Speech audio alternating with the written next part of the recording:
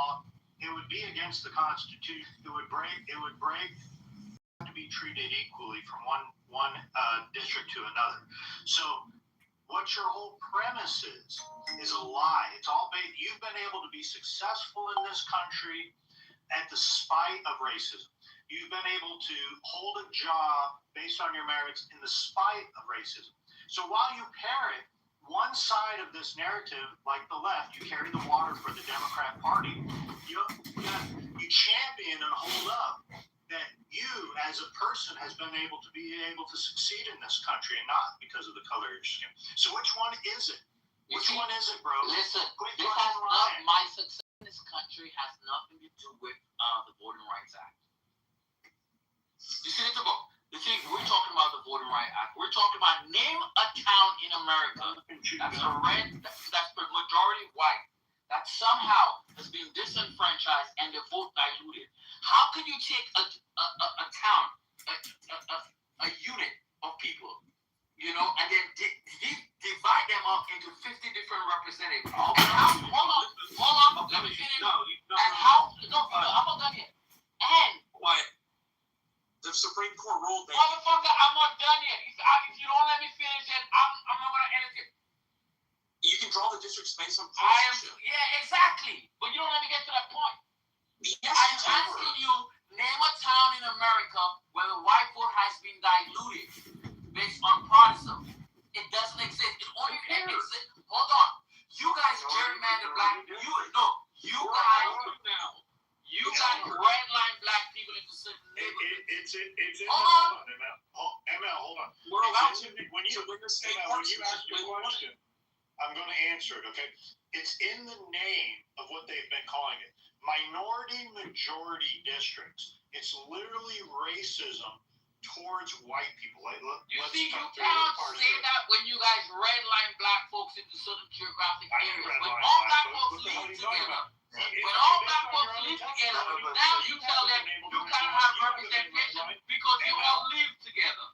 ML, based on your own testimony here, you've been able to be successful in purchasing. Motherfucker, I grew up in a different town. I'm from a different island. You grew up in that's the point. You grew up in America.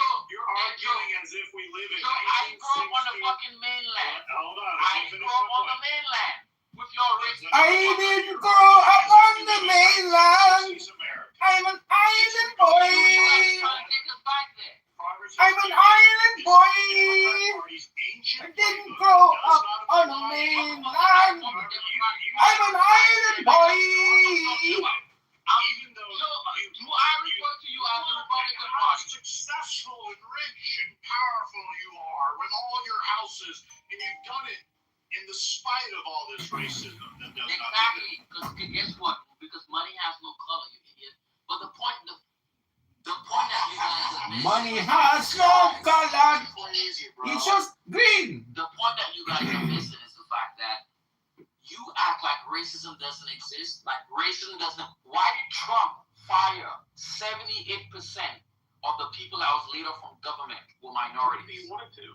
78%. They were fired without cause. Explain that. Because you don't know. You're talking about the fluffy government contracts that were a waste of money.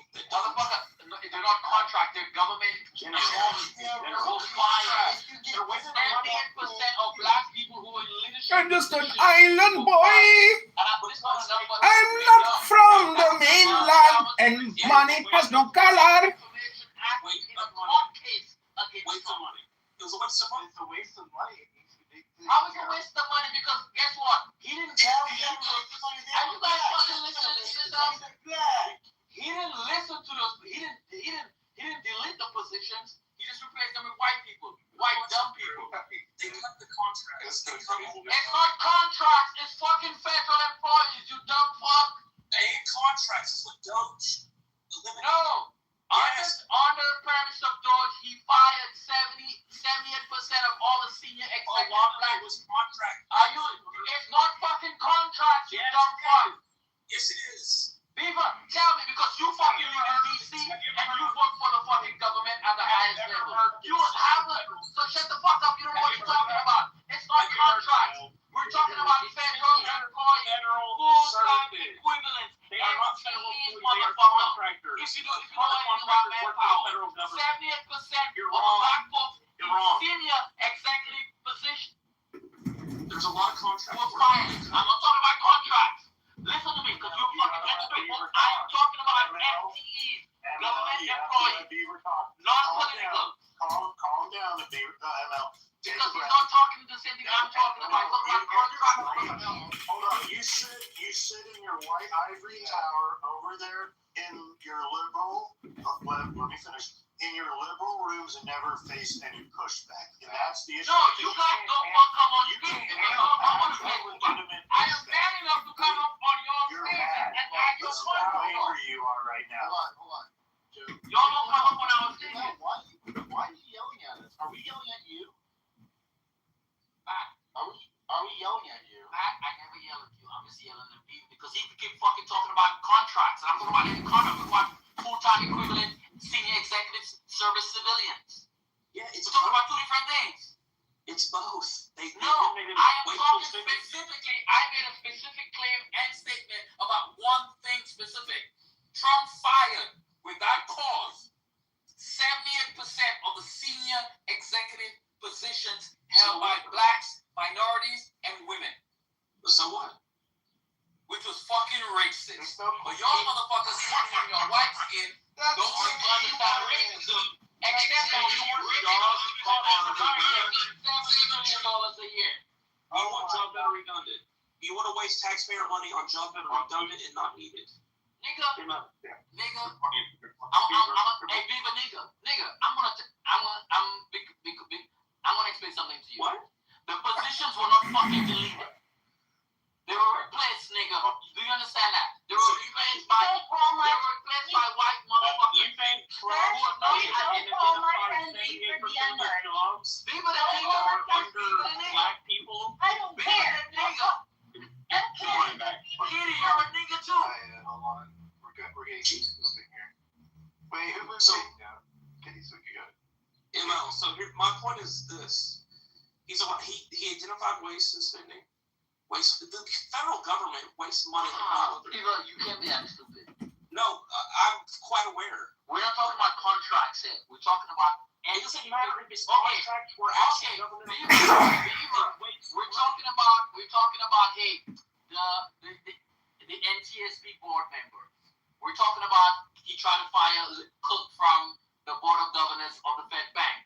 We're talking about all the CFOs and CEOs and CIOs that were black. He fired. Let me ask you, hold on, ML. They get paid a ton of money, and it's That's all the fucking point, motherfucker. They were fired without a cause. They were fired simply because they were black. It's a bunch of bureaucratic fucking waste of money. Yes, but those positions were not deleted. They were replaced by incompetent white men. Okay. Were those federal employees hired only because of their color of their skin? Joe, go fuck yourself because you don't ask for Yeah, I know. You see what it is? So if you're saying they were fired, Okay, therefore all white people are hired by the color of their skin. Are you fucking stupid? No, clearly, in your world, the paradigm You must don't be know that they nothing were about my hired world. on You're merits. talking about Like my you world. claim that My you're world hired. is not your world. No, listen to the convolutedness. You claim that you were hired in your jobs based on your merits, not by the color of skin. However, these folks have only been fired from their job because of the color of skin. Well, clearly, then they were only hired into these roles due to DEI because of the color of their skin, right? That's They don't have any asinine. merit. That's asinine. Because guess That's what? asinine. You went to So I Harvard. don't think the racism Hold goes on. You see, Your party is Hold the on, Joe. perpetuator of Joe. this racism. Joe, We're trying to the people that were fired, how educated were they?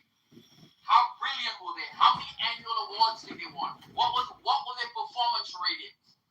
All that shit is coming out because it's a matter of fucking record that they have performance rating because they work for the government. It's an annual fucking process. And every performance rating they had, regardless of which administration they worked on, they were fucking accepted, but yet they were fired. You dumb So fuck. you think Stephen Miller said, "Let's fire all the black people we can"? This would be fun. Absolutely. That's exactly what happened. You're stupid if you prove that. Yeah, Hey, It's all coming out of the motherfucker. You don't have actual evidence of Yes, there's a court case, man. That's why I know it. That's why I know about the 78%. That's why I know about the. That's why I know about their performance rating. That's why I know about who got fired and what the education level was. Let me tell you the type of ideology your party has. Joe Yo, Biden. quit fucking talking to me about party. I'm talking about a specific I thing. will You're going back to party. if you don't let me finish my thought.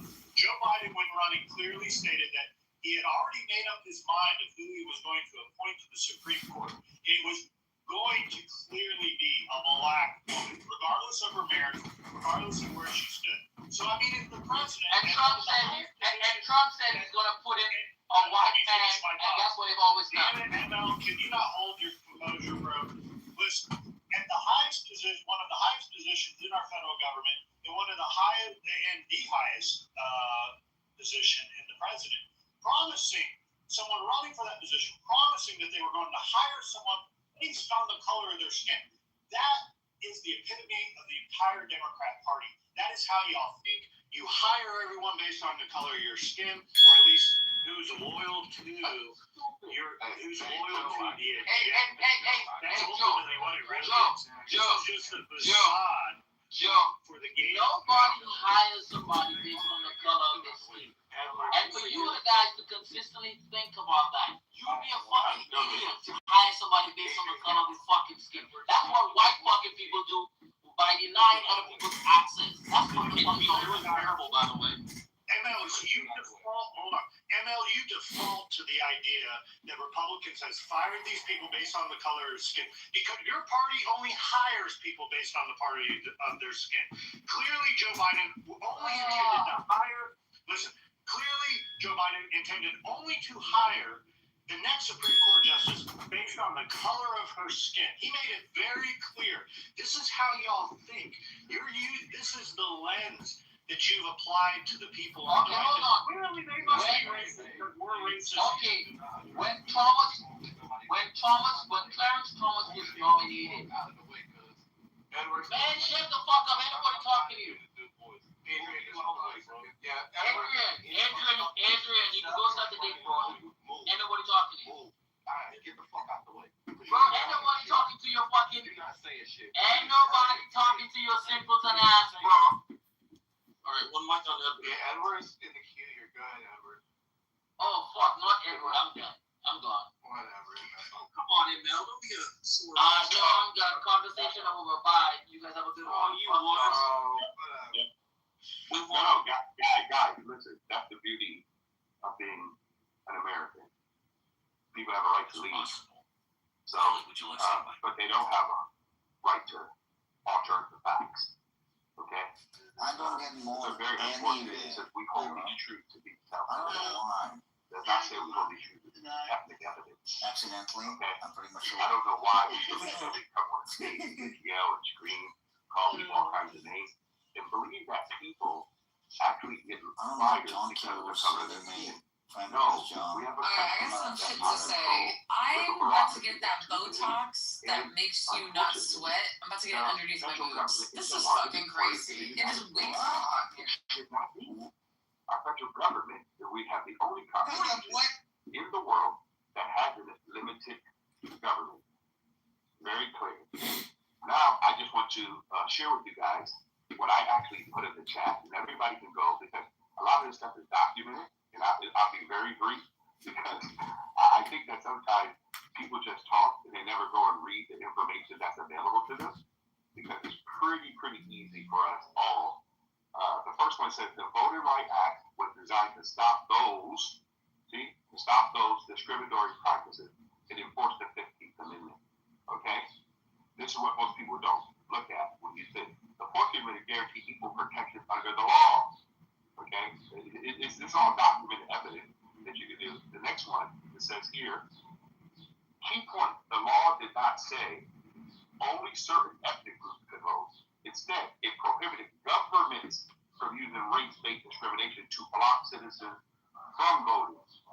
That's a big one. Critics and supporters debate how far federal enforcement should go today, especially around redistricting voter ID laws and pre-clearance rules that once required some states to get federal approval before changing election laws. The last two more. But the the act was framed as an enforcement mechanism. This is so important right here. The enforcement mechanism for equal voting rights under the Constitution, not as separate ethnic-based voting systems. That's the big one for us to all realize, right? This is important for us. You know why? Because are we having people in America vote only because of their ethnicity and not because of their values? Like some people say, you voted for Trump. No, I didn't vote for Trump. I voted for Edward. Okay? This is important to me. You know why? Because I believe in voting values, not just a party, not just a group, and I'm definitely not voting by skin color, ever. Because I did not get to choose to be ethnically black. I did not get to choose to be born in America. I didn't even get to choose to be a male. But one thing I can choose every single day is vote values. And my value is I don't want to be judged on my ethnicity. I want to be judged on my merit. Thank you for allowing me the mic. Again, it's a privilege, not a right. Thanks. I gotta say something before we go to the next speaker. Matt, so if you notice, what really got under Isabel's skin, and I was trying to impress it, is that we won. It's over because if abortion got overturned, the control SCOTUS, the map redistricting is we're gonna hold a lot more seats in the future. We're gonna control Congress pretty much. It's gonna have a lot easier time, and then and Trump won, and all these things have happened, and there's something he can do about it. So this is our chance to make him suffer. So we should take every chance we can when he's in here to make him suffer. And he freaked out when I told him this, and he said something about we need to eliminate you people or something. He did say that. Good point. Yeah. No, he did. He said that. Yes. No, let me ask you guys. Come on, guys. Are you surprised? It's not. Are you surprised? Hold up. It's not performative when I say they want to kill him. Exactly. I'm not surprised by this. Guys, we know they're not there. They're not talking. Fight the football, rub a big victory in, make them suffer. That's all you have to do. No, He said civil war is coming. You guys look at See, you hear that? Civil war is coming. I think I can question, master question, Beaver. Okay, wait. Madam Safer. Hey, can I just say one thing real quick? Because I want to quote him really good on this one. Because Joe has mentioned this before. He didn't catch it, but it was a subtle. It was once we get control, we want to take you out or eliminate you. It was like something along those lines.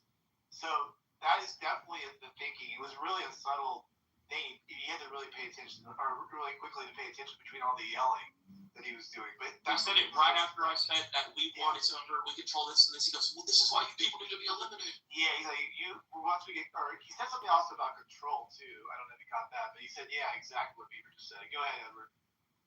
Well, and I agree with Beaver in the fact that America won, not just our side guy. Yeah, At the baby. same time, at the same time, we got to be very careful. We don't want the federal government on any side ruling the 350 million individual Americans in the 50 individual states. We did win. And you're correct, Beaver. We did overturn Roe versus Wade because of the courts. We did reduce as much government as we could. And we're still trying. The challenge that you all have to look at, okay, is when you take crack from a crackhead, it's very, very difficult. And we don't understand that a lot of these Wait. I'm a crackhead, so I don't know. Stop. That's real though. I mean, I look at it as a boat that's slowly sinking, and Trump has just got it passed.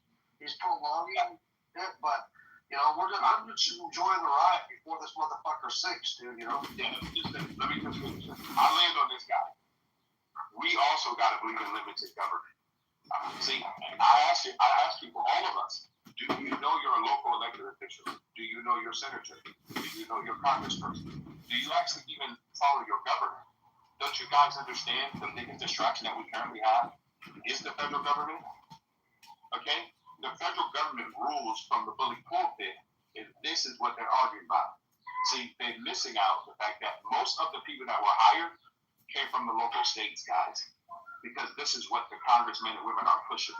And so if they don't like it, they got to get back to that. And we did win, Beaver. I don't disagree with you. But at the same time, let's make sure we get the government back to the people, not the government enforcing the law against the people. Yeah, but when you get a chance to rub it in on these horrible, terrible, degenerate people, it's time. This is the times that We're not just rubbing it. We have to get ahead of it. We have to try to save the country because listen, there's been so much damage from the left and the right because of big government policies that we are so far away from what our forefathers envisioned our country. Oh, I know. You can't rest on your laurels. You know what I'm saying? Right? Yeah, it's not over. I'm just saying, as far as clubhouse bullshit battles, they can't stand it, and they're just nothing down. And I don't just rub it in on the clubhouse. I rub it into the left in general. Maybe not so in their face, in person, but yeah, I mean, like, but we do got to try to save the country, and we can celebrate, but the fight's not over. The left is hell bent on doing whatever they can now. I mean, shit, they don't have, they don't give. They want to open up the fucking borders for every Tom, Dick, and Harry illegal immigration for votes. They want to fucking have no ID for votes. They want to vote for dead people. I mean, they don't give a fuck. They will destroy this country to gain power. And now, well, they're really pissed. Now they're really mad, bro. I mean, it's going to be a fight, bro. This is going to be a real fight. I mean, it's a fight for the future. You know the saying, sometimes you got to take it, like in the middle of doing something, you got to take a step aside and take a moment to enjoy the victory. You know what I'm saying? Yeah, dude, totally. Or else it makes it all pointless. You got to, because guys, we're never going to get a time alive with Trump with a guy who fights like Trump. So like Beaver's saying, we got to enjoy it, man. Fucking take a breath and enjoy the time that we have right now, because we're going to look back at this and say, damn, it was sure nice to have a fighter like Trump. There was nobody like this guy. And the left hates him because he's so effective. He's such a fighter, bro. They wish they had a fighter like we have. Well, so I hear you, but are we win-lose, or are we win-win? Regardless of what the left say, they're still American, right? We have to come up with better articulate ways of communicating to people that don't believe in our Constitution. Okay? The founding fathers said that they're foreign or domestic enemies. We got to learn how to communicate. Yes, we won, but we won as Americans. Okay? Not as just individual ideologies, because I believe in limited government. That's all. But I'm not going to beat up people because they have a different ideology. I'm going to try to explain to them why they support the president, their governor, support those things that are good for us. Not just beat people up, because right now, both the left and right are at odds with each other. And to me, that's win-lose, not win-win. All right. So this is the thing. I think this is where Beaver's pushing back, and maybe even myself a little bit. I think we do have to kind of put the foot to the neck. Let's just face it. There's no real ideology that the left has that I agree with, especially the real progressives, which is pretty much taken over their party in a lot of ways. So I don't see any reason why we can't put the pressure on completely. I don't know what the word I'm looking for is, but not.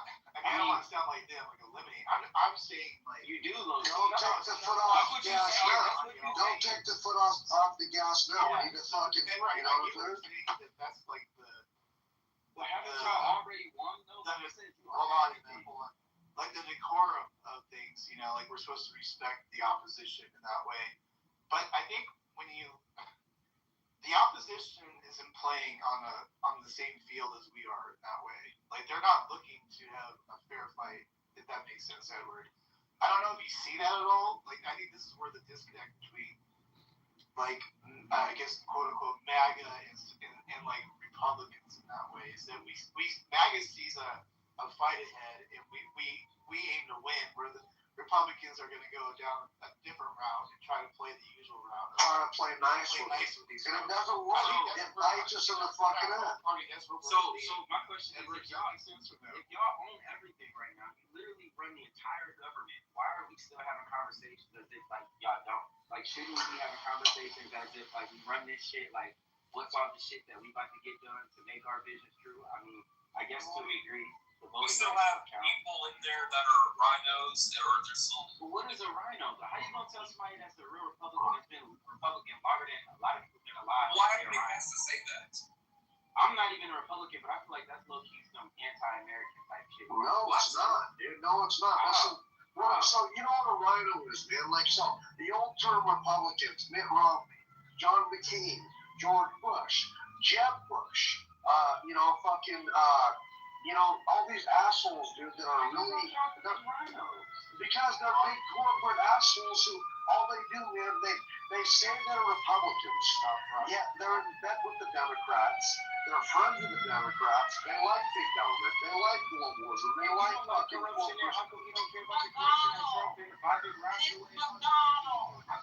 Mitch McConnell. Hold on.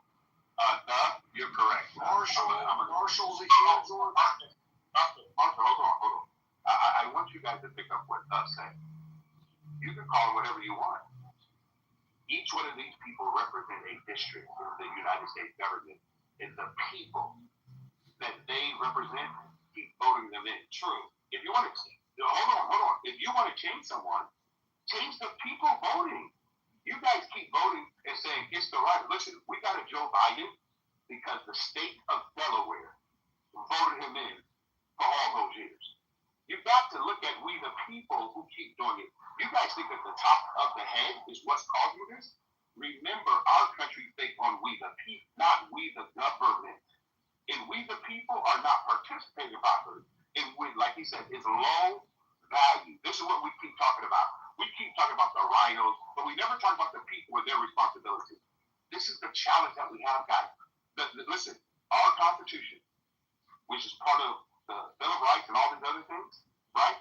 And the Declaration of Independence, is for us to have government out of our lives. That's the framework of it. But for us to keep saying we got these people representing us, no, we got it. And I'll land on this, guys. 350 plus million Americans. We have in 2026 the most uneducated group of people in America that do not know their actual Constitution, the Bill of Rights, the Declaration of Independence. So they're still relying on government. That's what they're relying on. Both sides. So I land. Facts. Hey, motherfuckers can say whatever they want, but I feel like the way they talk about John McCain is fucked up. John McCain, Mitt Romney, I'm not saying they was perfect, but I don't feel like they were sellouts. They were, bro. They absolutely were. Like when Trump was first of all, remember when Trump was campaigning, who were the ones who were stopping Trump? It wasn't just the Democrats. Yeah, Romney sold out. Yeah, it would be the establishment Republicans You're right. who fucking did not want him in there because they didn't want some unestablishment guy coming in here and fucking shit up. McCain actually started the Russia hoax. Yeah, bro, he started that. I remember he thumbed down on. I'll give a specific example about John McCain and how he betrayed the American people. He ran for nearly 6 years on repealing Obamacare. He fundraised off of it for his election. I forget if it was 2014 or 2016. It was right around there. He promised to his voters that he would repeal it. And when the opportunity arose, he was the downvote, all because of his personal beef with Donald Trump. Yep. So here he was. Thumbs down. He betrayed American voters that had been voting for what he was selling us. But he didn't actually believe it. You hear also, man, that after George Bush was chosen as the Republican nominee, he was literally so mad at the Republican establishment because he was expecting a shoo-in. When George W. Bush won, he was about to defect the Democrat Party. And it was just almost was talked out of it. He was so And he's just spiteful. He's a spiteful old fucking man that was trying to fuck America. And honestly, it's crazy, man. You know, There's something that happens to these people that run for president and then lose. It's like they lose their mind. And you can see this over the years, not just Republicans but Democrats too. Look at how Hillary lost her senses. Look at now Kamala. She's in this swan dive going on where she's completely unhinged. And here she was just this last week saying, we have any idea is a good idea. Well, I don't know if y'all are familiar with this, what she was talking about this week. But when they're having meetings about any idea is a good idea, that means there is no good ideas. The Democrats don't know what to do. They don't have a good idea. Yeah, and this is what happened. This is what happened to McCain. This is what happened to Romney. Is their brand of right-wing Republican Party, whatever, it didn't win. It wasn't successful.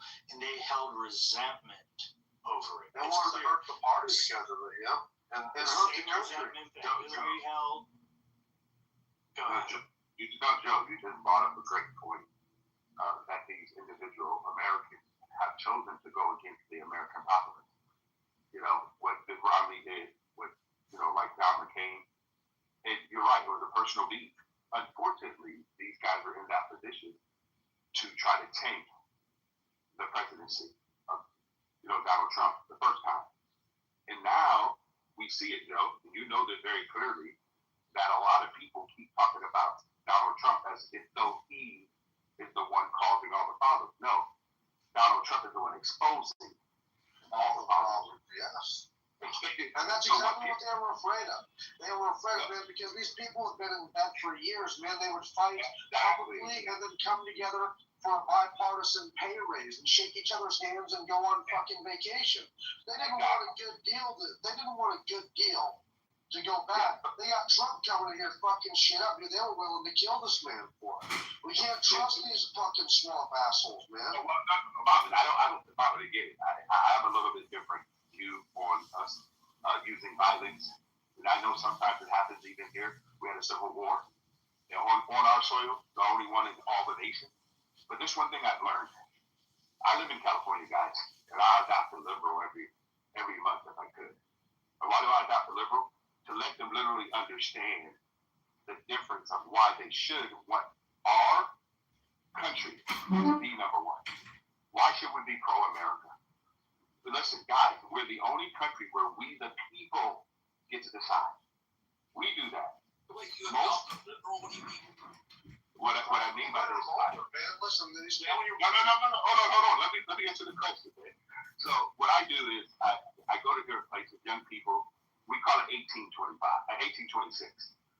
And what I do is I talk to young people between 18 and 24 who are actually liberal. They may have a college degree, and I ask them, what do you actually know about America, and how were we found, and how did we get where we are? And they go, well, the government, the first thing they talk about is the government is bad, it's the enemy. And I said, see, you're telling me already that you hold no truth to be self-evident. I asked them that question. What truth do you hold to be self-evident? Do you know that you live in a country that you have a right to go and do whatever you want? Oh, this is awesome, Edward. You need a podcast doing this. I'm telling you what, I'd listen to it every day. This is what I say, and they don't understand, because I have children. They grew up in Orange County, right? And I tell them all the time, listen, we live in the best country in the world. There's more abundance than negativity. But every program that's been instituted by government is a drain on our economy. From Section 8 to Big Pharma to whatever you want to call it, even corporate government. I mean, for us to bail anybody out of anything, no. We have a thing that if you are not an American consumer, you should go bankrupt. Period.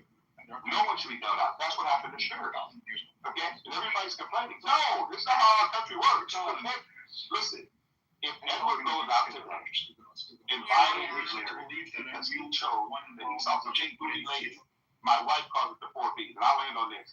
She said, use your brain, don't look at the press, don't look at the booty, so you won't be bankrupt. We got to stop that with the young people. Have you ever Go ahead. have you ever had a liberal female make them cry after you being there mentally? Like, I don't think they cry. I think that this was what they said. Well, why didn't they tell me this? I said, because they don't teach civics anymore. I should have been the one teaching you this. There's no one coming to our rescue. They're telling you that they can solve your problem, but they're not in your home. They don't make any decision for you. They're selling you a lie. And I would offer. They can't tell you you're racist. You're a racist white man.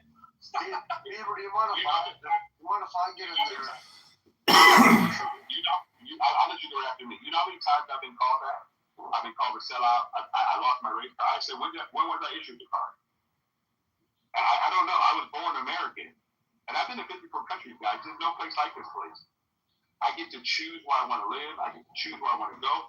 And if they're not look like me, don't want me in their space, you know what I have a right to do? Walk away. Why would I want to work for somebody who don't want me to work for them? I mean, come on, if you don't like me, black, that's not my problem, that's your problem. Because I would be the best person working for you. But if you don't want that, keep moving. I'm good. And I want us all to remember this. If people come here, all they talk about is ethnic group, I don't know if the person who's ethnic is even qualified. Do they have the skill set? I hire people, all different people, Japanese, Koreans, even Muslims work in our organization. You know why? Because they have the skill set, not their ethnicity, not their religion, is what we need at the time we hire people. Do you mind if I get in there, please? If they don't want to hire me because I'm a woman, guess what? I'm going to keep moving. I know my worth. I'm a child of God. All right. So what I was going to say is that I live in I'm a conservative, obviously, but I live in the most liberal city in my state. And mainly I do it for jobs, and it's a beautiful area because I was actually born in the Northwest. But also, these people are not terrible. I mean, they're just misunderstood. A lot of them, yeah, there is some bad eggs, as there is some bad people on the right. But I think that, generally they're really good people by heart. They're just kind of they're misconstrued. Some of them are lost, but you can maybe change their mind, and even if they don't agree with you at the time, if you make a compelling argument with them, and something happens that you made an argument about, that was compelling, they might later realize that you were right all along, or they might just start to realize, that we're not so bad. Because a lot of the left, I think, thinks we're just fucking demons, right? But we're not. We're good people with values, and I assume some of these people are too, not all of them. But so I like to try to talk to them, and I don't push the subject, It's better to talk to them online, but sometimes you can talk to them face to face and come to an agreement. Not all of them, obviously, but it's just, I'm not afraid to speak to them face to face about it. But, there's a time and a place for it. But yeah, I mean, these are Americans at the end of the day, and we can't fucking treat each other like we're a bunch of demons. So, I know. Did you see what happened when I came to speak? Right when I started. What did you see happen? What's that? Did anybody, say it again, Joe? Right away. Wouldn't even have the conversation. You know why? Because I don't deal with the racist rope or the yelling. You got to give me, how did you actually come to this conclusion? And give me documentation. So we all talk a lot, but I lived in this country for 62 years. And I promise you, there is no place on planet Earth that treat all their citizens better than any other country. That's why everybody want to come here, guys. Listen, if you believe that America is about ethnic groups, it's not. It's about the ideal. Can you govern your own life? That's why it says we hold these truths to be self-evident. But if you want to have a group think, just listen to what I heard this morning. They did the redistricting so that a black person could not win and represent black people. I thought they were supposed to be representing the Constitution. Am I wrong? Yeah, you're wrong. You're wrong. I don't think it's about I don't think. No, he's right. There is supposed to be representation. Hold on, guys. Let him finish. Why do you believe I'm wrong? It's not about electing a black person specifically. It's a person that will have black people's best interests in mind. And that's what it's about, not necessarily electing a black person. The person that was running that got redistricted. Hold on. He was actually and he was going against the black-white lady. Hold on, thanks for clearing out something. Hold on. Republican lady. Can I? Yeah, finish it. That made a great point. So, I'm gonna ask you this: isn't the interest of the American people should be the interest of all American people? Can you explain that, please? Can you add a little bit more? Okay. Right now, we have laws in the United States of America. Are they only for one ethnic group or for all Americans? I guess I feel like laws are for everybody. Exactly. So then why would Edward need someone that looks like me to represent a different interest than the rest of America? So are you talking about again as if we were trying to specifically elect a black person? Correct. I guess that's the point that I'm trying to say is that I don't think it's about specifically being black people. It's about being able to elect candidates that will have black people's interests, which doesn't align. I'm going to tell you again, are your interests as a ethnically black person, are they not the interest of the country? I feel like the way you phrased that, I'll say it like this. They had this black lady that was, I think, trying to go for Virginia. She's a Republican, and she didn't win.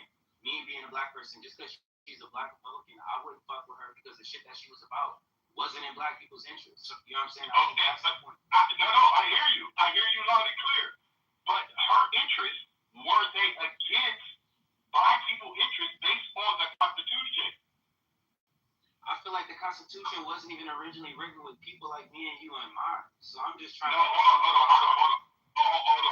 So I want you to hear yourself. How do I know what was in the minds of those men? Do you think they were thinking about Edward? Man, sometimes you gotta fucking read a book if you want to know what's in the book. At that point, they thought that. So you and I cannot be on the same foundation. I do not believe that our founding fathers were sitting around wondering how they can harm black people. I don't believe that, ever. And no one could ever convince me of that because they don't know what those men were thinking. They have no clue. But for me to think that the whole thing was based on the ethnic groups that were around, come on, man. Listen, all I say, people are going to believe what they're going to believe. But if you believe that the Constitution, the Bill of Rights, and the Declaration of Independence were not written for you, we're not on the same page. That might be fair, and that's why America is great. And I still fuck with you, even though you link with your brother. But I want to bring it back to the point of we talk about the whole thing and all of that. That it's not about being able to elect a literal black person, but again to be able to elect politicians that will have black people. Is that not a possibility?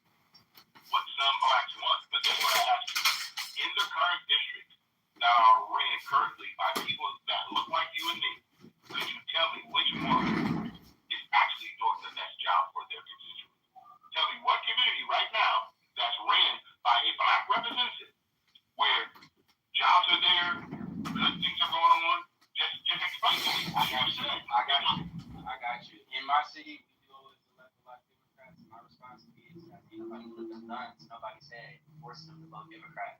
And if the Democrats really was that shitty, then why haven't the Republicans up their shit to be a better motherfucking choice than the people that are being elected? The same way we sat back and we said these old rhinos that were in their districts forever that kept getting elected, the people kept electing them. It's not like it was some big ass conspiracy or anything else like that. So that's what I would say that. And the last thing I'll say is that in Ohio, which is where I'm from. No, we're in the same thing now. You know why now? Can I say this last thing? In Ohio, where I'm from, they changed our districts. And being a black man, the first thing I noticed when I saw the districts that were changed, it was all the major areas where black people live. They did not change the districts in the country where all the white folks live. They made it so that way the black people who live in the city share more of their district with white folks who don't even live in the city.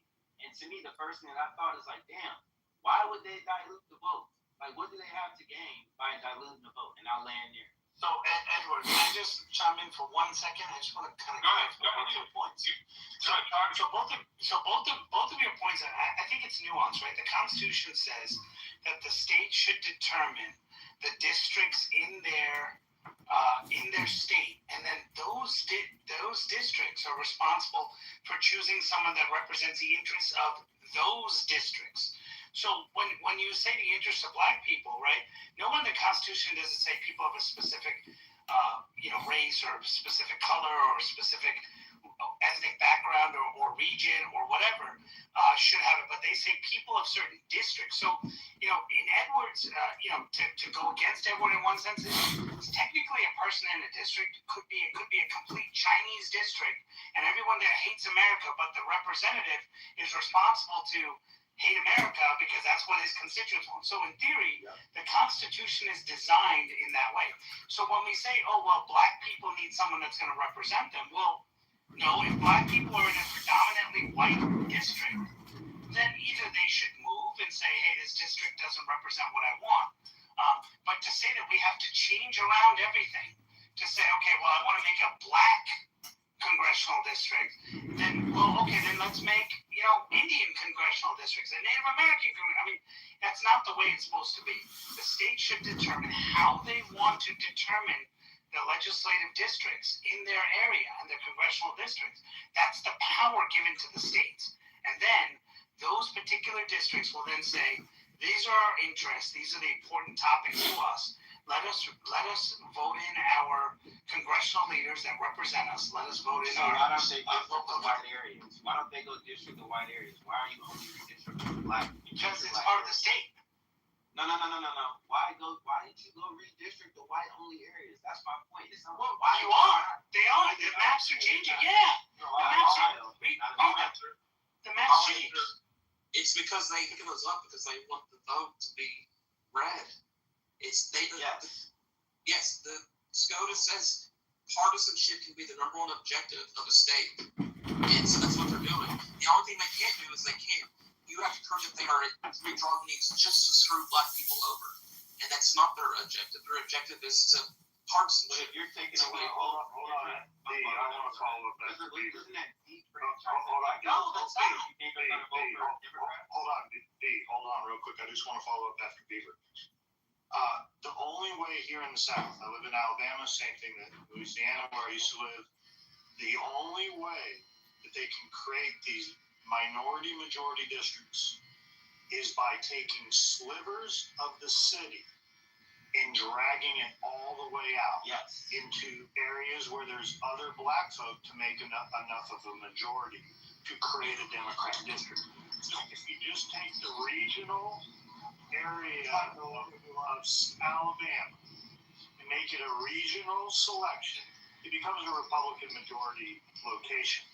So you have to actually gerrymander to make these minority majority districts rather than basing it off geography and culture as it should be. Yeah. So with the denial of with the striking down of the section 2, which is majority minority districts, the court has been playing political gerrymanders, even though gerrymandering is perverts the system. They're fine. Racial gerrymanders, however, are not. Either way, Louisiana is a case where the Supreme Court ruled that there was no racial gerrymandering. Louisiana created a map. The Fifth Circuit, which is where Louisiana is, looked at the map and said, no. This is clearly a racial gerrymander. You can't fucking do that. Go back to the drawing board. So Louisiana is one of the states that's had to go back to the drawing board. There's no pre-clearance anymore, which was Shelby v. Holder in 2013. But the court explicitly forbids any kind of racial gerrymandering now, regardless of whether it's in favor of packing a district, majority-minority district, or whether it's favoring white people or Asian people or Hispanic people. That's unconstitutional. So I think something people are missing here. I'll go back to what I said. Let me answer this question. And I think, just let me finish if you don't mind, just very quickly. So Joe, I think Joe hit on it. Everyone was hitting on it. But the point that I said at the beginning, I forget which representative, the state is the one who determines how they draw their maps. As long as they're not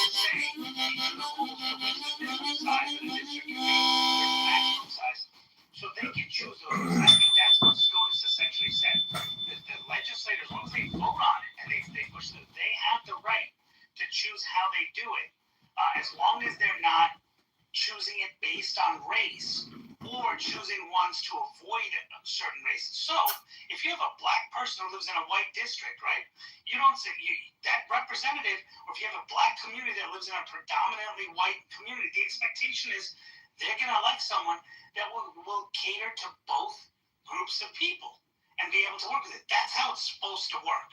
Unfortunately, people are saying we need to have a black district because they need someone that looks like that. We need to have but then they never said, but then the other groups will say, well, why not have a Spanish district? See, it's not about people that look like them, because that Tennessee district was by a white man that they redistricted. It wasn't even ran by. I understand, but you're missing what I'm saying. And he was It's going about against it's a about black Republican woman, bro. Are you talking about with? Hold on, Katie, get out the car. Katie, get out the car. No, you're not right. That's not fair. I'm You're not. talking about I'm not lying. You can look this up, Katie. Relax. No, you're lying. No. He Don't accuse him of lying if you don't actually know he is. Let's concede. Let's concede once. Marsha Blackburn. He's not talking about Marsha Blackburn. Yeah, Kitty. Let's concede. She's a senator. She's a state senator. She represents. Okay, we're talking about No, I'm talking about Marsha Blackburn. Oh my God. Marsha Blackburn. But the point is that understand that even if you take a community of black people and put them together, right, and say, okay, we want to make it, that means the state is openly looking at race as one of the determining factors of who they want to have in Congress. Isn't that racist? Because then, if somebody's from the country, they've lived there for a long time, they can sue the state and say, hey, how come you didn't give me represent people that are interested in my interests, not someone that looks like me? Someone that said, well, you have a representative. Well, so why do black people get that preference and not others? Well, historically, but that's unfair. So that's what the Supreme Court essentially said is we need to we need to be colorblind in doing this and put the districts how you want. Now, that allowed the political gerrymandering because it goes, hey, now we can base it on conservative. Well, that's not really, can't discriminate, in many ways. That's not considered a discriminating class. So that's what happened. Keep now, Mike. As you so thirsty. Do you want to talk? I would like to say something. Marshall, we're getting further away from my dog.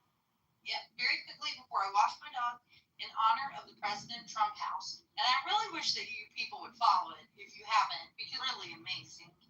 And then also in honor of, this is the preamble of the Constitution of the United States. These are the people of the United States, in order to form a more perfect union, establish justice, ethnic tranquility, provide a common defense, promote the general welfare, and secure the blessings of liberty to ourselves and our posterity, to ordain and establish the Constitution of the United States of America.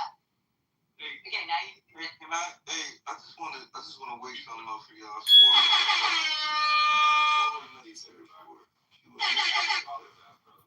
Thank you, Matt. Cooking like that, bro. But but fellas, what I want, and even Edward, even my black brothers in here, what I want us to understand is, I think you get the vitriol from black people because slavery not being accounted for. I think that's the bottom line of the things. If slavery was accounted for, I think that black people would be more on board for what's going on, bro. They wouldn't even have a fucking issue. But that sole problem has not been accounted for, bro. And I think that's where a lot of the black people push back in vitriol and not trusting them comes from.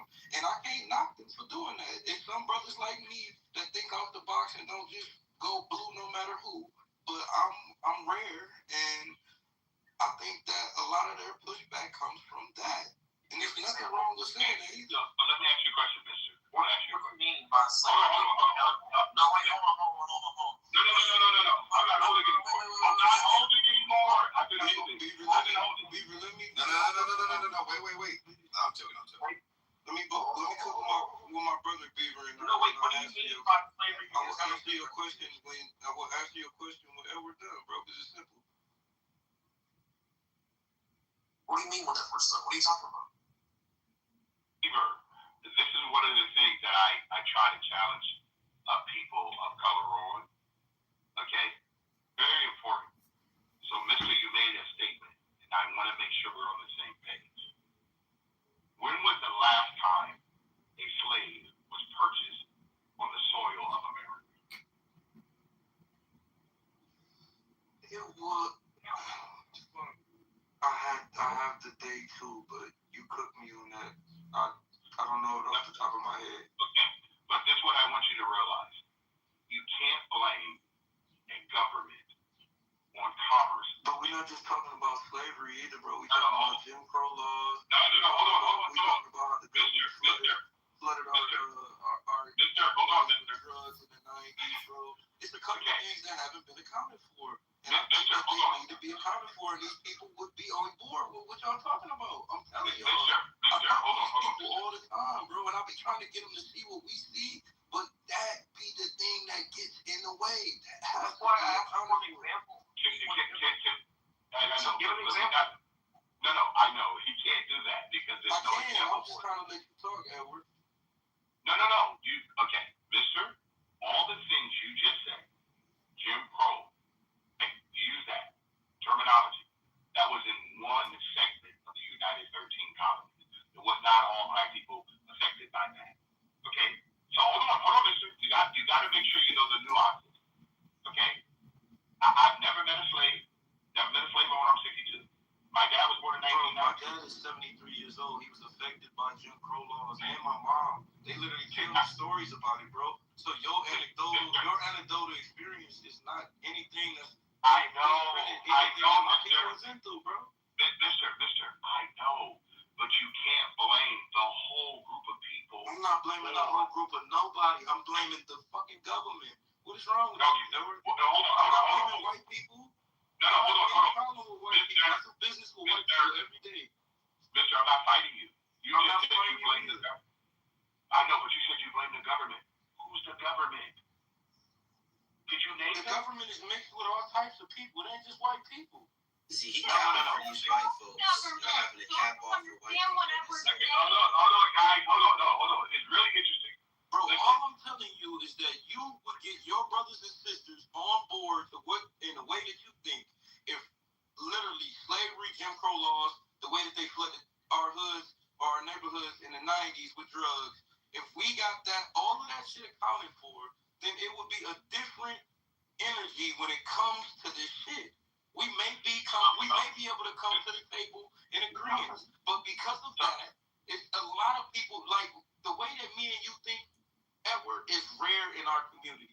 And if you don't recognize that and ask these people why now I get it, you talk to these people, these dumbass kids in college that don't know shit about nothing, but they think they went to college and they just so fucking like they don't even do their history and learn shit. They fucking dumb. Not equal knowledge. You talk to those dumbass people and they give you those dumbass answers. But what I'm telling you is there are people in here that do the homework and know the history, and the only reason why they not siding with something that makes sense. Because I think a lot of the shit that y'all talk about makes sense, which is why I be going back for both sides. I'm an independent, but I'm telling you, if you want to get your brothers and sisters in line from what you think, that has to be accounted for. It has to.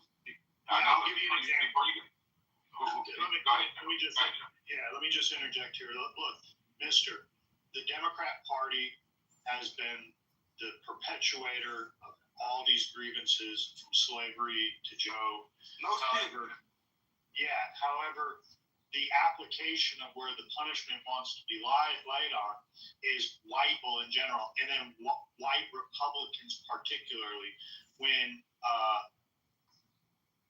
white Republicans are not actually the ones that were responsible for any did you not hear that I said that it's not just white people, bro? I'm not blaming just white people. I know you're not.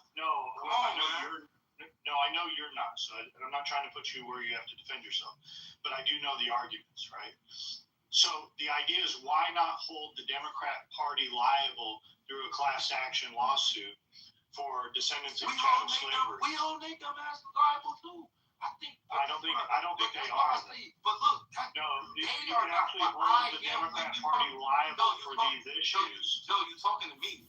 Fuck what they got going on. I'm holding both parties liable because they are both a part of the I would government. hold the Republican Party liable.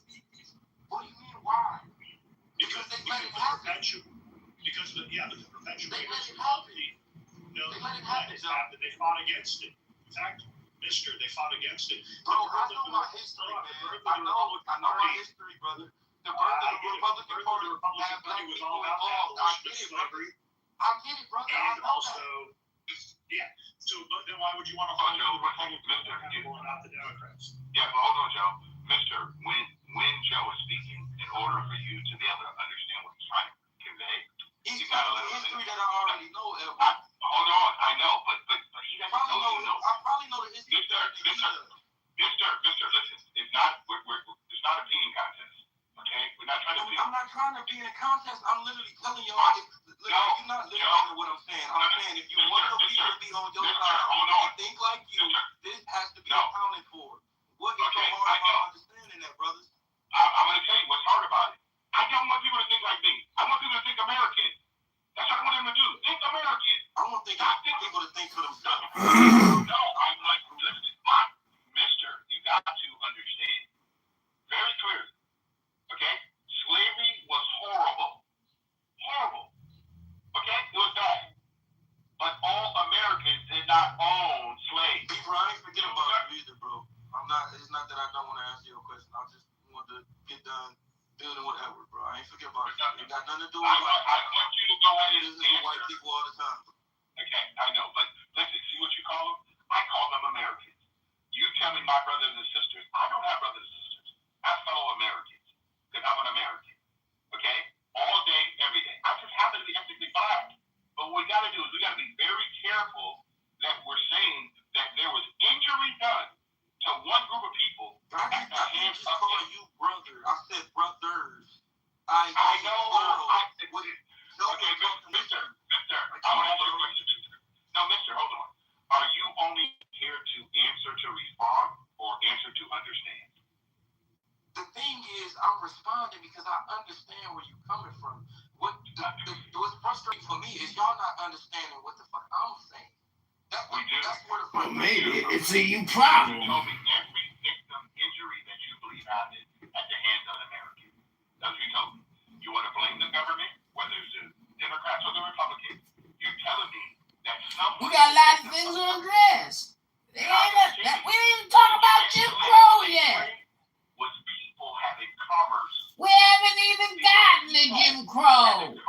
Hello? The people that own land, they own actual land, and they needed workers.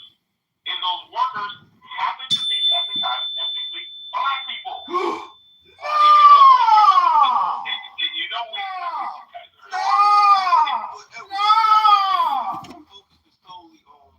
And it was legal. And I get that. But what I'm telling you is, you keep on skipping over these Jim Crow laws and that shit with the 90s. I don't know why you keep... Back to the Jim Crow! Crow! You know why I haven't addressed it, Mister? Why? You know why? Why? Say it! Wow, Mister. I'm going to go on mute just because you don't know how to address it. You called me an N-word. Okay? I'm going on mute. That's cool, man. You're Oh, one of my eras. shit. You literally on the same level as me, bro. It's all Yeah. good, though. But Yeah. I'm literally telling y'all Yeah. a reason or a solution to your problem. Because we keep on saying, man, why black people won't get on board with this? Why black people won't get on board? I'm telling y'all what would solve that problem and black people could get on board and we can move Oh, forward. shit. He got the solution. Hold on. Mister, for the record, no one in this room has said, why aren't black people getting on board? That hasn't been advocated. That's literally what Edward was saying, Joe. That's basically what he was saying, Joe. Maybe not. Hold on. Let me speak for myself, okay? First of all, I don't want black people on board or nothing. I want black people to be an American. I don't know where you get that from. That's not what I was saying, bro. You way off. Black people to be on board with being American. If you want black people to be on board with being American, this is the solution, stupid man. No. Okay, hold on, Mister. It's going to be the last time that you call me an N-word or stupid head.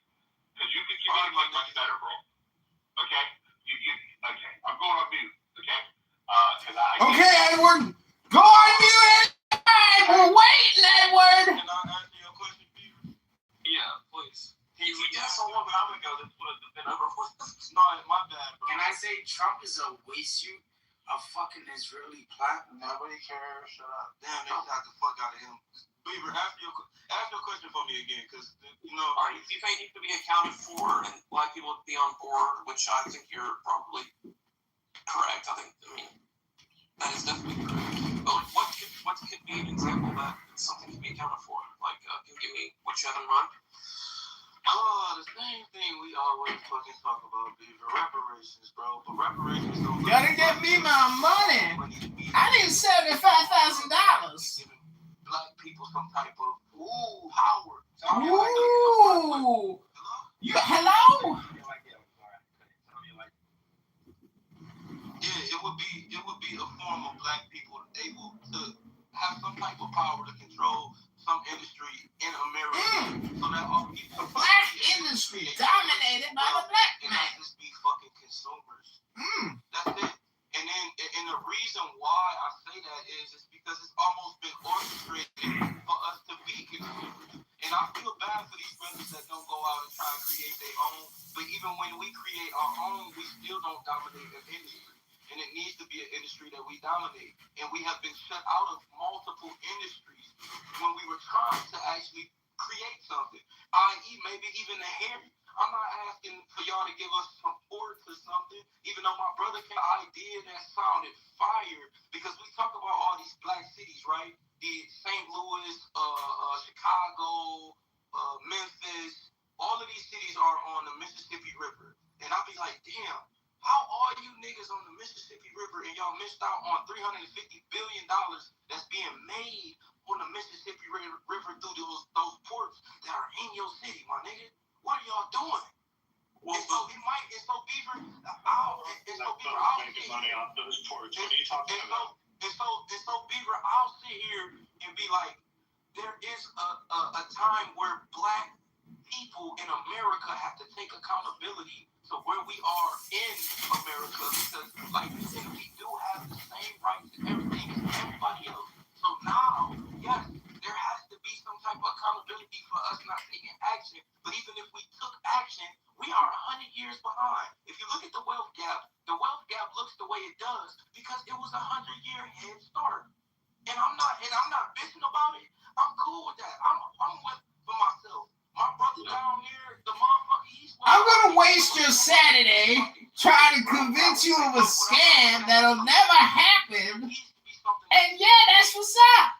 It needs to be some type of form of reparations because now gotta be reparated. Motherfucker. What a waste of time. Sorry, Hello? Let me say this. If I were you, what I would do, because if the government did this, this would be, unconstitutional. To give something to just that benefits this particular race. Now, reparations would be a different story. But if I were you guys, the markets that you own right now, you dominate professional sports and you dominate entertainment. If you guys were if LeBron and all these guys are like, we're not going to play until you let us have ownership of these teams, something like that, use what you have. But that's why I think that's why brother. And they not really representation of black people. They puppets. I don't like them niggas either. But that's what you have. I agree with you, but then Beaver, then we gotta take this into account because Ice Cube has his own NBA or his own league that's similar to the NBA, and guess what the NBA is doing? Lock him out of that shit. Right. That's why the players should say we're not playing until this happens. That's the card you have. So I have two very practical questions. About this. I got questions. I ain't got no answers. I'm not telling you my personal opinion. I'm just going to ask you about the Congress. There is a reparations bill called HR 40, and it's never made it out of committee. My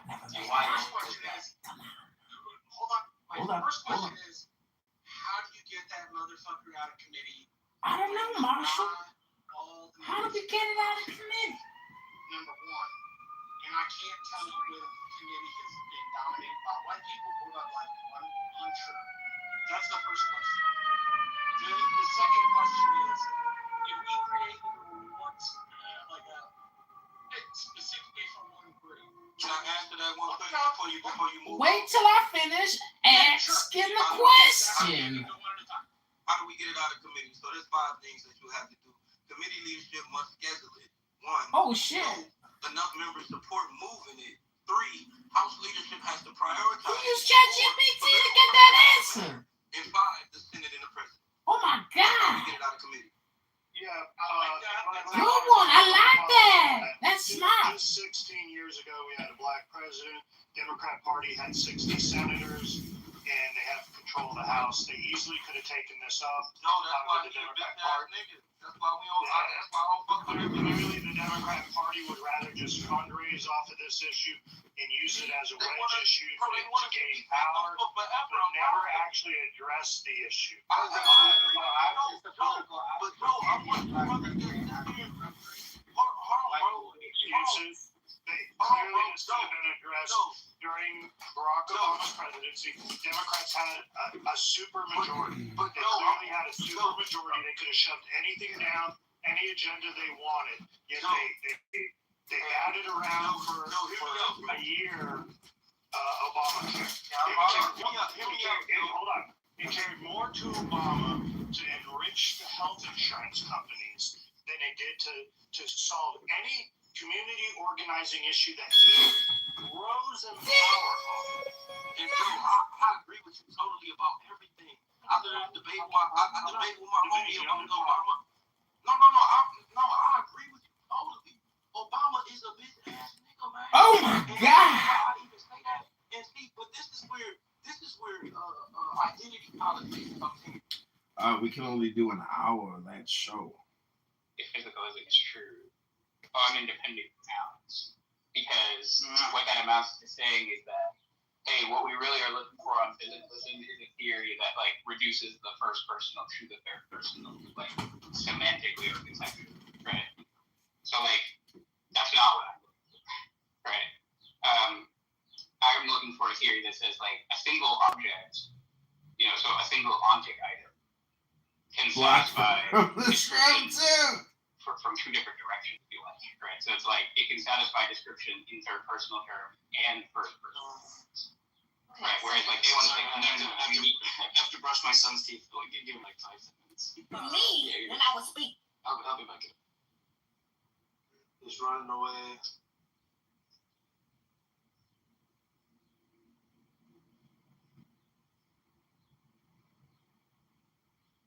So Trump was responding to that. With a lifted Tundra, very nice. Nice RV and a Harley on the back. Type B typically requires something called strong necessities, right? Which just is this idea that like you have a statement, like say pain is identical to C fiber fire, something like that. That statement has a necessary primary intention and a necessary secondary intention, which I won't go into necessary necessity or something. Right? Yeah, but it's a posteriori. Chalmers wants to say, standard Kripkean a posteriori necessities don't have both necessary one and necessary, right? They're like one contingent. I always forget which one is which. I think it's one contingent, 2 necessary for the Kripkean ones. I don't know. I think it started as a trouble. I think, dude, I don't know. I think there's something going on there. There's like some sort of psychological thing going on. I think it's inspired speech. He's inspired. Exactly.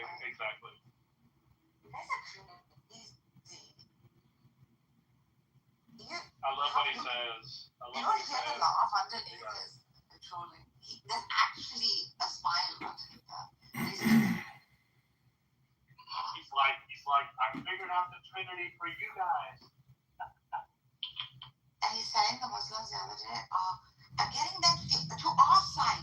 Because, why would you do that? That's a strategy.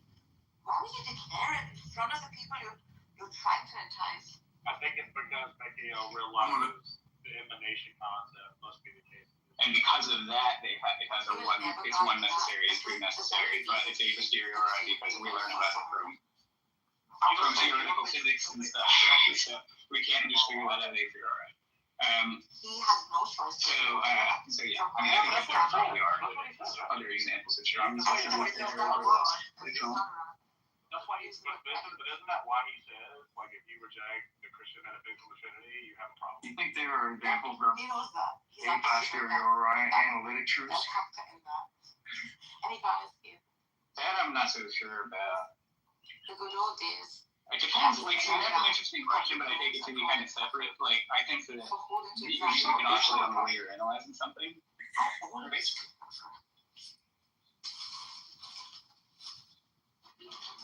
He's still inspired by Allah. Yeah. He's not inspired. He wants all to come to that. To Islam, he's also very motivated. And he's very attached to the Arab in him. Very quickly you see, like, in times of high emotional states, the first thing that comes out is his Arabness and the other person's race.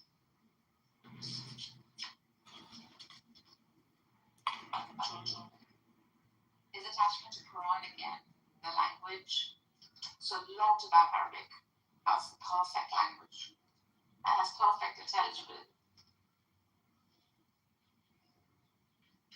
And it's one of the youngest languages yet. It is like math though, okay. So Not one of the youngest languages. I feel like Moshe is the only one in here that's not a Catholic. Their religion. Moshe is Catholic. I like him. You were a language of Catholic.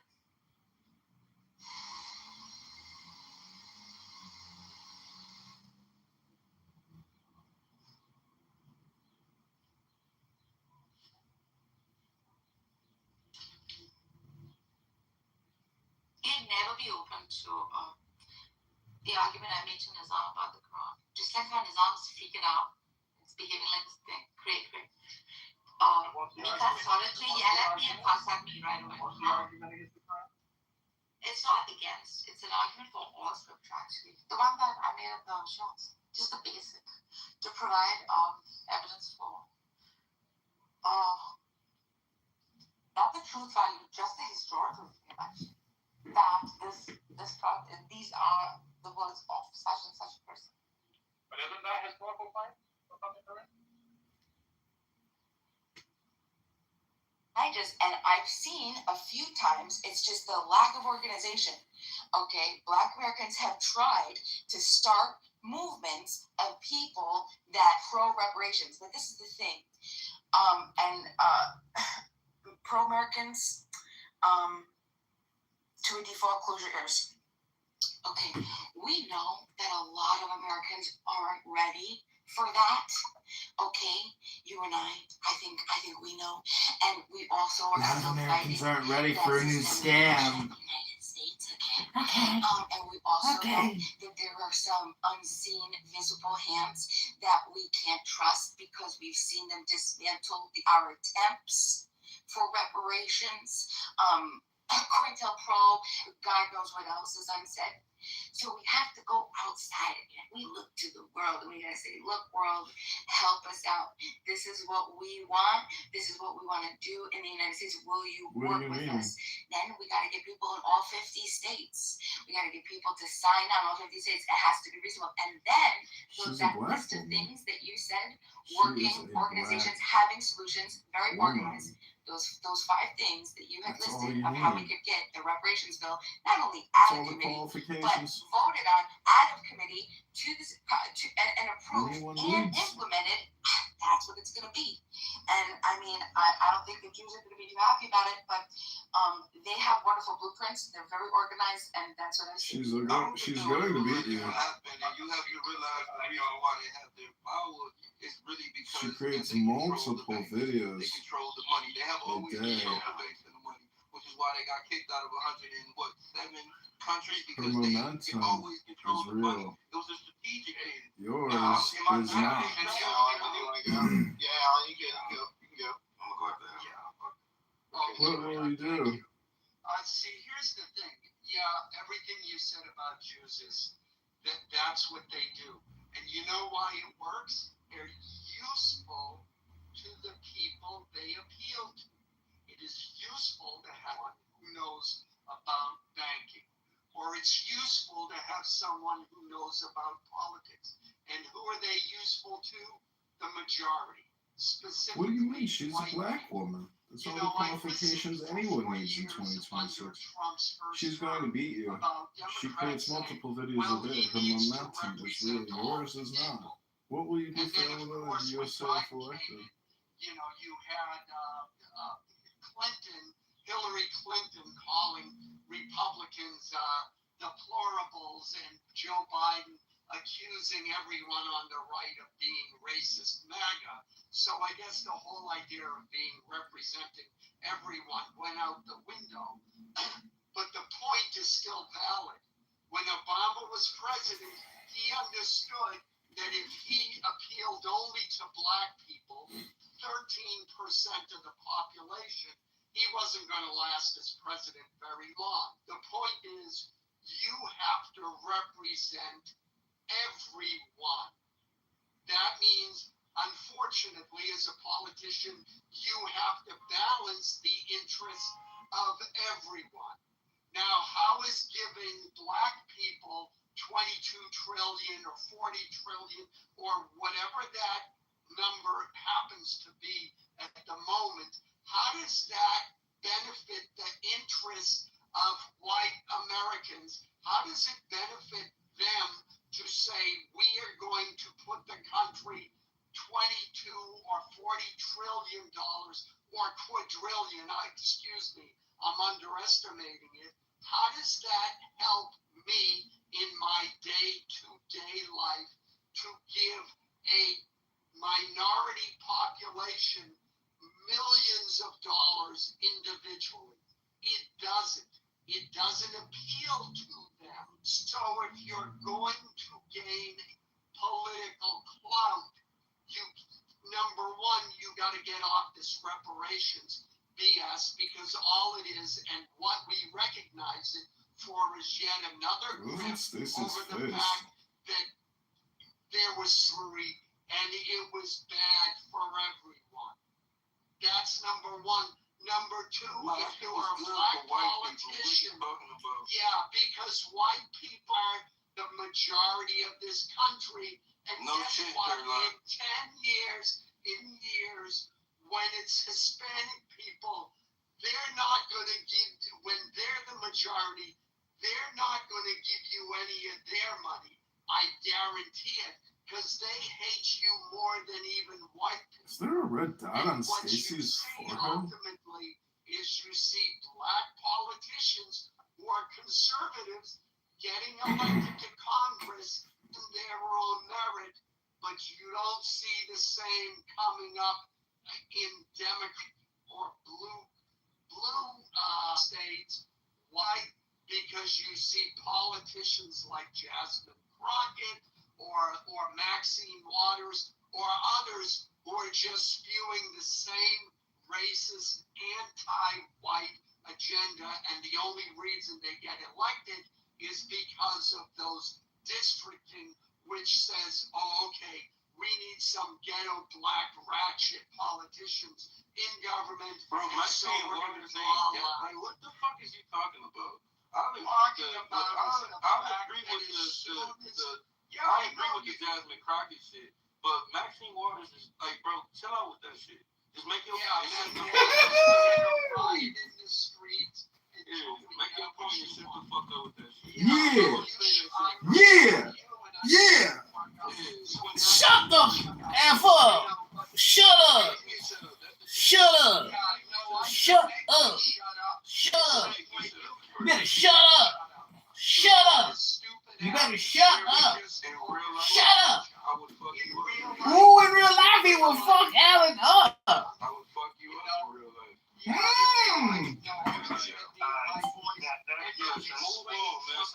Move the mic around, man. Move the mic around, man. Fuck you, motherfucker. I'll fuck you up in real life. You know, MF, I like what you said. Okay, I'm not fighting with you. So don't go down that, okay, who's got the bigger dick? We'll both end up sounding like idiots. You know I got the biggest dick. Let me get I don't know. Yeah, Yeah, and if you do MF, it's because I had mine was too big. I had it reduced down to. It's sorry. So I'll say this. I feel sentiment 3. Here's my approach to it. So when it comes to Black Americans, the biggest issue that we have, is that we don't operate like the whole world. No shit, they don't operate like the whole fucking world. Operates off of families and bloodlines. And you being able Bloodline. Back to the blood. is the biggest issue for Black Americans.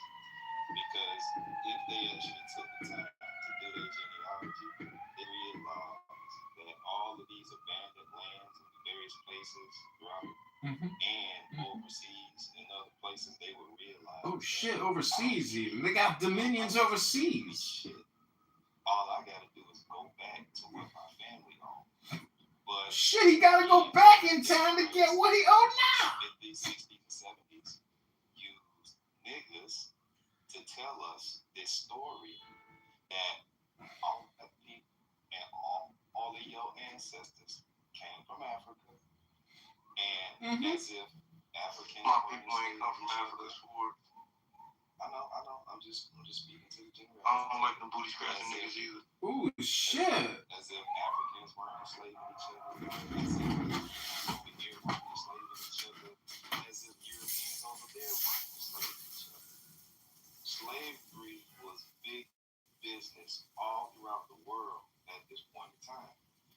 And the only way people can kind of unclutter these things is to do their personal genealogy to see specifically what happened to them. Now, some people say, well, slavery in Europe was not like slavery over here. Bullshit. Because I can show you people who did their family tree and went back to Europe and wrote a book about it. And they talked about how their ancestors had their hands tied behind their back, and then they had a lever that pulled their arms up in the air backwards, and they were suspended in the air. And if they didn't tell on who the rest of their family members were, they would release the lever and they would drop down and they would catch it at the last minute and pull their arms out their socket. Like these are real stories of people who trace their family lineage back to, the 16 and 1500s, and in some cases 1400s, and it's all based on genealogy. But in the 50s and 60s, they put niggas in front of us to tell us this story that, hey, this is your story. They don't know shit of family, but they doctored up this whole concept that we're going to relegate history to this group of people, and everybody got to believe what this group of people say, and niggas never went back to figure out and validate if what these niggas are saying is true. So now you have a one-size-fits-all story that's watered down, and they just bust the shit down to all Black people come from Africa. Okay, now fast forward to grades. We were taught all of the records from the slaves were destroyed. This wasn't taught in school. At least that's what I was taught down here in Atlanta. Now, when you open up HR 40, it's only 12 pages, and you read HR 40, section, I think it's like 5E1, literally says they're going to use evidentiary documentation to prove that 4 million slaves came up, and that's what birthed to be the Black American population of the 13% today. Now, how in the hell are you going to prove this if you told us in grade school that the records were destroyed? This is another Democratic to keep Black people focused on what the fuck they can control. And we keep handing over our own destiny, our own ingenuity, our own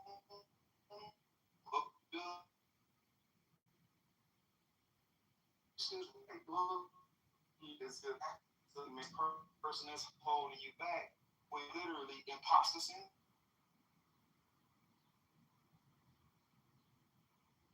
Start 12 businesses, and you can't do all of this bankruptcy shit because our economy is not as developed, and it's gonna cost too much financial harm to our economy, and then they start throwing niggas in jail if they file bankruptcy too many times. Like, only in America is where you can do this type of shit, where you can fail and fail and fail and fail, and all you need is one opportunity to fuck. So we bought into this story where we are not the controllers and dictators of our own future. And it's always somebody else's issue that we can't fix our own collective and our more importantly, our own individual issue. Saying, okay, I see AI kicking off right now. Let me go and learn something about this shit. Let me sacrifice the shit that I like doing on the weekends. You know, hanging out with the homies and shit like that. I might have to miss a few barbecues. I might have to miss a few birthday parties, you know, gatherings, social gatherings. I might have to miss New Year's. I might have to miss all of this shit because I'm willing to put that aside to sacrifice on the shit that's really important so that way I can change my condition. All of that shit has been relegated to a white man who is our quote-unquote, and this is the goddamn Democrat Party that keep recycling this shit, and it makes it hard for people to get out of the hole because they think somebody else is responsible for their condition. When at the end of the day, it's our own issue. That's what the fucking problem is. Hey, sure. Good to see you. Good to see you, brother. I have a question for you. Yes, sir. Did you say that other nations had slaves? Yes, sir. So are you telling me that when I was taught that black people were the only victims of slavery? Was that wrong teaching? That's not what you was taught. That's wrong teaching. Chattel slavery and that other shit is wait, like, bro, stop it. Let me finish. Fucking coon. Oh, mister, why are you jumping into a conversation? There was no difference, bro. There was no difference. Maybe how you became a slave was different, but the conditions on a plantation, whether that plantation was in America, whether that plantation was in Africa, plantation was slavery. Like Haiti are two examples of the Europeans participating. They got a lot, the English and the French got a lot of their early money at the beginning of the 1700s out of those slave plantations in the Caribbean. Let's let Edward finish his point. Real quick, go ahead. Yeah, thank you. The reason why, and Sword, you know, I wasn't taught that you know, Sword, that you and I had conversations about the fact that we're responsible for our own lives, and for me to think at 62 years old, some white guy is sitting in his home thinking about Edward would be asinine. I'm not going to teach it to my children or my grandchildren. I'm going to teach my children that they are in the best experiment in the history of man, called America. We're an ideal. Now, if you don't like the ideal, then you're going to miss out because everything else is a bunch of noise. And what you said, Sword, about what you call that they've been teaching for years and years and years and doing this over and over, is just absolutely crazy that a group of people could be so bewildered in 2026 by the Black Caucus, all of the people out here talking about chattel slavery and all this other stuff, that we were treated so bad, but yet we still stand tall. Because, and I'll end on this, I grew up in the era of crack cocaine. I see them on the streets of Springfield, Massachusetts. You smoking? I've never done drugs in my life. I don't care what they bring. I don't care how many times they make drugs legal. I don't care how much alcohol they make legal. Every individual person still have a choice. Okay, we keep believing that just because someone dropped something off in someone's neighborhood, that all of a sudden the drug shit jumped on them. Every individual person is responsible for the outcome of their own. I'm sorry, Edward, but yes, I wake up in the morning, I'm thinking about you. I go to sleep at night, I'm thinking about you. I'm thinking about you all the time. So there is, in fact, a person who is thinking about you all the time. I just want to let you know that. I'm going to say one more thing. Alan, I get that. Hello. Yeah, I was going to say one.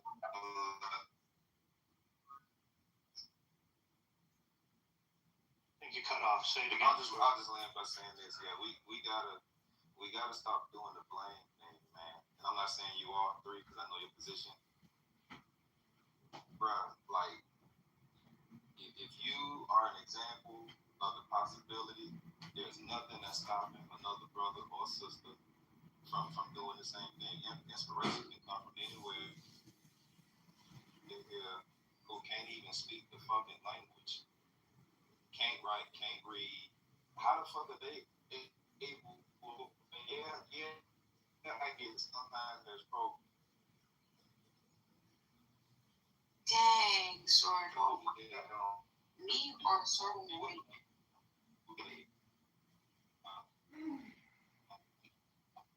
But yeah, get out there, Sword.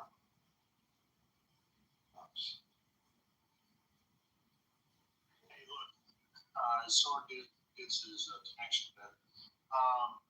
I'll weigh in. When you look back in history, the idea of reparations has been sold in many different forms. In '99, the Housing Act passed by Truman that created the poverty centers in urban cities. It was used by the Democratic Party to be able to relocate black voters so they could take majorities in many of the cities. However, when you look back on it years later, it's blamed as one of the causes of racial disparity. Same with the education reforms and the Great Society by LBJ. There's an idea, it's sold in the essence of we need to help with the black folk, and then years later, it gets reframed as if it's a part of the issues of disparity. We've seen many different issues come up over the years, affirmative action, as lately as DEI. As long as black folks continue to believe that they're not being used as political pawns in this game, that it advances some sort of issue that allows that party to gain power, and then is later, as it loses its luster, it then gets framed as being a cause of the disparity between it. It keeps black folk trapped in this idea that there's still this, society hasn't done enough. So, I support the Republican Party using the idea of reparations to advance a conservative agenda. I think the federal government owns way too much land. 28% of the United States of America is owned by the federal government. A lot of that land is areas that have energy below it. I would support honoring the deal that was made of issuing 40 acres to descendants of chattel slavery, as long as there was a competitive agreement between energy companies where they can go in and get that energy out, and that black folk would be able to then gain.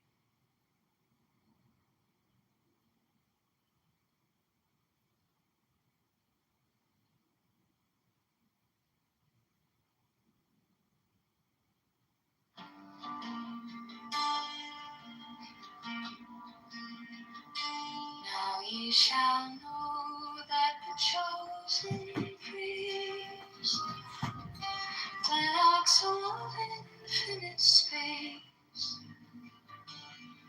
is the prince, priest, the beast, and in his woman called the Scarlet Woman is all power given. They shall gather my children into their fold. They shall bring the glory of the stars into the hearts of men.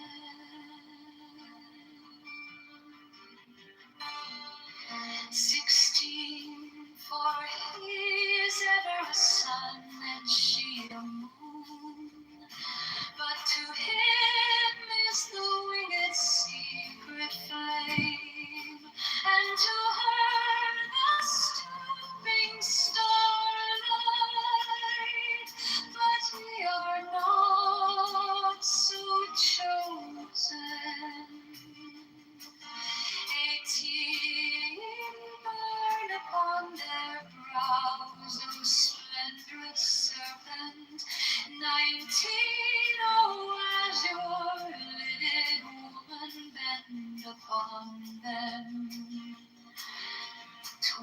The key of the rituals is in the secret word which I have given unto him.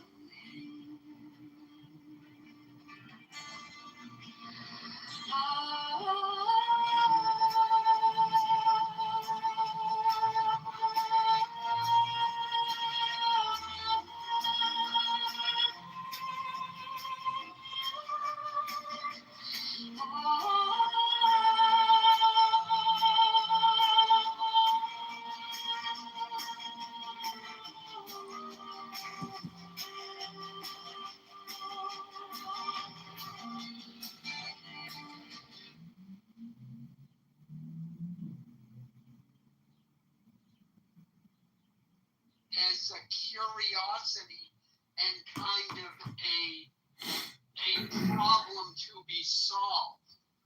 And if you hear him speak, his mindset is completely different. And it makes a big difference on your attitude toward opportunity in America. And you know, it's sort of, you're still there, I'm driving it. Yeah, you're still there. No, when you were talking about genealogy and not knowing your genealogy, I wasn't sure where you were going with it. But what I get from that, you know, what is, if I understood it, was that, or I'll interpret what you said. I won't try to assume to know everything of what you meant. But what I get from that is that, yeah, genealogy can be important, but it's not the be-all and end-all. And as an example of that, one of the billionaires that Trump looks up to and saw, I don't know if he was ever a mentor, was a guy named Kurt Krikorian. And he came to this country. He was an immigrant. He came to this country, and you know, with nothing, and yet ended up being a billionaire. So, yeah, all of that is important, or can be important, but it's not a limitation. And yeah, and I got your point that the Democrats use that as yet another creating yet another another crutch to control the narrative of black people in this country. Force the Democrats to then try. I'm sorry, Tim. Yeah. Hey, Anthony. Oh, I'll pass you the mic right after. Look, force the Democrats then to have to take away the energy drilling on federal lands from actual voters, you know, that vote predominantly for Democrats, not in whole, but predominantly for Democrats. You would be pinning a voting bloc against their primary party in many aspects. So, but that's all it is. I mean, but it won't solve it. Just so people know, the issue will come back up in another 30, 40, 50 years, rebranded and reframed, and whatever issues come from that. You know, the corporations took all the money. We didn't get enough. You name what it is, right? Like there will be some grievance that comes from it, and the best I can say is eventually black folk that still fall for a lot of this political rhetoric, that they have to break from that idea. I think Edwards got the idea. You got to think of yourself as an American, not as, you know, just your identity, your skin color, right? Yo, Joe. Pattern broke. I'm confused by you. Are you a Republican? I'm sorry. I'm sorry, but this guy's confusing. Yes, I'm a Republican. Go ahead, Ann. Are you conservative? So Conservative, like very, very conservative. Yes, I don't believe the federal. Like, let me give you an example. I don't believe the federal government should own roughly 28% of the country. Do you? I believe it's limited government. Maybe that's where I'm a little, maybe if you want to call me a liberal conservative Republican, I believe in preservation of the land. I don't want corporate sector just gobbling up all those nature preserves. Yeah, well, I mean, I'm not talking about getting rid of Yosemite, but there's a lot of lands. I mean, look at the state of Nevada. There's a lot of land that has natural gas under it that the federal government is not allowing any development on, that we could clearly develop on. And using some sort of social issue to advance it. These aren't places where people live. And I'm not saying going and taking Rocky Mountain National Park. No, these areas should be preserved. However, get out in your car and drive through the West and pull out a map and look. It's easy to find how much federal land is owned. And this is where those debates over, especially out in Alaska, the federal, when every time the Democrats get in power, they rescind the permits to be able to drill for that energy, right? And then when the Republicans get back in office, they reissue those permits to drill on federal land. Well, to take that argument completely away, you pin a voting block against the Democrats is the agenda. Okay, well, I guess the difference between me and you is just debating really whether that land should be used or not. Because there's a lot of beautiful land I don't want to see get ruined. Factories and drilling sites. The United States of America is beautiful topography-wise. Yeah, but it's the only area. If you look at the East isn't owned by the federal government. Many areas in the West is owned by the federal government. To the tune of 28% of our land is owned by the federal government. I don't know if a lot of people know that. That land should be handed back over to the states. For the states to be able. Now there's bases and there's locations. Some of the areas wouldn't be usable, but areas out like in the Nevada region and stuff, it's all natural gas out there. This is just desert. I mean, what do you mean? Like, you don't want us to be able to use our land? I get you because I travel to 42 states. I get you with Nevada, Arizona, New Mexico. I just don't want like Oregon, the beautiful area like Oregon, Northwest, Midwest regions, that nature, beautiful nature, just. This man is a clown. He thinks he can win by creating Trump hate videos every New day. Mexico, where it's just out miles and miles and miles of just desert. Fine, no one's gonna know it. It's not, but out there, Midwest, Northwest. I didn't want to ask him a question. Edward, let's please not go any further than this rabbit hole, man. It's an obscure point. I don't even know how we got on it, but I just wanted to address something when I came in the room. Alan was talking. I deferred to the moderator, Joe, and so I just wanted to hop in really quick. I noticed, Alan mentioned genealogy. Is a comment in the chat about genealogy. I don't know what came prior to me coming in. I'm not indicting anybody's comments. I really don't care about genealogy. I think it's stupid, but that's just, I'm one man with one opinion. It doesn't really matter. As it relates to... Okay, this is John Kitover. Go to ChicagoMayorVote.com, ChicagoMayorVote.com, John Kitover, Chicago.com, MayorKitover.com. We're listening to a group of supposed conservatives talk about everything under the sun today. I hope you're having a beautiful Saturday. Rabboni Shalom. Enjoy. Matt Walsh, he did a little episode on John Brown. Very interesting episode. I recommend everybody go watch it. And it brought something to my attention that I had no idea about. Didn't know this, and I'm embarrassed. A lot of people will probably know this, but I had no idea.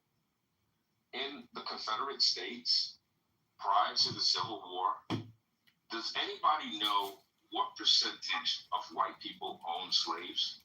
1%. It was less than 5%. Less than 5%. Less than 5% of all people. So 5 out of every 100 owned a slave. Stop talking about this shit. This idea of reparations. It is a scam. It's such a dumb idea. It's so it ain't dumb if you didn't get $100,000 check. A lie so good, y'all tell a lie so good it ain't even a lie no more. For slavery, that dog will never, ever. I was in the army. It just needs to stop being a type.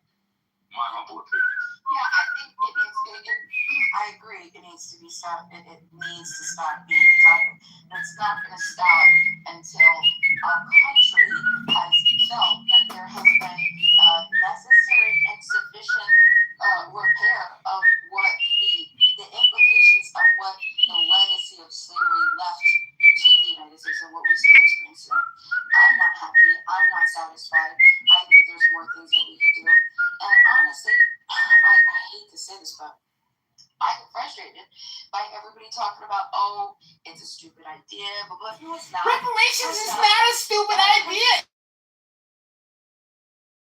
It's so smart. We give every dark skin colored person $100,000. That's a great idea. Just because of the color of the skin, the way that the light reflects the melatonin. Opportunities that the country offers is amazing. We just have to be organized enough to get the word out and to figure out how we can move forward. There are gotta get the reparation word out, and then everything gonna be okay. Everything gonna be normal again. No more racism ever. Reparation organizations all band together and did like a. We're gonna band together and get you that check. I think that there could be so much done with that. You have it's a great idea. NCOBRA, right? That Marshall brought up at HR 40. That's all NCOBRA, National Coalition of Blacks for Reparations in America. That is still around today, and they're doing great things. When I was in Kansas, my father-in-law, he was part of just a Kansas City coalition. And it's, I would say it's a coalition, something like that. But it by a guy named Mickey Dean, who was the founder of that. And it's a Kansas City Reparations Coalition, right? And these are all grassroots stuff, grassroots reparation organizations, right? There is stuff in, there's a Robin Simons, First Repair. She did this whole thing where she helps people understand how to pass and how to work with your state and your local cities to pass local reparation programs. This is the type of shit that we need to be continuously educating everybody else so we can get the things that we need to do. And the last thing that I'm saying, the states, this is what I don't hear that it's talked about a lot, and I think that it's so wonderful, okay? In the United States, we have 50 states, and we have, believe it or not, we have different ways of going about passing legislation. We have direct democracy states, and we have indirect democracy states. Do you know what direct democracy states means? Direct democracy states has things that are, they're called initiatives and referendums, which means that you as an ordinary citizen don't have to first get enough people to convince enough people in the population to convince them to all get on board with voting for one person and then getting that one person elected. No, this is direct democracy. All you need to do is you need to get enough people, a percentage of your population, to agree that something should be seen as a vote, right? And it goes right to the fucking ballot, which means you get enough of the population to with signatures, and it goes right to that, and then it passes as law. Wow. Okay, so where are the direct democracy states? This is what I would do. I would look at the direct democracy states and look at the ones that have the biggest populations of Black Americans, because this is, and I'll explain why that's important. My love, I'm almost done. You bring a lot, and you said you're a slave, and that you sound like you're almost done. It's a lot. Your shit, okay? You gotta listen to my shit, okay? So then you get into one of these direct democracy states that has the largest number of Black Americans. And the reason you want to do that is because it's going to get easier. You don't need any white people to pass the fucking state law or to change the Constitution. You just need enough people that are going to the percentage required to pass that fucking thing. And it's literally as simple as that. That was how the entire trajectory of the weed population, I don't remember his name, but I worked with the very first person who ever passed any type of legislation for marijuana in Washington. It was a guy years and years ago, and it had to do with, this is what he used. This is how I learned about it. I was in college at the time. It was a direct It was an initiative, direct democracy state. So that's all that we have to do. And we can start passing reparations on the local level, on our state levels, okay? And we don't need to convince other population or the dominant majority to pass it. You just need enough people in the state, and point blank period. And that's what we need to do. We need to start educating people about that. If I may, Dima. I will pass the throne to Mr. Edward or Mr. Anthony. Well, this is one thing I think that Bima, you miss what Anthony said from the very beginning. No, He I asked you. intentionally No, ignored that shit. hold on. I know you did, but you, even though you say you want to avoid it, you can't take away historical facts. Before the Civil War, less than 5% of the American population owned slaves. And what you have to do, which he didn't give you, was 3,000 of those were black people who owned slaves. Okay? So when you talk about these things, you got to actually know, understanding history. We got to stop thinking that the people that owned slaves were landowners. They needed Bima, let me finish, Bima. You understand that? Yeah, Bima, of course I understand that. Well, then why does it matter? It does matter. You know why? Because you're asking the other 95% of the American people that did not participate in slavery to pay for it. That's why it matters. No, I'm asking that. No. That's not what. No, I understand her. Okay, that's not what I'm asking. No, I get. Can I finish my? Can I just finish, Bima? Oh, yeah, sure, but it doesn't matter. No, it doesn't matter. Okay, so I'm going to go back to Anthony because Anthony made a great point. Before the Civil War, there was a certain population of men and some women who purchased slaves. This was their business. It had nothing to do with the federal government. Now we're asking the federal government, you said, direct democracy states and all these other places to get people to vote for them. And now this is not how commerce works. Okay? I land on this, guys, so I keep it very short. I don't think or comprehend that I should be, Edward, compensated for work I never did. I don't need someone to pay me reparations for something I, Edward, never did. And those who did it are no longer here. And for me to be fighting for something I never earned is just for Edward, not for anybody else, is absolutely crazy to me. I land. Okay, Mr. Anthony. Hold on, one You second. were next.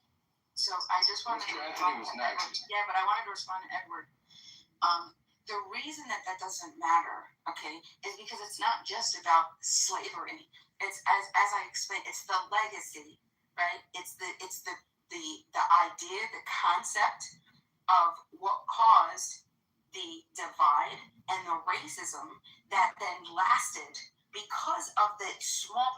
Do you know that almost all the Christian sects, almost all of them, okay, justified slavery in the United States? That's why you have the northern, you have the southern Baptist, you have the northern. They split because they couldn't come. No, this isn't Christian. And almost all of the Christian, and I'm talking Christian, the Christian religions had to come with apology letters. The Catholics, the Presbyterians, the Baptists, you name it, all of them. They had to come up with apology letters. They're still coming out with them in the 21st fucking century because of how they were able to. So why am I bringing this up? The point I'm bringing up is because this was a disease that infiltrated America, and the thought then infiltrated our legislation. So we had slavery, yeah, sure, but then it moved to other things. We don't even have to. The reparations bill. We don't have to go back to slavery. We could just go to the New fucking deal. And I say this all the time. The New Deal, which built the modern day middle class white in the United States, because who was left out of it effectively and entirely? Black Americans. So the federal government got together, got everybody, and said, okay, we're going to give you this with injections here, insurance here, all of this, wealth building here, all this, everything. And Black Americans were effectively pushed out. What I'm saying is, fucking repair that. If you passed a bill You do a 2.0, a New Deal 2.0, because that's and not until I'm done. Yeah. Do a New Deal 2.0, and you fix what you fucked up. And yes, every person in the middle class that today, fuck, if it was built by the New Deal, okay, and all of those, most of those acts that are still alive today, that still dominate the structure of our society and threads of our society. They just wanted to remove they made it race neutral, and all of a sudden, no, if it's the same exact fucking structure that built the cup, and you just remove the color of the cup, you think that the cup isn't going to do the same exact thing that it was intended to do? Okay, that's what we have to destroy. Or we have to so fix the things that we can objectively point to and say, look, because all of this is documented. You don't have to agree with me. It's not about that. It's not about agreeing. You say all of this is documented. What's left out? We know who the federal government, how the federal government. I mean, it's there, and we can objectively quantify. We can see today people who are living today that have actually been hurt. Do you know that some of these reparations? No, Bima, no. You're not going to start on a new tangent, Bima. Please don't start on a new tangent. Bima, you can't keep on starting on these crazy tangents. Guys, it's terrible, Bima. I know. The last thing I'm going to say is that there are corporations, organizations that still today that teach other people how to sue the government to get what is owed to them. Okay? Beautiful. Complete thought. You're landing on a complete thought. Alan, go ahead. I'll go after. Yeah. I'll go after you, Anthony. Because you kind of missed the point of what she was saying. And Edward, I think you did too. Regardless of whether it's right or wrong, or if there were 3,000 black slaveholders, what she's saying is if you get enough votes, you can pass a law that would give reparations.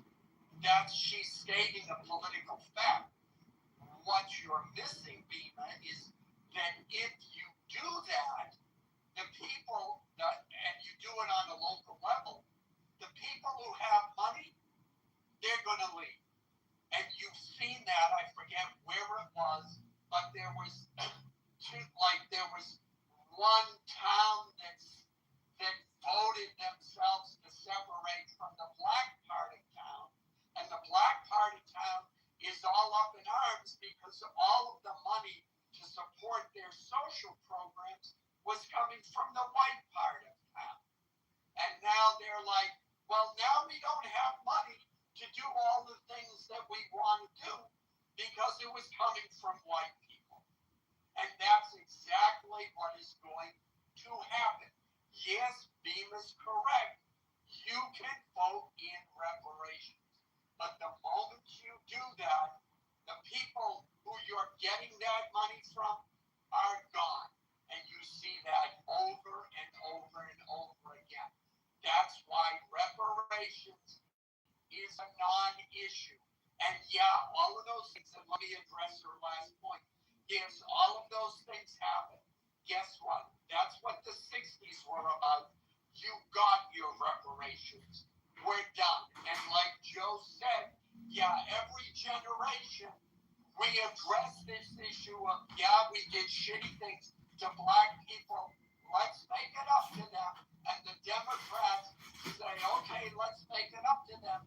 And yet that ends up being the thing in the next generation, which is, well, those things that we voted for in our generation, well, now that thing is the reason why our disparities today. We're tired of hearing the reparations that we gave last generation being the excuse why there are disparities today and why we need to yet again give even more money to a problem that is ultimately your problem.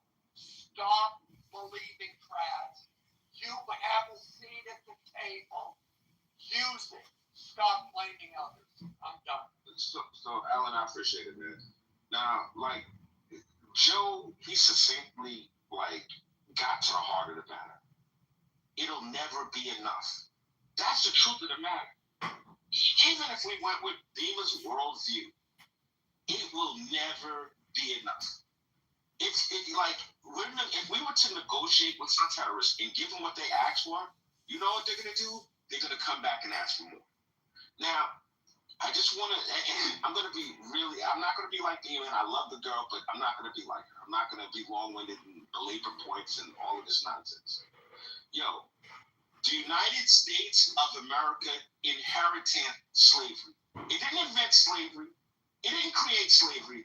It inherited slavery. A minute percentage of the United States citizens owned slaves. A percentage of the people that owned slaves happen to also be black. This idea that someone who was never a slave is owed money for slavery by people who never owned slaves does not make any sense whatsoever. Lastly. Yes, sir. You know what? You got it, bro. I'm just gonna mute up. I got the gist of what I wanted to touch on what you and Mr. Edwards were saying, Mr. Anthony. You know, and also Mr. Allen and Joe B. You know, Generation X. Like, if you were born before 1980, you know, we used to go streets. We knew each other. We would hang out streets because we were stuck out of the house on our BMX bikes, drinking out of garden hoses. I would be over at Anthony's house and eating food, and his parents and his family, and then he'd be over the next night, and we would build ramps and jump over ditches, and you know, the younger generation has this racial thing really screwed up, because I didn't recognize this racial divide until after 2012. It became a new thing. I'm oh, there's racism. You know, I didn't see it my whole life. I mean, what? I'm not allowed to go over to Mr. Anthony's house or Mr. Edwards' house and have dinner? What? Because I'm white? Or my appearance of melanin in my skin? No. Y'all young people keep putting this thing on there. You're talking about reparations. I agree with what Mr. Allen was saying about the 60s, because I agree with you on that one, sir. And Mr. Anthony, you know, straight to the crux of it. Not everybody owns. 95% of everybody didn't have anything to do with any of it. But you want that 95% of their tax money to pay for the reparations for what you said the 5% did. And then, you said also, that there was a small group of black, you know, slave owners that were part of the population as well. Where do you draw the line? And I'll land right here. I'm 8% Nigerian. I'm a Hasidic Jew. I'm English and from Ireland. Dude, that's why I look the way I look. But I'm just a fucking American. And why do you think, after my service, from all the shit that I did with the military, that you think that you can get my money to pay for your new Gucci bag? And I'll land there. Alright, so I want to jump in here. So let me start by saying this. I dislike what you're doing. I respect your admiration. But what I'm telling you, what you think you're doing is not helping black people.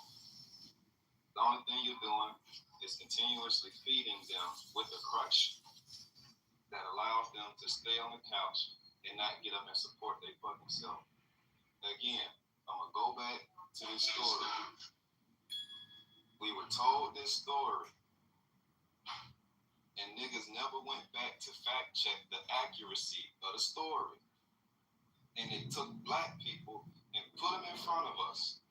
And we can see, if we just look at our lives today, and we look at how these black Democrats act, we know that these black folk do not have our best intentions at heart. So this shit just didn't start today. Just like they ain't got our best intentions at heart today, they did not have our best intentions at heart a few hundred years ago. Because if you believe this story as the way they tell it, and what I'm talking about is a story of the transatlantic slave trade, then there's a big gaping question that niggas got to deal with. Number one, you tell me a bunch of white people went over to Africa, picked you up, brought you to America, and then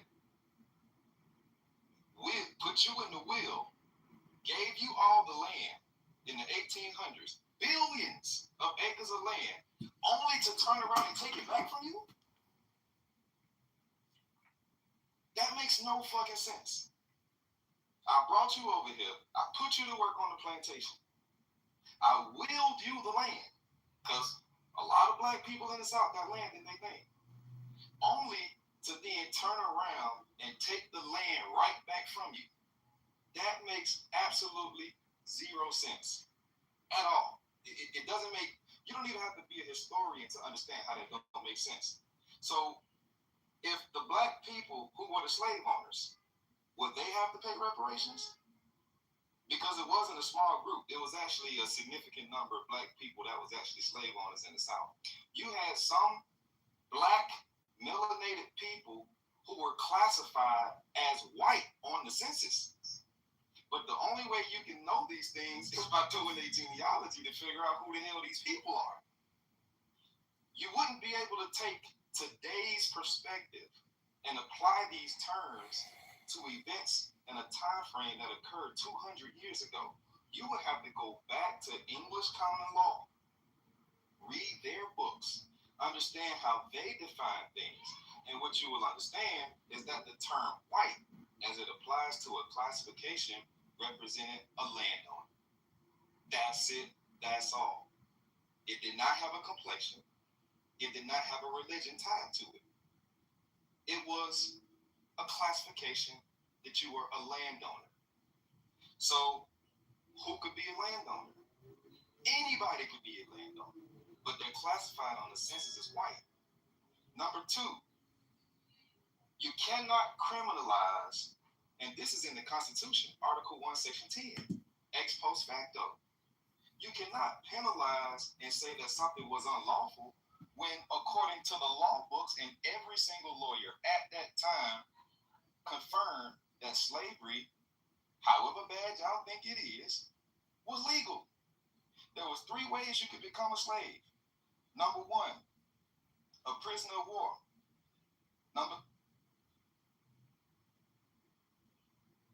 In the show, and I think I was like, that's like that was Broken Eagle or the this, and I'm like, how do I know this? And it was because I would listen to Dan Carlin's podcast, and when Vikings was on TV.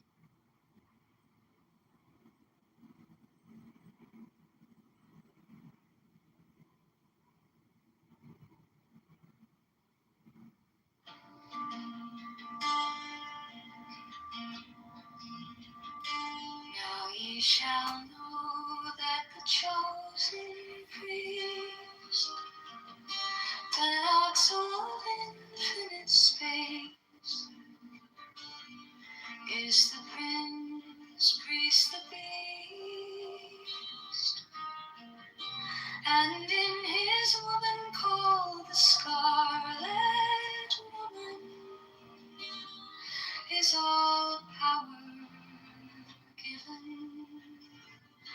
They shall gather my children into their fold.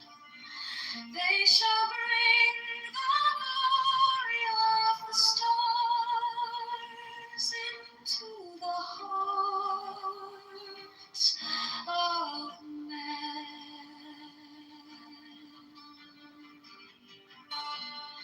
16, for he is ever a sun and she a moon, but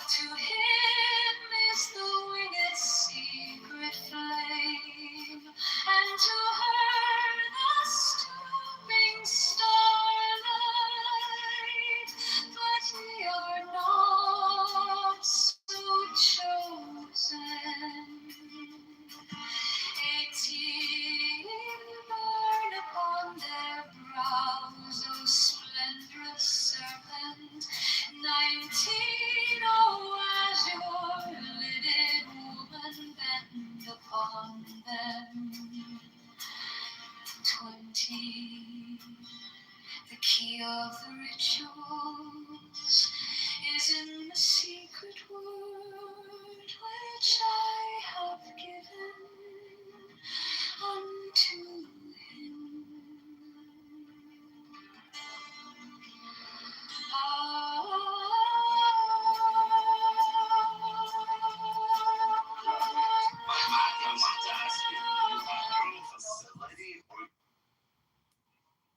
Bought another facility, basically. Your own. Rafi, I do. Mute Marshall because I can't do it.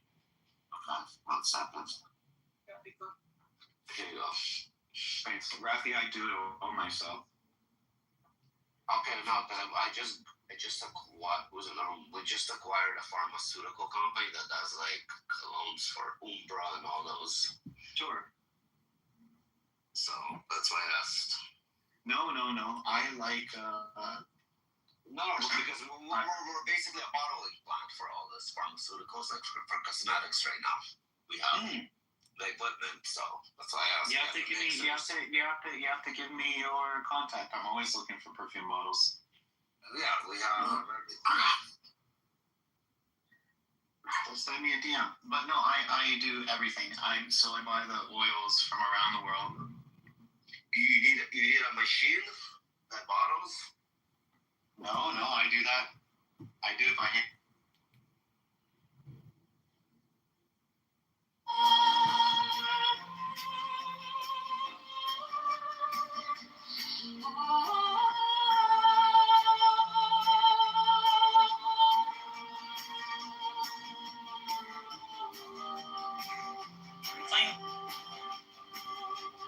Black and white, but I'm kind of not understanding.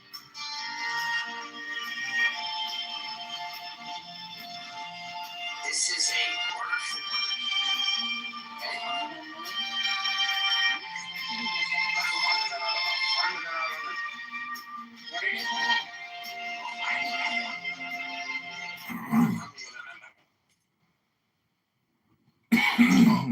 That's the wrong one. Hold on. It's the wrong link. Sorry. That was the wrong link. It's the wrong link. Oh, he's coming to tell us that we wasted our time all day talking online. And John is going to shoot his shot in a few seconds here. And then he's going to run out of another troll. Before he goes on, I'm so proud of him for reading The Bush of Selfishness, except I took 2 days to read it, max. Yeah. John has been reading it for the past month. So proud of John Kitover. Yeah, thank you. And it's because I'm reading it in 3-minute intervals and putting it on YouTube so I can go back and listen to it. And, it's terrifying when you actually read a book and then you realize how ignorant people are on this app, that they wouldn't actually be able to run a pizza shop. It's unbelievable. And I'm sorry about redundantly complaining about your redundancies and how you just keep repeating yourselves, and therefore I keep repeating myself. But hey, some of us never went to prison and sat, in solitary confinement for crimes. And then you come on social audio chaps and you say you fucked your wife the other night. Oh God, I'm sure your wife just finds you so entertaining talking about your personal sex life on a social audio chat app. Disgusting. Vile. This is a husband? This is a church leader who redundantly just talks to Muslims all day long as if he's a crusader or something? What's the point of all this? Is there something happening here? Is it an experience? Because, you're not the only room. There's a lot of R-word rooms on this app that I go in and I remind them all the time. Maybe we should read a book together, everybody, because for months and years you've accomplished nothing. You just keep having the same conversation every day. You just keep repeating yourself every single day. What's the point of doing it? I gotta put him in the audience. I can't. Anyway. He's not wrong. He's not wrong. 111. 5 crucial verses here. 5 crucial verses. 5 sentences. I don't know what's going on here. Stuff. And if you had an opportunity to read this chapter, I never read this chapter before in my life. And this is going to be my favorite chapter by far. You haven't read this chapter before? Never in my life before today. You weren't aware of this chapter? Never once was I ever aware of such fucking jibber jabber in my As a entire devout life. Catholic, you're not aware of the fifth chapter of the Quran that you No, 111. We're on 111. All right. Not the fifth chapter. I read up to. Wait, why do we change the link? Put the link up. Hold on. I'm putting the link up because I want to do a word for word translation here. Surah, which one? It's in it. I put it at the top. Let Joanna read this so she can read how much of a fucking mess this chapter is. Go ahead, Joanna. Try to make the most sense of this, please. What do I saw? Word for word, right at the top. Oh, right at the top.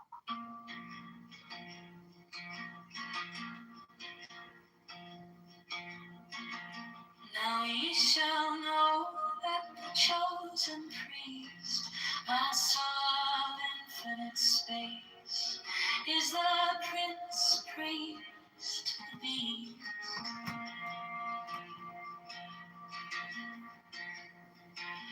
And in his woman, called the Scarlet Woman, is all forgiven.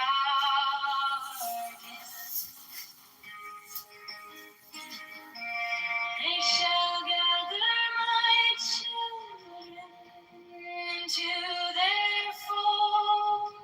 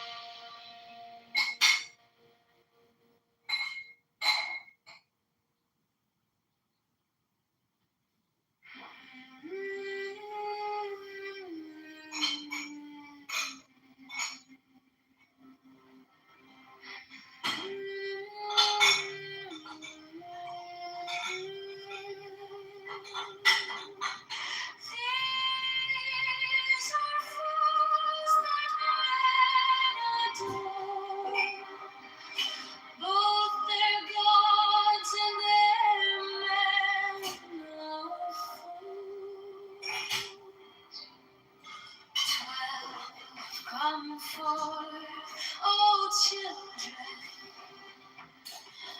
under the stars and take your fill of love.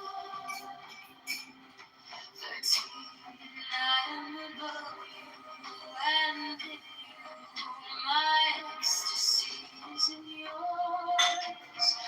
My joy is to see your joy. The chapter's heart is the naked splendor of new wave. She bends in ecstasy to kiss the secret blue, starry blue are mine, when Kavnakonsu.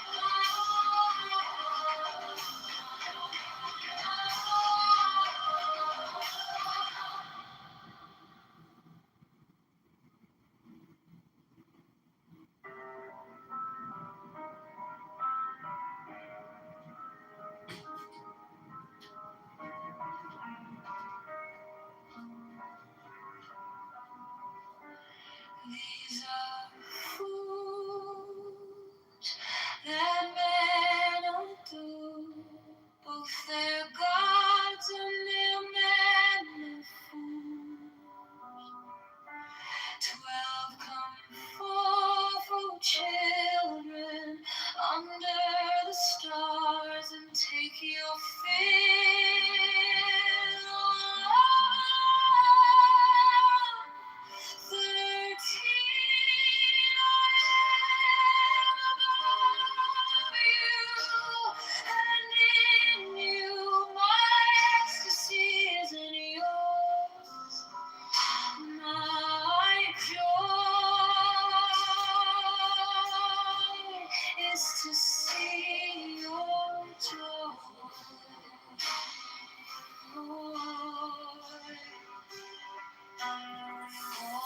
14 above, the gem azure is the naked splendor of new wit.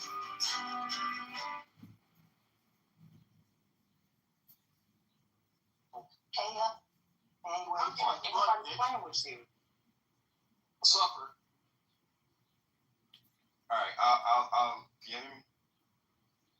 I'll make it short. I'll wrap it up. So all I'm saying is this: the Constitution is in a place for a reason. It's the law of the land. Nobody's gonna violate the Constitution for anybody's morals, especially when you're talking about taking this up as a legislative form and you want to come back. You know the funny part about it? I bet you nobody can explain when slavery became illegal. Most people don't understand how this governmental system works. They don't understand that we're operating in the dual federalism position right now. They don't understand why some of the states still have laws on the book that permit slavery, and they don't understand how did they become a 14th Amendment citizen, and who was it for, and how did you actually get out of slavery, and what was the reason why. They don't know. Hello? They just They have no jurisdiction for people now. Where you're so insane. What are you doing? What are you listening to? I hear a clubhouse room playing in the background. Yeah, I'm blocked from that room. It's the President Trump room with Beaver and Bima and Joe and Sword and Matt and Pepe. And it's amazing how. Are you in favor of black reparations?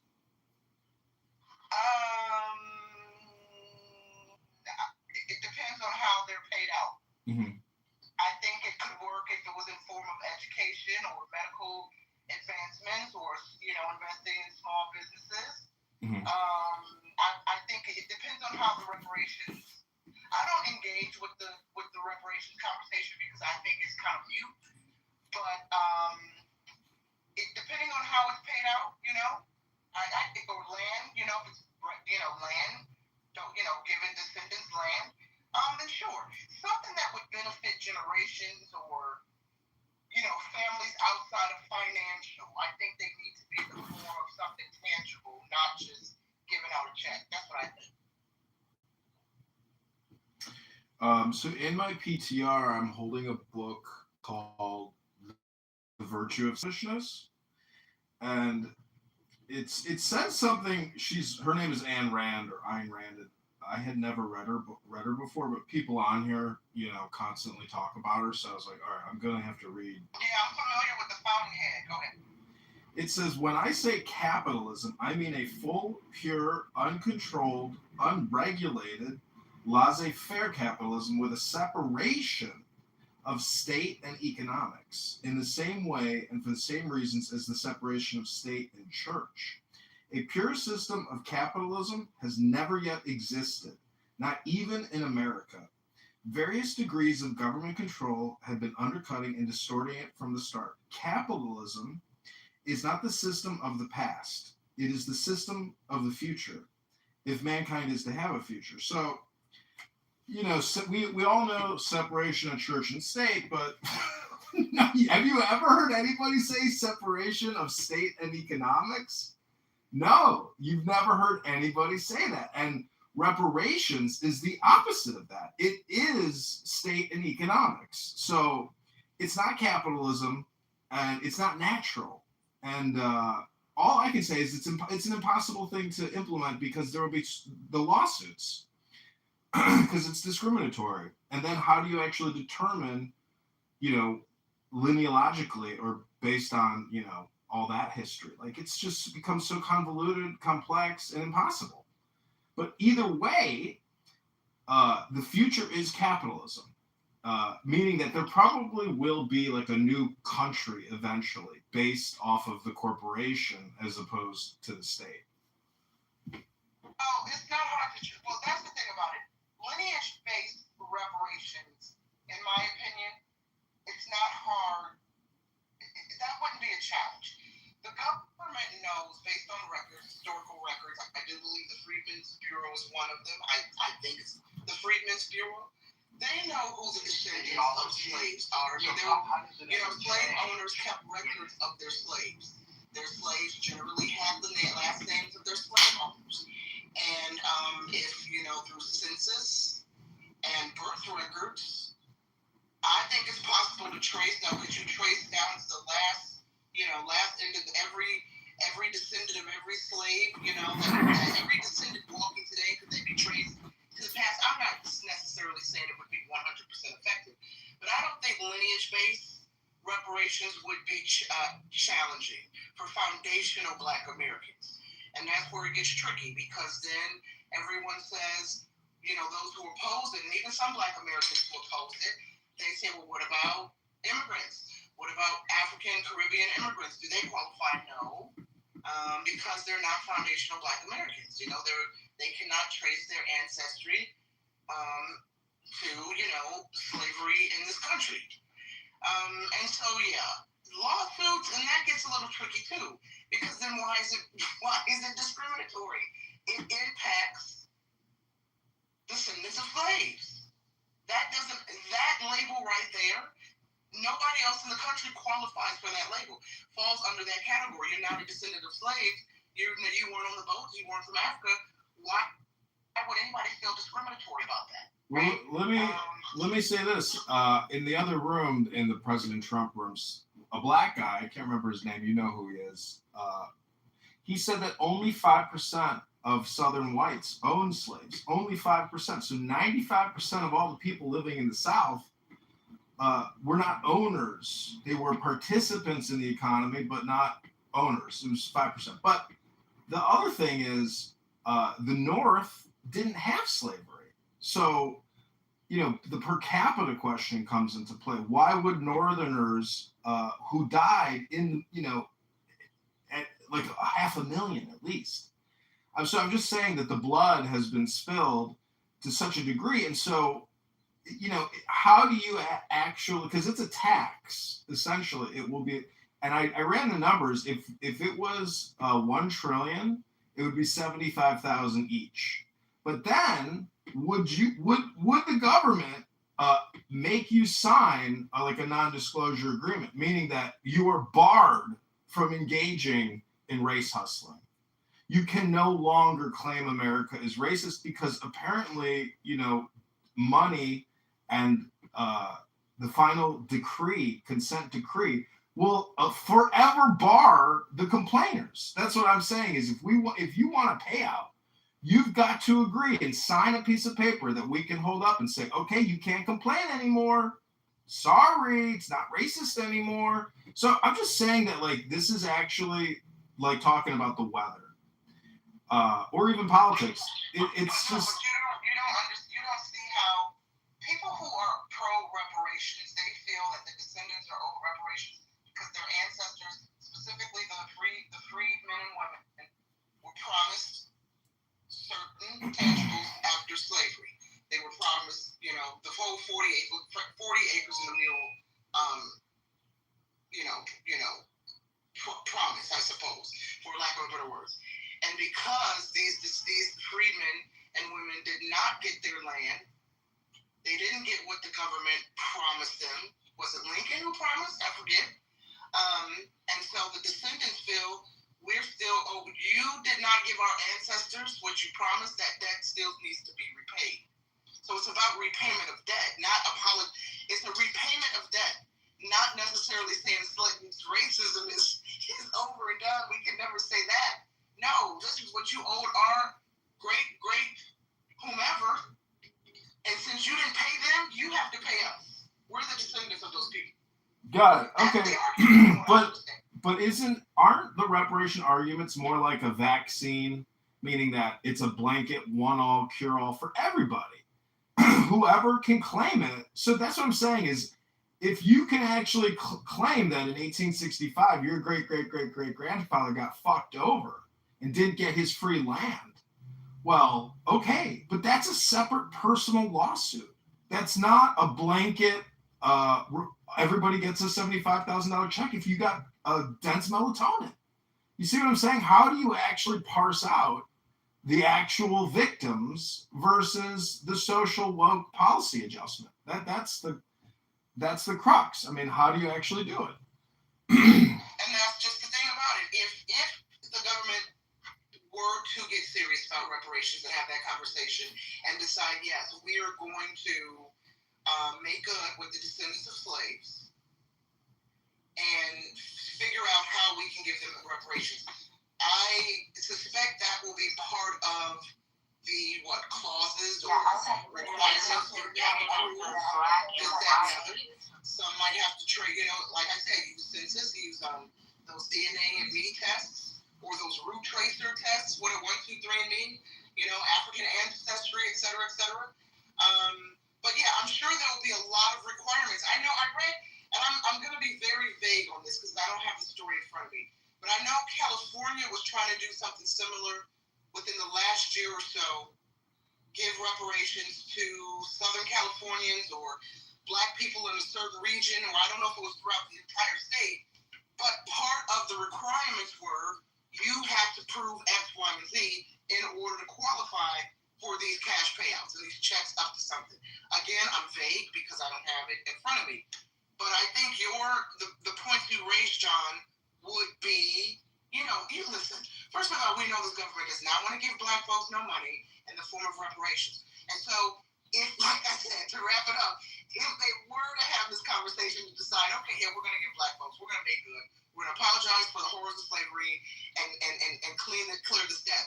Of course, they're going to make it challenging for foundational Black Americans to collect. And you're right. Not everybody's going to get a check. So. Yeah, and then how do you actually prove, how do you disprove that you were? Because again, this all comes down to individual lawsuits. It's not a collective lawsuit because some people probably were compensated and did get their land, and some people probably got cheated and screwed.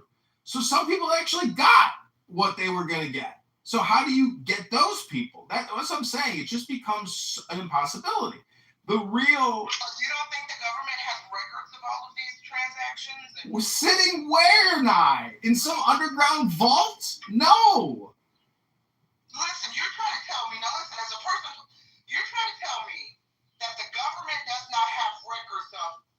They have census. Plots of land were That's at the county level. The federal government doesn't keep those records. That would be the county deeds and recorder's office. That would be one way to prove your case. That's why I'm saying you can't do a collective class action lawsuit. This has to be individual. But let me tell you what you can do. Actually, what we can do is there are a lot of companies that benefited then during slavery and that were a lot of companies' foundation are rooted in the slave trade.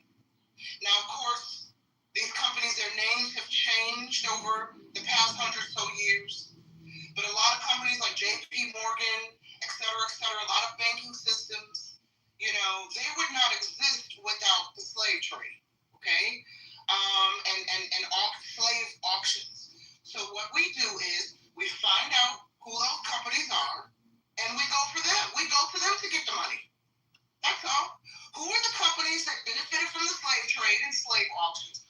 Who are the companies that were allowed to, flourish and develop all across the world thanks to their involvement in slavery? And those are the companies that we hit up today and get reparations. The taxpayer never, fuck the tax. We don't have to bother the taxpayer. Hit up the corporations. There's enough of them.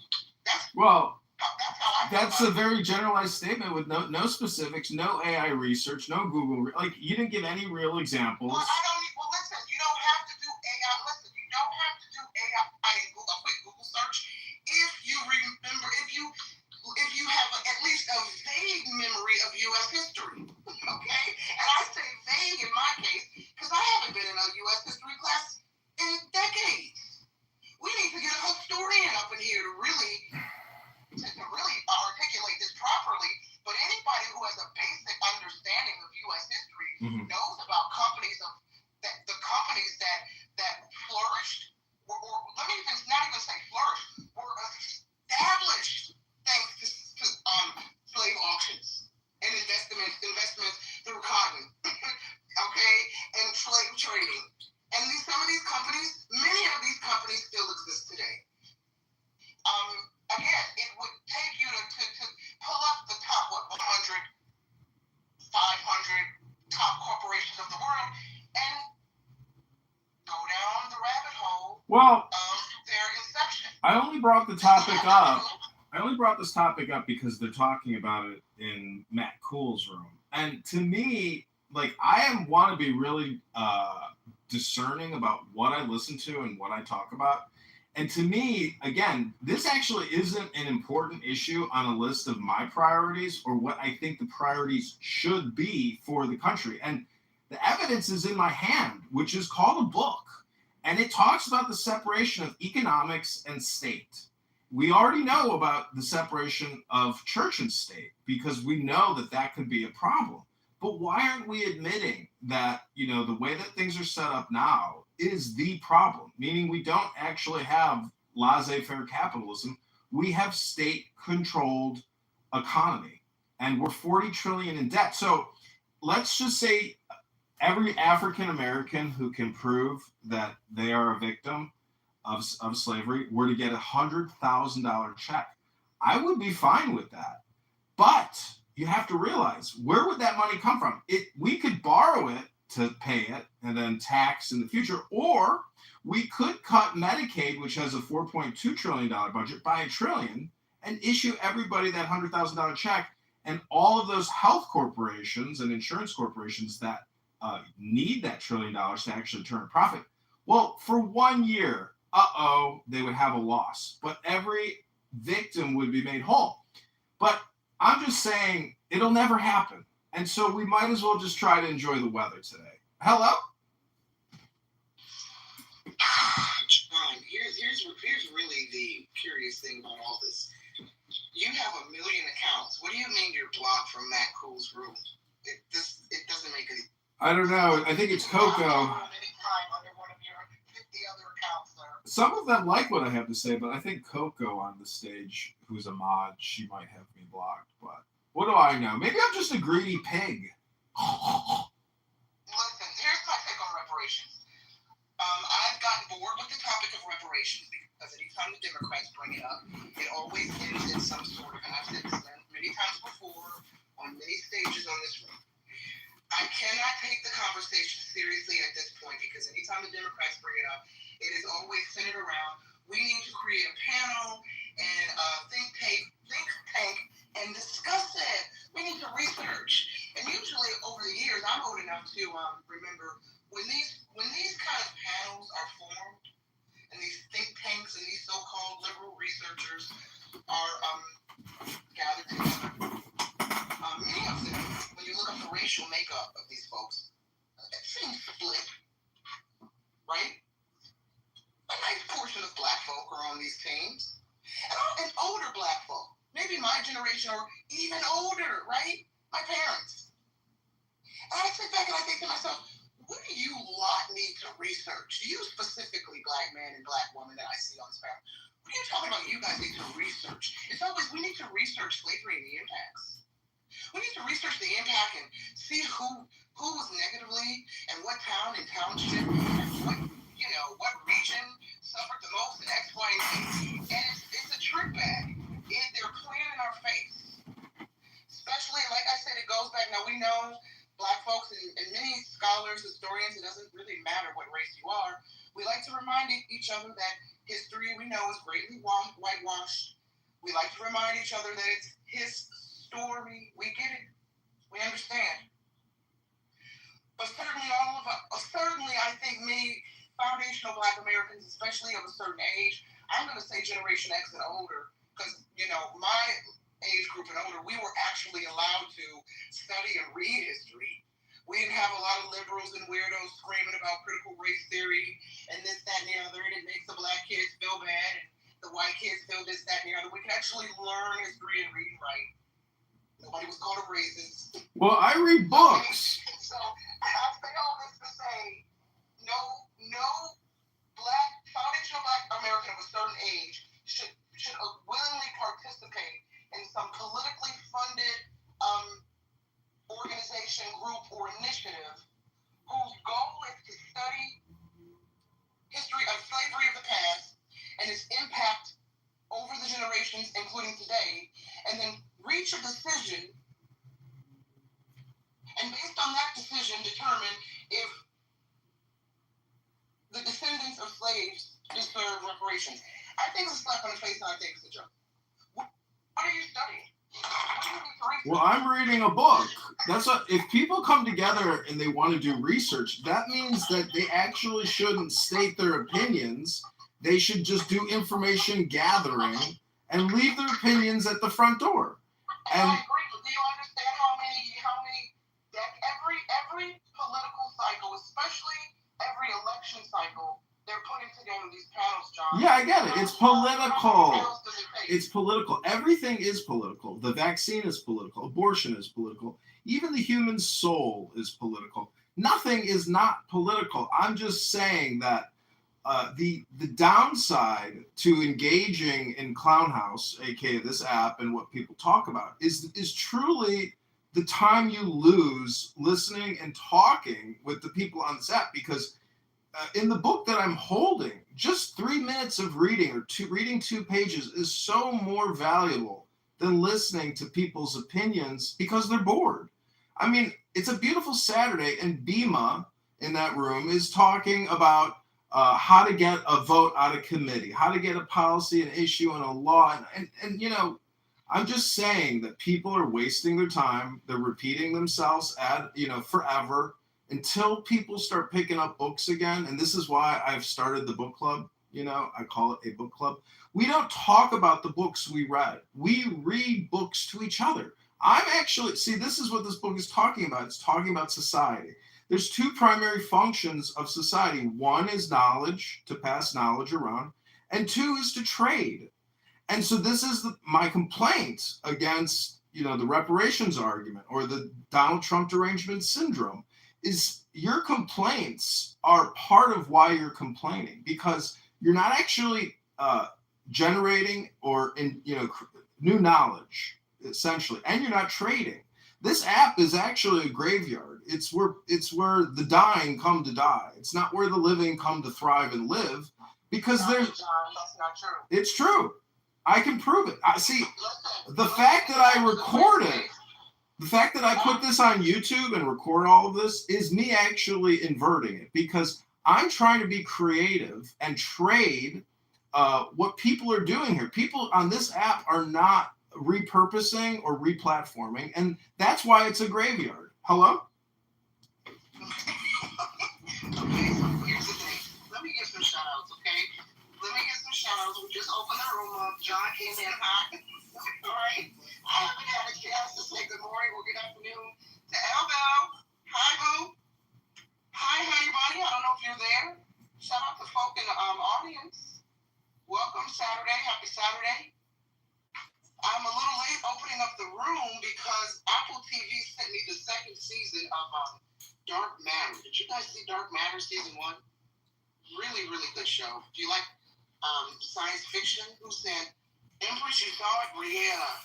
So they sent me the second season because they're gearing up to do press interviews for the second season. And the new season premieres in August. They sent me the second season. I started watching it today.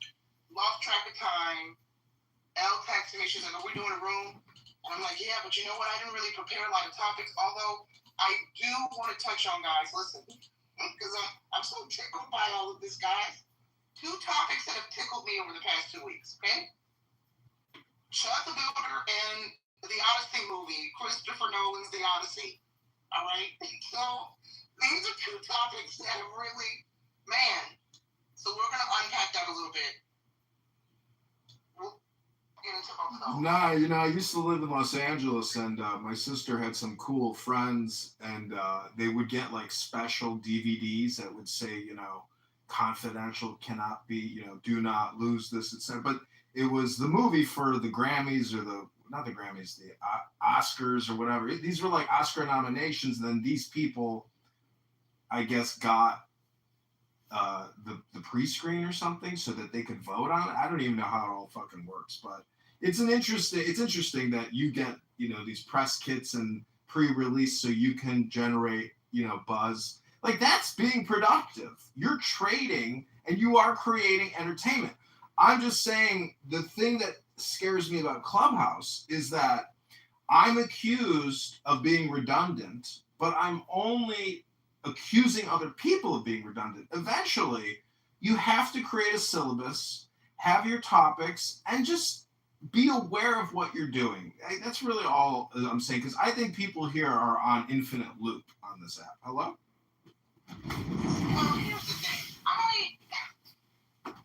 One of the things I'll say about you, when I first met you, why does my brother keep calling me? Oh, he must need something. Hold on, guys. Hold on 1 second. Let me see something.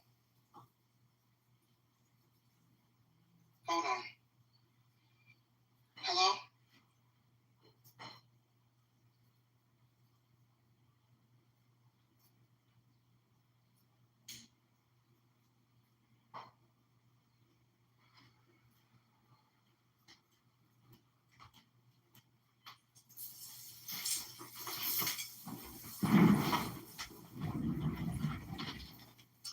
So that movie Odyssey. All right, sorry. So listen, this is what I was saying. Let me just say this real quick. One of the things I first started engaging with you on this app, John, I thought it was amusing when you refer to this app as Clubhouse, which I think is fine. There are a lot of clowns in this app, so I get it. It lives up to your moniker, Clubhouse. But I find it engaging because you can tap in to so many conversations and personalities at any given time. If you want to go into a ratchet black room, you can. If you want to go into the ratchet white room, you can. If you want to go into the politically divided rooms, or the entertainment rooms, or the Hebrew Israelite rooms, you can do all of that. And I find it enjoyable, right? Sadly, I'm addicted to Clubhouse. I hate to admit that. I enjoy listening to the conversations, adding where I can add. I've been listening. Late last year, I got caught up in some major. You remember the Clubhouse drama with JB and Pepe and was it Mojo? All of that drama, and I was in the center of it because I was trying to defend my people. And I felt, and at the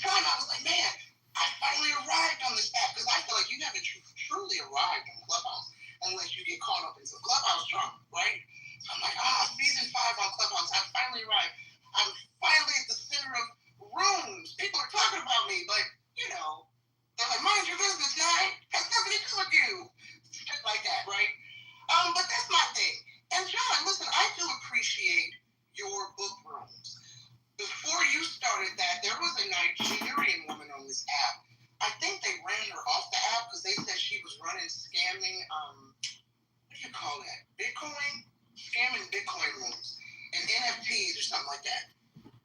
But when she wasn't hosting her NFT and Bitcoin rooms, she held book rooms and she would play audiobooks. And those were great rooms. A lot of books that I had been meaning to read in years past, she played. So I would sit there like, yeah, I've been meaning to read this book. And I would sit there for hours listening to the audiobook. Now, because I work Monday through Friday, all day doing articles and writing up, entertainment news. So I'm very lucky that I have, 30 years working in film and TV. I'm now to the point where I can work from home. I can work anywhere. I no longer have to be in an office. So I like to have Clubhouse in the background. I use it like talk radio, AM radio. I look at it as an interactive podcast. So I understand your criticisms, John. Turn them into I don't know. I think you like it too. I think you just like to talk smack because you're on here just as much as everybody else all day, John. So what you talking about? Well, I mean, past 24 hours, I know losers come on here and they say, oh, I haven't used the app in weeks. I took a break. And it's like, well, here you are telling us about your break.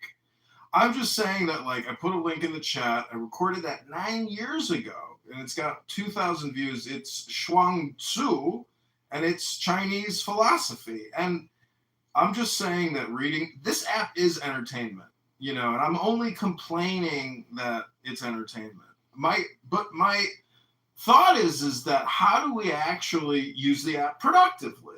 How do we make money? How do we trade our time and our voices and our entertainment to make money? And that's what I'm just appalled, because conservative Republicans on here who are supposedly anti-state and economy and claim they're capitalists, well, all they do is complain. They're not actually making any money. They're not being productive.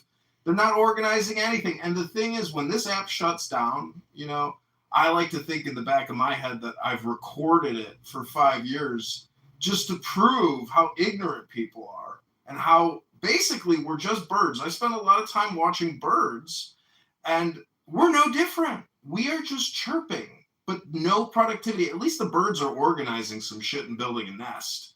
And so when this app shuts down, there are people here who are networked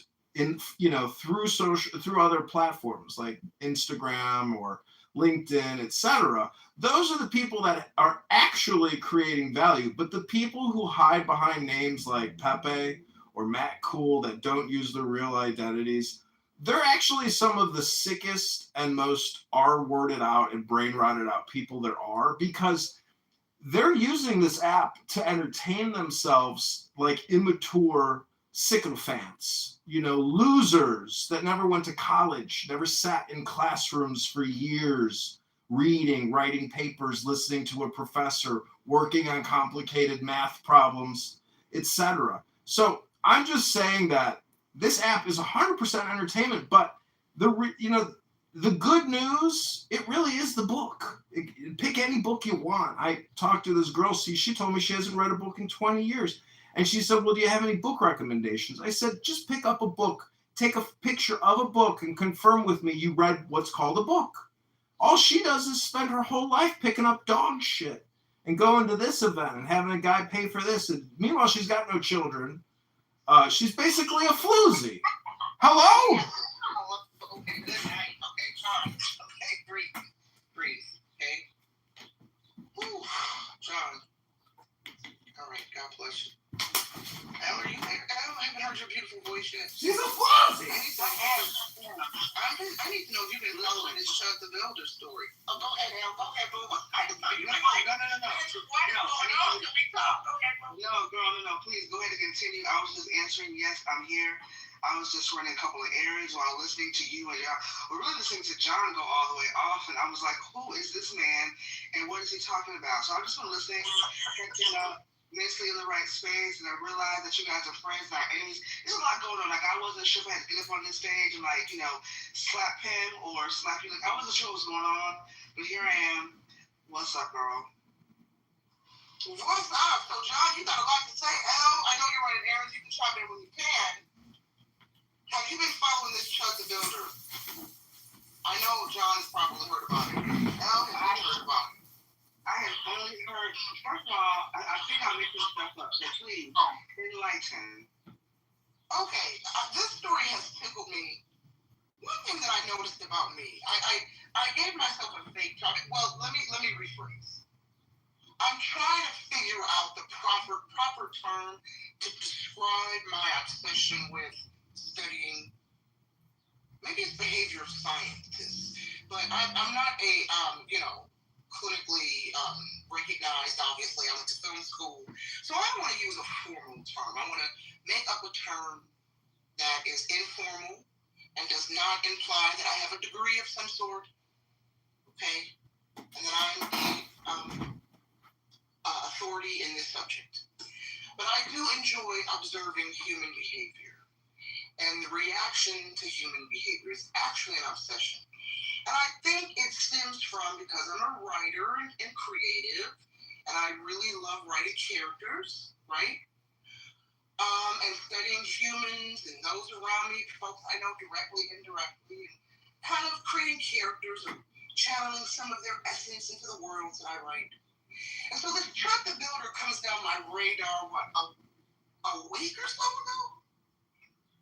And I'm like, this is insane.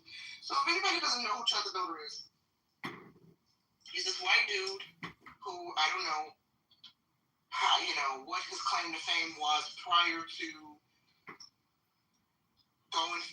going viral recently for harassing black folks in public. But I understand before he went viral for harassing black people in public, he had a nice little following on Twitch or some streaming platform. He came across my radar about a week ago on X because he walked around Nashville with a cowboy hat, his long brown hair, his big, thick, curly mustache curled up at the tips. And he walks up to random, innocent black people minding their business, and he says to them, do you believe in free speech? And they say yes. And he says, well, you believe white people can say nigger. And then, he waits for however, and the reaction from the black folks is varied, right? But in all cases that I've seen, most of the black people who react they don't react with violence, right? They want to, but Chuck threatens to either shoot them or mace them, okay? So he walks up to them, antagonizes, provokes them. If they react to being called the N-word or his use of the N-word, then he says, oh, you're chimping out. Meanwhile, he's really the only one acting like a nigga and chimping out in the video, right? So if the subject of his racial harassment walks up on him or responds aggressively in tone or even his physical demeanor suggests he might lay hands on Chud threatens to shoot or mace. So everyone generally backs off. I saw one viral clip where he did mace a girl. The police arrived on scene. They handcuffed Chud, but after, some back and forth with the victim and witnesses and Chud and the police watching his recording of the incident, they let him go. And he live streams all of this, right? So he has an audience. He's built up. He already had an audience. And then he went even more, big time, I guess, in the incel community online, the anti-black incel community in recent, days or weeks with his spiel. And in between these viral clips, he has popped in and off of on X, kind of celebrating his antics. It's like he's intoxicated on his growing fame, right? Bragging about his First Amendment rights. Nobody can do anything to him. You know what I'm saying? While at the same time acknowledging that he is getting death threats. People are threatening his young son. There was a GoFundMe launch, but I can't really tell if it was launched before the shooting incident that I'm about to describe. Now, I was doing some research on it yesterday, trying to find a date on his fundraising page. I couldn't see the date. Maybe I overlooked it, but the wording of his fundraising page gives the impression that it was created before the shooting incident. So, before I get to the shooting incident, I have to give you all this setup. Because you've had a lot of people online saying, if he shoots someone, it's self-defense. You've had people on this app posting rooms about, if Chud calls you the N-word, you don't have the right, and of course it's all white folks telling black people, the gist of it is we can say whatever we want to say to you, nigger. You don't have the right to get aggressive or respond, and if you do, I have the right to shoot you. Of course, I'm listening to this conversation, and I'm thinking to myself, what happened to the once mighty white man who was all about fists? Can the white man no longer fight? Is everything about just drawing guns? Is he that weak and beta that he can't fight with his fists? But I digress. So I'm listening to this back and forth, and everybody's saying, well, if he shoots, it's self-defense, it's self-defense. And my position is, well, if you provoke and you antagonize and you go out seeking a violent reaction to your violent words, not knowing if the person you're hurling the N-word to, how they feel about that word. Maybe we know some black people, they don't give it another thought, they won't give their power, they won't react, right? Some black people, they might have a visceral reaction, maybe some PTSD to that word, right?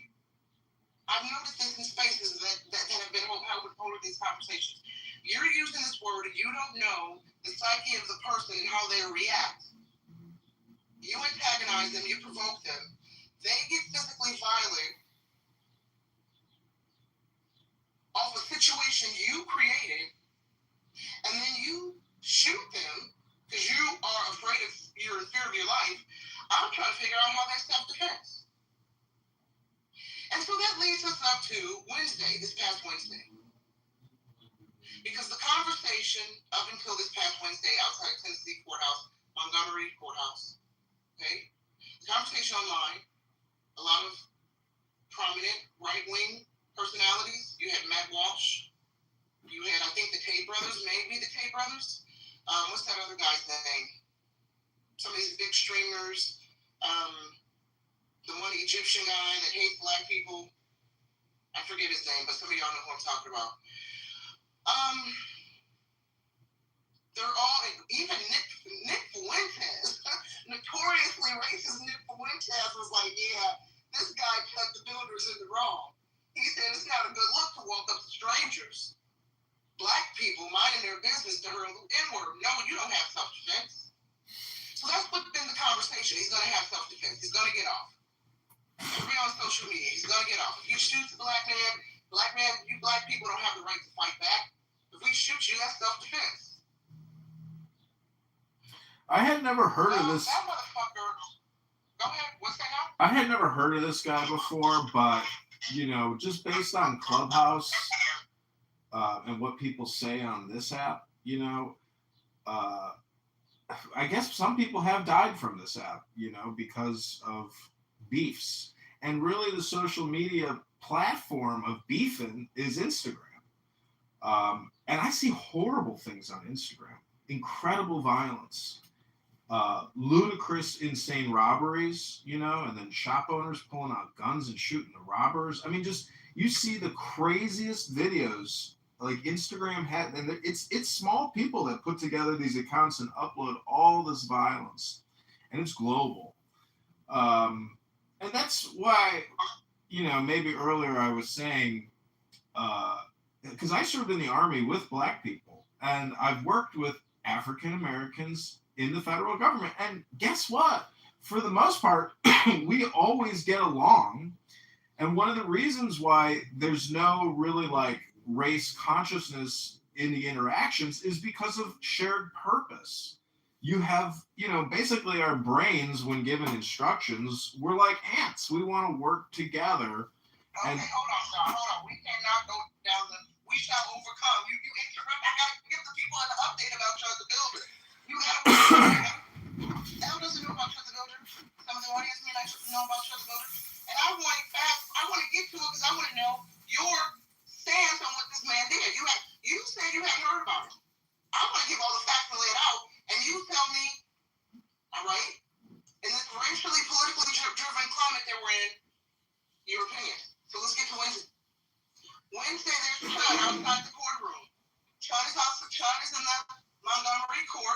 on a separate civil matter, okay? And Martina, I haven't seen you in ages. Is that Martina who I think it is? What's up, Martina? Hey, bro. I'll let you speak, man. Go ahead. You just finish the story. Yes. Okay, I haven't seen you in forever. Hey, okay, so there is another builder at court. He's coming out the court, and all the details now are coming out what happened. It was a little fuzzy before. But now the police have released their statements, the investigators and witnesses. So now we have a full picture of what happened. And what happened is, he's coming out of court. Somehow he had his gun. Either what's unclear is that he had the gun and he went into court, he checked it in and retrieved it upon leaving, or because he was live streaming and he had somebody who live streams everything with him, that he leave the gun with his cameraman and when he went into court and obtained it when he came back out. That part I'm not sure.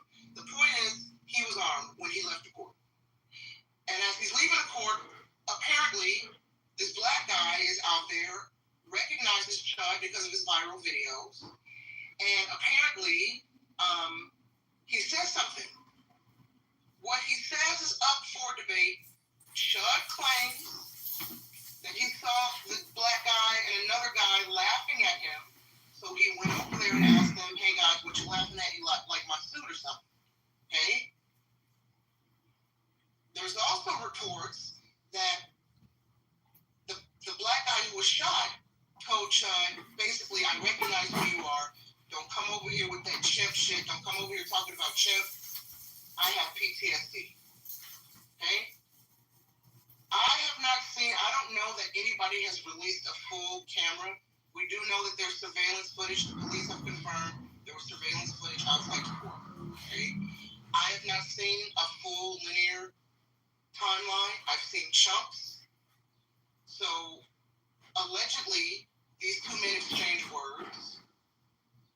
Chud walks away, allegedly. The black guy proceeds to follow. I guess they exchange more words. Now, Chud claimed initially that when the black guy followed him, he attacked him. Chud turns around and shoots him. When he shot him in the stomach and shoulder. That was according to initial reports, and grazed himself in the process, right?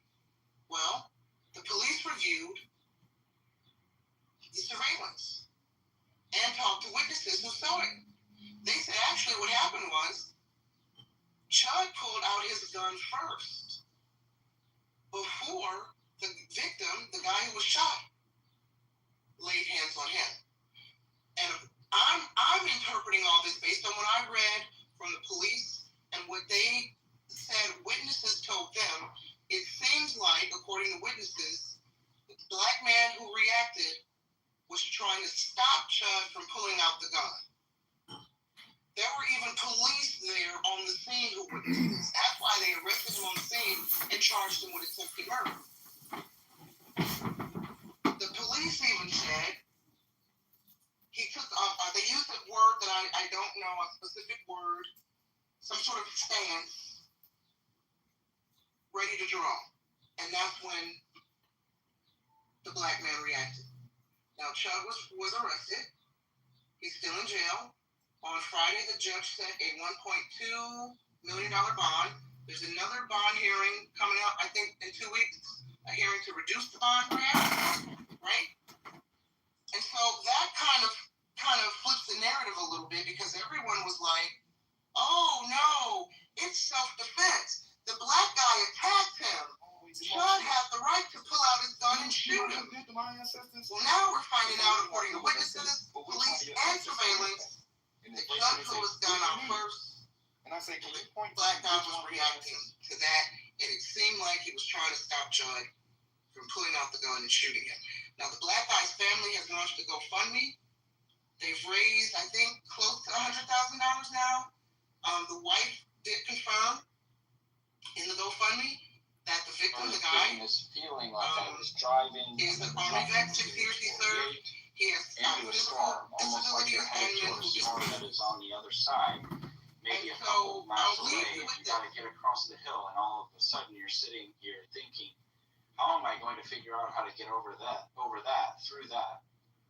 And my chest never sits there and my chest, and my chest never sits there and starts pounding like it's, like you're a football player getting ready to go and try to make this first touchdown for this season or something. It's not that type of thing. This reads like a transcript of someone just speaking. Anyway, it's not that type of thing. It's more like this thing of trying to figure out your way out of how you're going to get through something. I am blocked even from this room.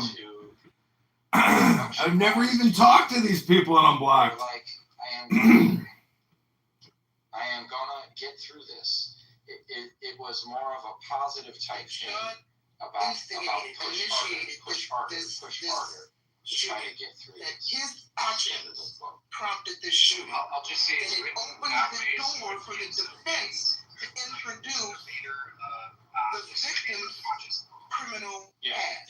And apparently the victim in this situation, the black guy, has a criminal past that involves trying to burn down the house of his baby mama or his wife, I'm not sure. But the white media has done that on air. They're already digging up this man's past, trying to figure out how many times he's been arrested, how many...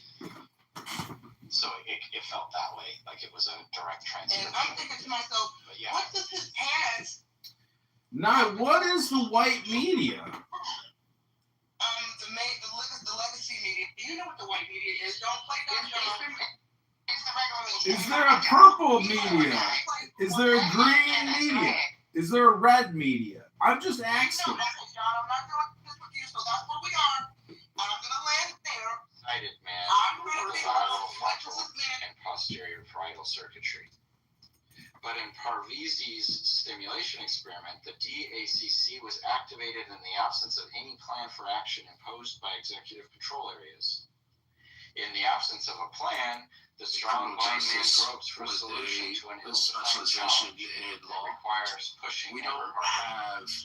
Note that confronting an uncertain challenge is described as a positive feeling by this patient.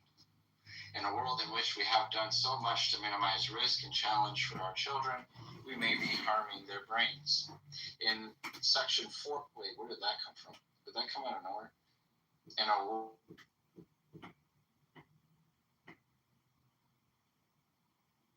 evidence introduced, if he knew the guy and he knew his criminal history, because what's up for debate is not whether or not, and again, this is only if, let's say Chad the Builder was the aggressor. They would be basically trying to determine, or the prosecution would be trying to cross-examine Chad the Builder on what he had in his mind when he was being quote-unquote attacked, because he's going to use a self-defense argument. And in no way could Chad the Builder have known the victim's alleged criminal history.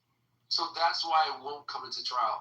I would love to hear that clip that you're referring to hear the proper context of the attorney.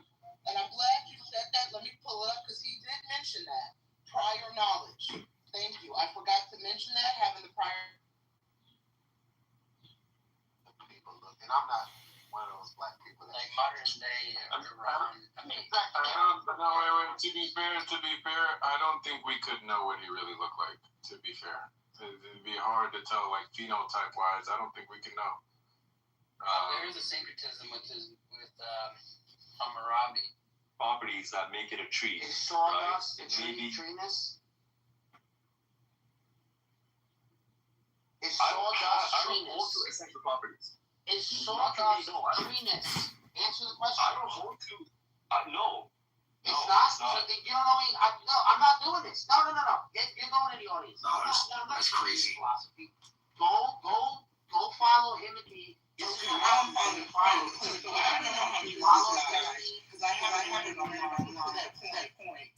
There were a couple of Twitter accounts posting that the DA is not going to allow him to use his fundraising campaign to post bail. Moderators. I don't know if that's accurate. Go ahead. Moderators, if I may, just briefly, I live in Chicago. A lot of people on this app, I have noticed, live in Chicago. And we have what's known as the Safety Act. And everybody knows that you name a bill the opposite of what the bill actually intends to do. For example, the HEROES Act or the CARES Act. It's always the opposite of what the act claims that it does. So my point is, recidivist criminals who sucker punch women on Michigan Avenue 50 times, that's attempted murder.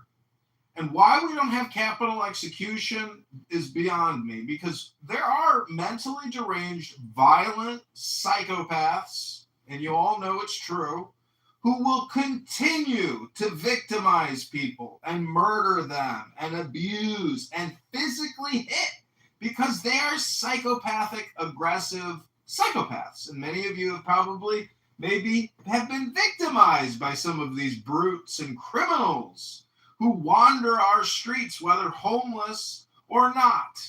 And anyways, ankle monitoring and no cash bail because of DEI and restorative justice and social equity lets a lot of violent African Americans and white Americans back onto the streets. I've seen pictures of white Americans.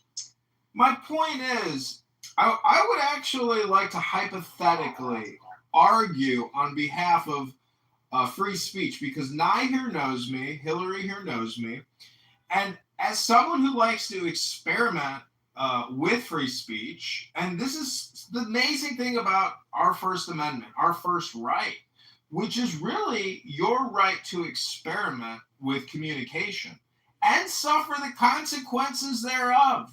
Because in my opinion, Clubhouse is part of the modern capital surveillance economy.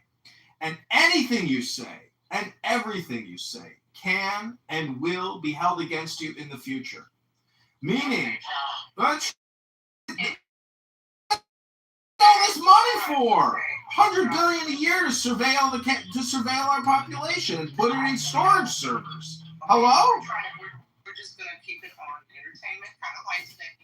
All right, we'll get to the conspiracies and the UFOs and in a minute. So refresh me real quick. Who is Chad the Builder? What's going on with this? Okay, Kool-Aid Martina, go ahead. I think Martina wants to get in there. Go ahead, Martina. I can't. Okay, first of all, Hillary, I'm gonna need you to get there quicker. Like, just I love you, but like, get it together. No, I'm just kidding. I love you. Okay, so quickly, this Chad the Builder shit is diabolical. This man makes money off of inciting violence to Black people and making them he puts himself in situations and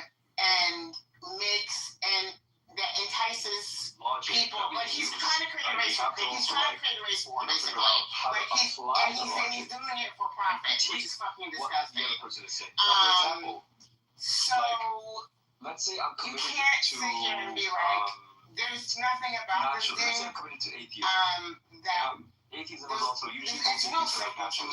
It's really like this guy is a person does shit in bad faith and then puts himself in a situation to make himself feel like then he has to react and kill Black people. Like he puts himself in a situation so he can incite violence on Black people by provoking Black people to begin with. Natural. That's someone that is like does shit in bad faith and is a racist asshole. And he uses racism like as a platform to profit, which is fucked up and like disgusting as shit. And should not in itself should be a violation and like it's not about free speech, it's about inciting. Like you can't the thing about free speech is like, yeah, you have free speech, but you can't go into a fucking crowded area and scream fire. That's what he's doing, and he's doing it for profit, which is fucking disgusting.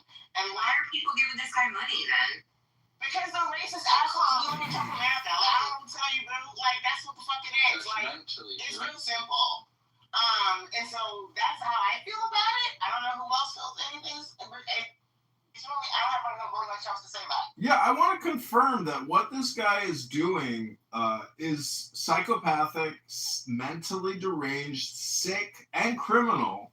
And the whole thing about life is if you fuck around, you're going to find out eventually, because the opposite of your aggression is eventually coming your way. And, you know, anyways, I'll just say that, you know, I think Nye has a winning formula. You know, I think essentially the winning formula is Howard Stern and Robin Quivers, meaning that the opposite is that when opposites unite, that's always the best content. And what do you mean, Nye, giving me the skull? No, because I'm laughing. I'm laughing because you're so funny. No, the skull's a good thing. Oh, okay. I'm killing it. Yeah. I'm killing it. You're fine. So, unfortunately, people like Chud the Builder exist. And I could make a theoretical defense to what he's doing, meaning that even using the sacred N-word, because I've been in a lot of African American spaces on this app, and some people will say, do not casually use the N-word. It's our holy word. It's our sacred word. Don't just, use it in vain.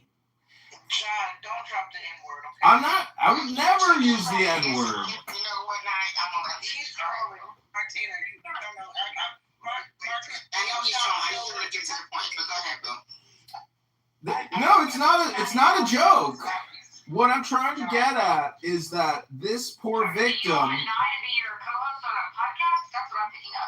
100%, we're doing it right now. What right spaces have you gone in and they said the N-word with the R-E-R is our holy word? I have it. You can watch my YouTube if you want. It's on my YouTube. But anyways, that's not the point of what I'm saying. What I'm trying to get at is if I really have no point about this guy, but the. Well, let me just say this. Let me just say this: that the victim. Well, you guys are going to be here all day. This is like 60 seconds for you. You guys will be here for hours. Hello? John, I found the clip of his attorney. It was Myron Gaines. All that beautiful game footage. Yeah, the clip is 5 minutes. I'll play the whole thing, but if y'all want me to stop at some point, because it's too long, let me know and we'll stop if you want to talk about it. But okay, so this is Myron Gaines talking to a federal defense attorney or former Fed and self-defense attorney. This is what the caption says. His name is not here, but here we go. Let's set it up. Here's a tweet that comes from a guy named Mary King. He's been kind of getting updates on the situation. I think him and Chud are friends. But here's what he said. This was a couple of hours ago. Quote, Chud update. Here's the fun facts that you'll see developing. The entire exchange was live streamed on Pump One. That's the streaming service I was telling you guys about before. The stream shut down at the first gunshot due to an automated AI response system. The stream is being subpoenaed. The facts according to over 100 witnesses watching the live stream. Chuck told the guy, quote, I hope your day gets better, God bless, end quote. Then it goes, Chud had already walked away, was about 7,200 yards away.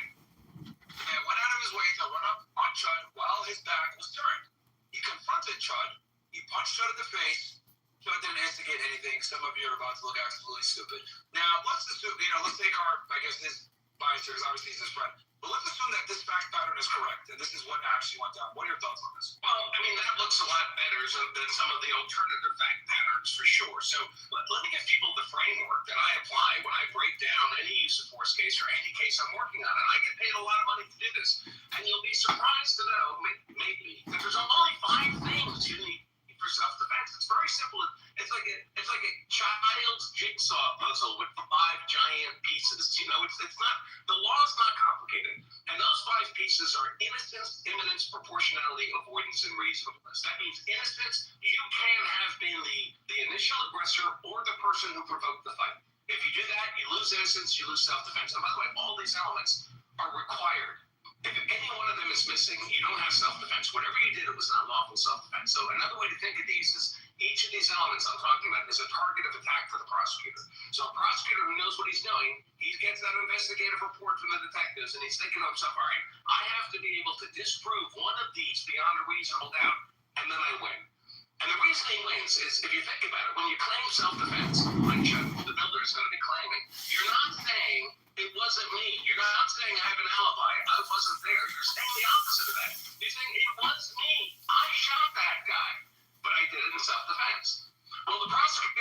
if he can defeat one of those required 5 elements and self-defense goes away, the only thing that's left of I shot that guy, but it was self-defense is I shot that guy.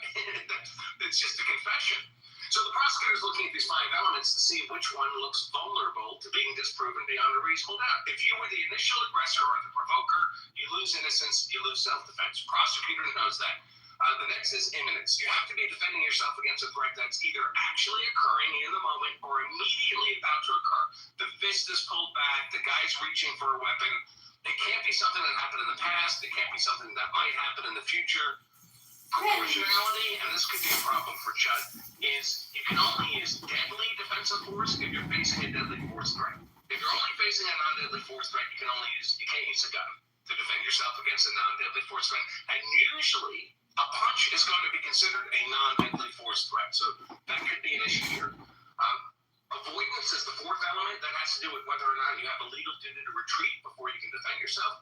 Tennessee, like most states, is a stand your ground state. So in otherwise lawful self-defense, you don't have a legal duty to retreat. But what if the self-defense is not otherwise lawful? What if it has some other defect? Then you, even in Tennessee, which was one of the first stand your ground states, you can reacquire a legal duty to retreat. And then finally, reasonableness. And this is a broad target of attack because it just asks generally, would a reasonable and prudent person do what you did? And let's face it, anyone who's a social media provocateur is doing a lot of stuff that's kind of outside the Overton window and does not look reasonable to a normie jury. I mean, just imagine a typical juror in this, little town in Tennessee. Most white people have been socially conditioned their whole lives to viscerally recoil if they were to see a white guy call a black guy the N-word to his face, right? They don't consider that normal. They don't consider that reasonable. So that could be an issue. Now, of course, we don't know that happened here, but so what the prosecutor is looking for is, well, did Chud prove this fight and complicates Chud's claim of self-defense.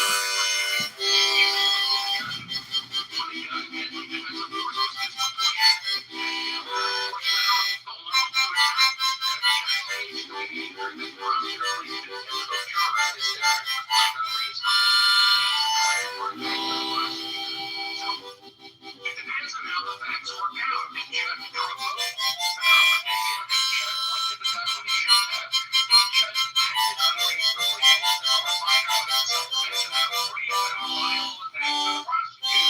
Of course, if Chud don't do any of that, if the acts we just heard justified to be he was basically innocuous, minding his own business, getting back on the line, didn't provoke anybody, had reason to believe he was with a deadly force attack, which is required to either death or serious bodily injury, that he had reason to believe this, that he wasn't expecting to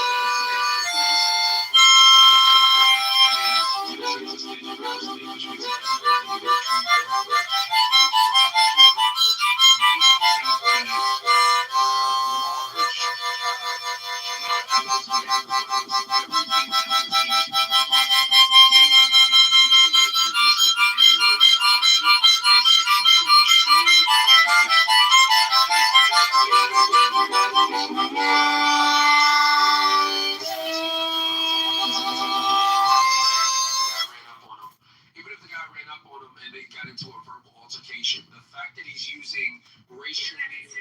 That's assault, right? Like, period, right there. Him using that, that's considered It's assault, 100%. If you use provocative language to stir the passions of a person that you know is going to provoke them to violence, that's definitely assault, right? But even if he doesn't even have to be charged with assault. He just needs to. The prosecutor just needs to basically dismantle the self-defense.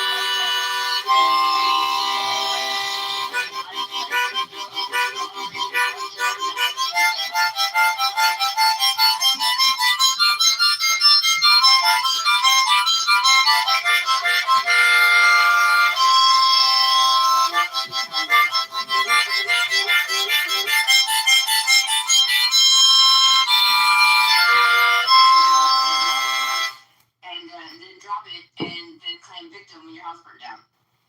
No, you don't get to claim victim in these situations.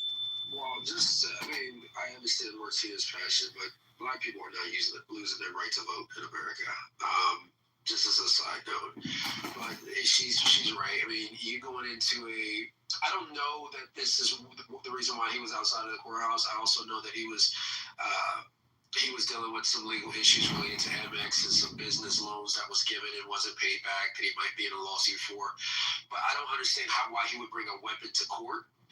Even if he did have somebody with him that he'd hand the gun to, it just doesn't make sense to me if he was How actually. many feet do you have to be away from the courthouse to carry with a weapon? So I know literally there's like X amount of feet you have to be away. You can't even go like up to the steps of it. I have no clue actually. I'm not. I don't live in Tennessee. And again, I'm not an attorney, but I do know that you can't. I mean, I just basically know you can't bring a gun into a courthouse if you're not a peace officer, an on-duty peace officer at that point. I know they do have lockers sometimes for people that are bringing a weapon. This is Tennessee. It's a southern state. It's a right to carry state. So I know they have open carry laws in Tennessee and can still carry, but it might be possible that he was there for some protest. I don't know. I haven't seen any of this information.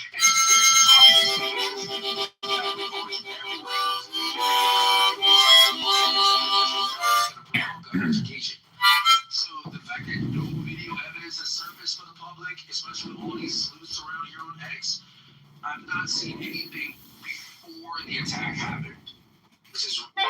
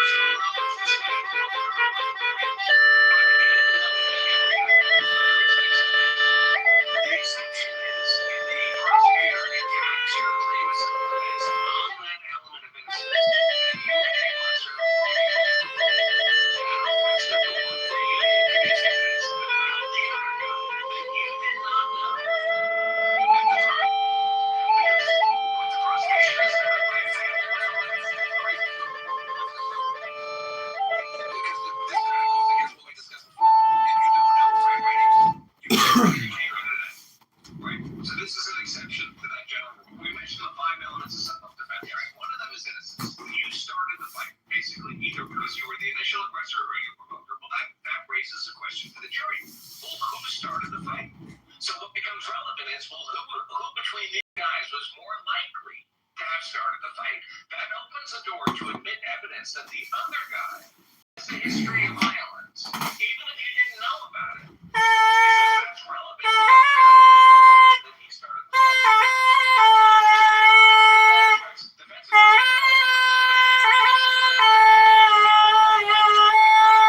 On this issue of provocation, I want to bring in that other guy's entire open the door to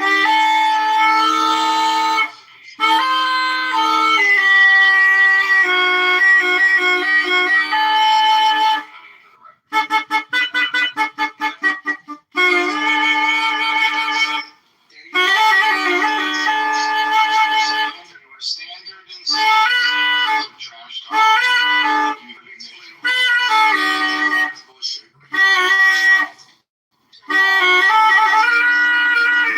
Evidence as to the original.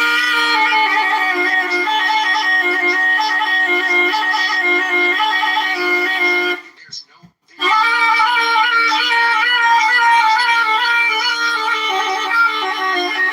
claims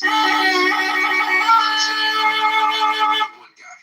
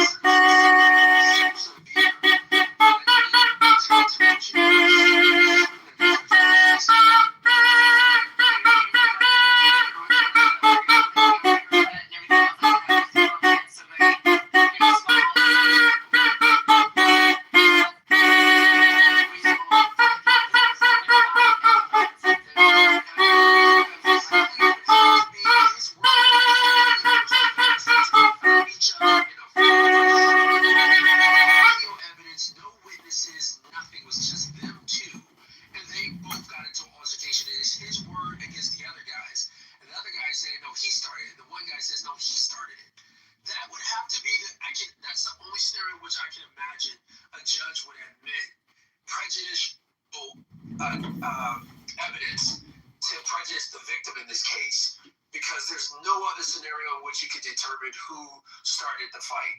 And then he might have a point. But I find it very hard to believe that that's the case, especially because people are saying that it was being recorded, it's live stream, which means it's likely backed up somewhere in the cloud. That there were no witnesses would have to be there, which would mean that it was which we know is not the case. So this cockamamie legal maneuver that he's proffering here would only have to be accepted by stupid people to believe that's even a viable option in this case. Unlike the judge is just so beholden to against this guy that he's willing to admit that, which is crazy.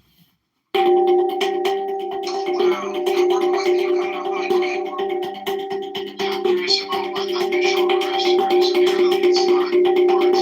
It's actually sort of insults and actions from friends. Like, I can smash your face today. You cock it and see what happens. Get outside. There's another thing that crosses the threshold.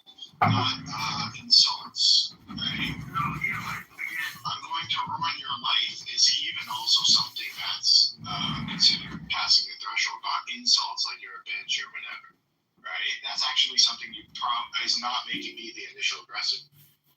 So here's the thing, right? If he was to go up to a guy that was minding his own business and called him a name that created a confrontational environment,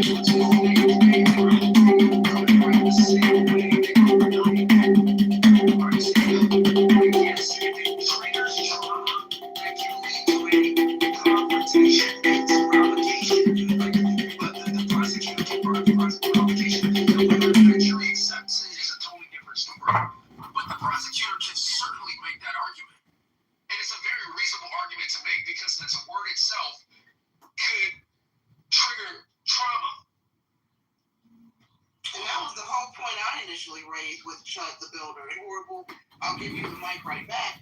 My initial claim was the same thing. It's like, sure, everybody wants to say freedom of speech, and that's fine. Say what you want to say, do what you want to do. But you're going out, and by I'm speaking in general, you're going and actually putting myself in the position of Chud the Builder. You're going into spaces where there are people, where there are strangers, okay? You don't know the mental state of these people you're going up to. And if you're saying words that you know have a harmful historical context, and you know can possibly trigger a violent reaction, you are responsible for whatever happens to you if you get your head knocked off if you provoke the wrong person. That was the exact point that I've been trying to make. And it's odd, I made that point before we even knew what happened outside the courtroom, right? When we were talking about it on this app. And we still don't know exactly what happened. Right. Well, let me say specifically, allegedly, according to reports, the victim said he told Chud, I have PTSD. And then the family said in the GoFundMe, he's got some mental disabilities. So it goes back again. Well, one time I was getting evicted, and so I called the legal aid hotline, and an African American who I told, I had PTSD, he said, I'm from the ghetto, motherfucker. We all got PTSD, bitch. And so I'm just trying to say that, well, listen, it did happen. Hello? And what I'm telling you is that this fucking Chud the Builder, this is actually in a way what he wants to happen, meaning that there are these accelerationist neo-Nazi pieces of shit out there, and Pepe is one of them, and there's other losers on this app that are the same way, and they're losers. But see, for a loser to get national notoriety with a stupid fucking name like Chud, and he's not building shit except his own grave, this is the problem with our focused concentration and the content of the media.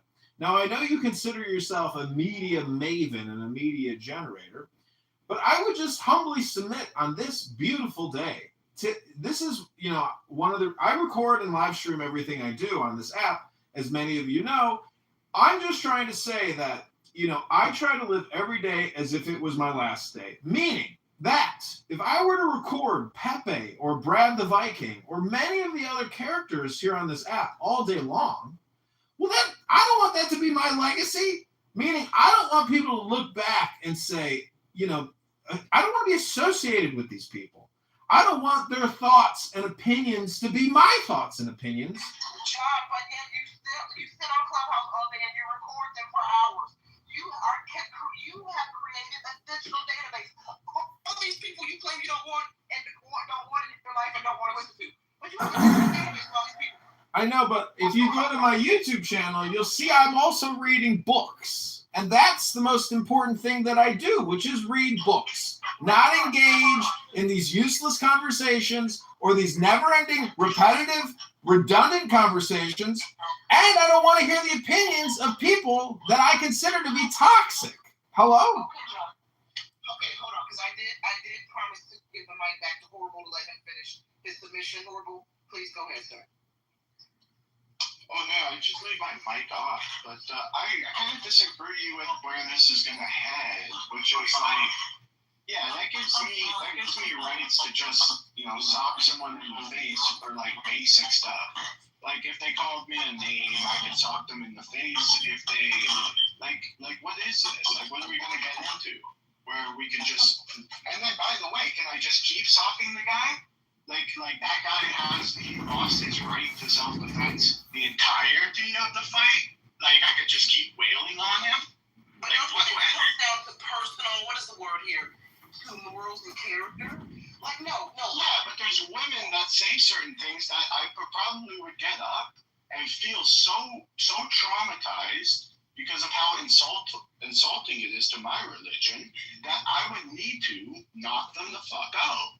As a women, You're kids. horrible. You're inverting this. You're inverting this. I don't think you're taking the right response. I don't think I should be allowed to go around knocking No, people's but you're horrible. You're inverting it. It's not whether or not the black guy should be allowed to go hit the guy. It's whether Chud the Builder should be allowed to draw his weapon and shoot a guy. That's the difference. We're not talking about. It's likely that if Chud the Builder had fended off this other Picking guy, my nose. You called me picking my nose. was he the aggressor? Was the We black saw guy the him aggressor? picking Was his the black nose guy live the on black guy? camera. Then we can have- Bordergate.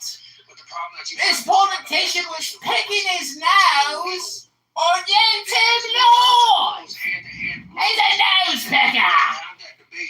Oh shit, he hit him first or no? And I still feel like I didn't even get the booger. The conversation here accelerated that. Bordergate. About his gun. Now it's no longer about whether the guy should be allowed to do it. Now it's about whether Chud has the right to shoot and kill people. That's the right to shoot and kill. That's what I'm trying to tell you. He has the right to shoot and kill people. He's not going to listen to the guy who should put it in.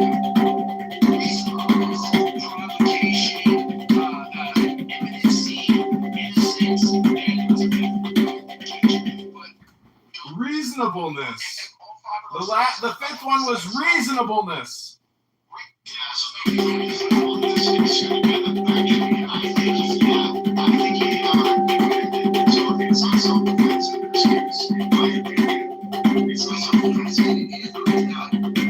I changed my mind. It's not now. It's not now.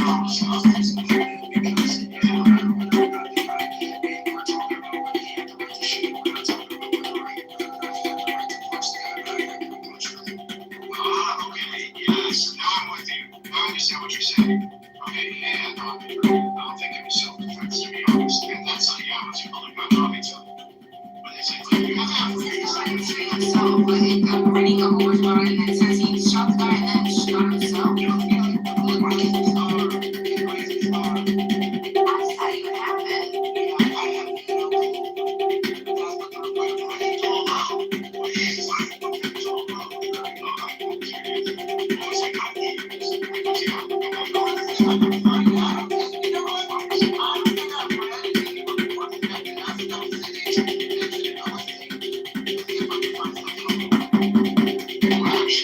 happen.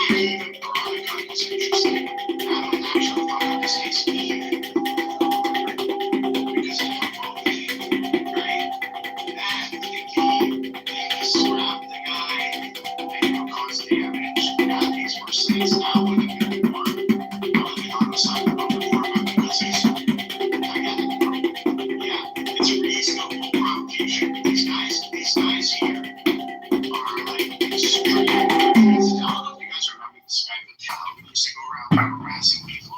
Yes. Yeah, he's like in prison now, I believe, because he's tried that in a country that they don't fuck with that shit. But yeah, he's a problem too. Like these guys don't do this. You know, Did you say Somali? no, the Cali. I think it was in the Philippines. But I'm not entirely sure. But yeah, okay. So I'm reading here on ABC News, it says that the Montgomery County Sheriff's Office and the District Attorney's Office did not disclose the specific make, model, or caliber of the firearm used. But to that point, somebody raised this point the other day in a clubhouse room. Shud's viral videos or his content where he's going up antagonizing and provoking people. It's very interesting because we've always tried to figure out why he had the gun at the courthouse to begin with. But someone could argue, if the prosecutor used any of his viral footage.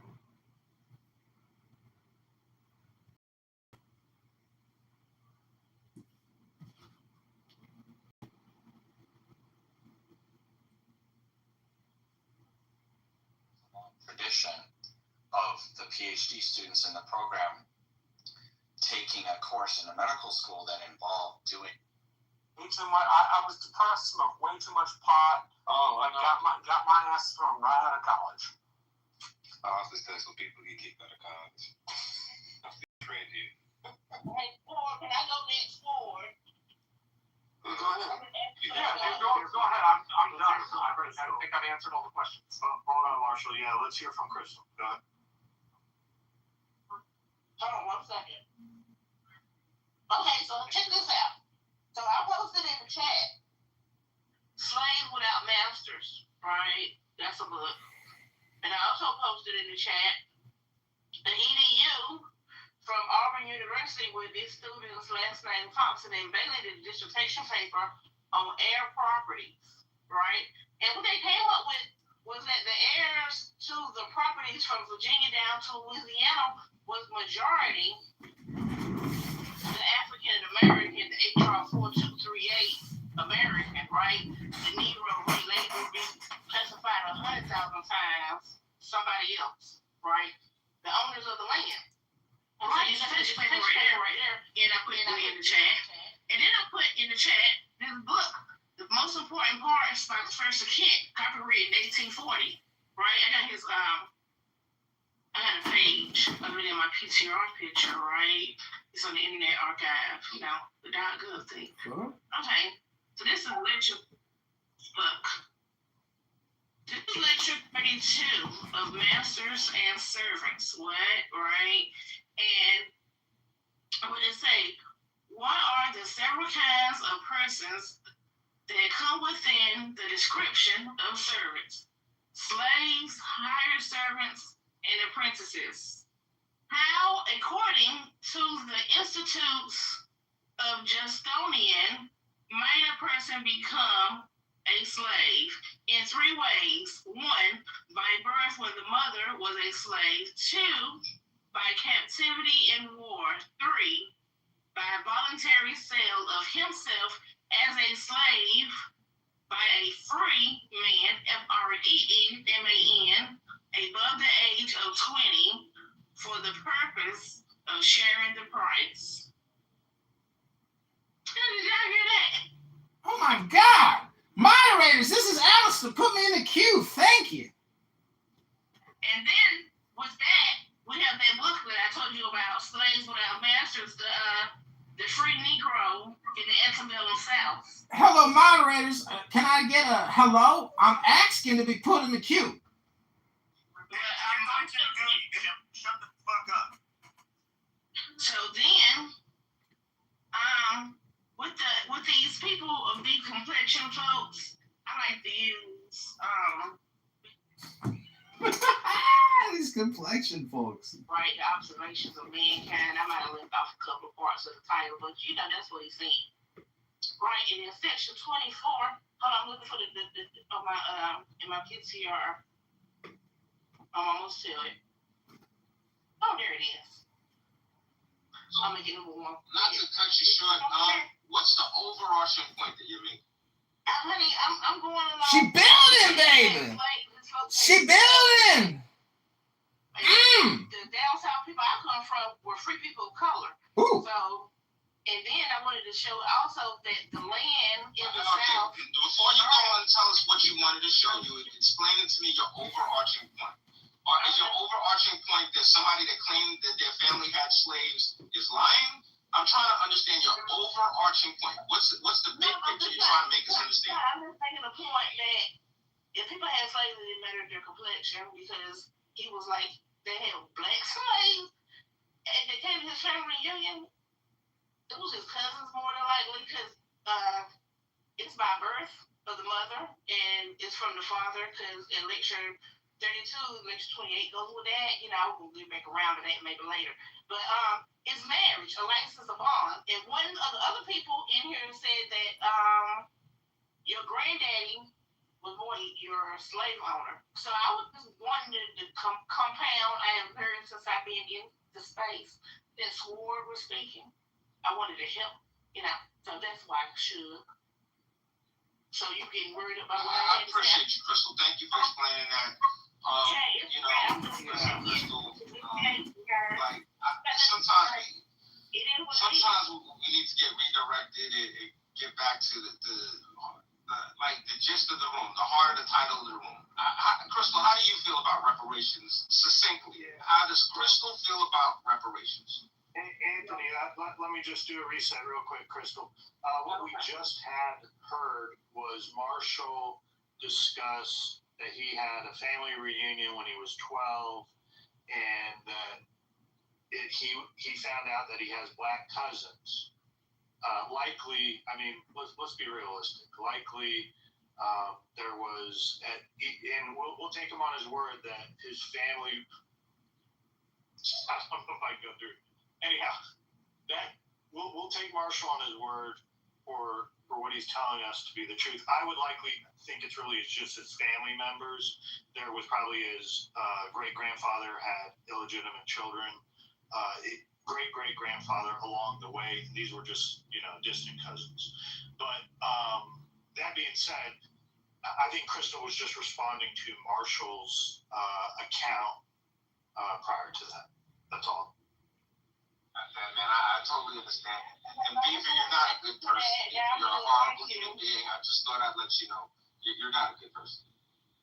That's a shame that Marshall's not still here. I wanted to ask if any of his silverware went missing after he met his first his black relative.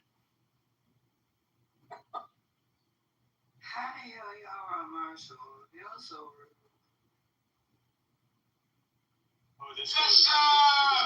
Supla is in the building. She is in the building. Yo, man, listen.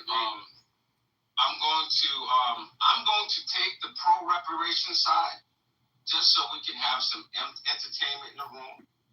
I'm going to support reparations in this room. I'm going to be the staunchest supporter of reparations. There is a debt that needs to be paid. All right? And, if we want to see America be great again, we need to pay reparations. That's the only way. It's a stain that we haven't atoned for in this country. And the only way we can get that stain out is through reparations. We can't build a time machine and go back in time and right the wrongs, but we do have to pay for what our ancestors did. So, I don't care what anybody says. We need our reparations, and we need them now. Yo, can I ask a question?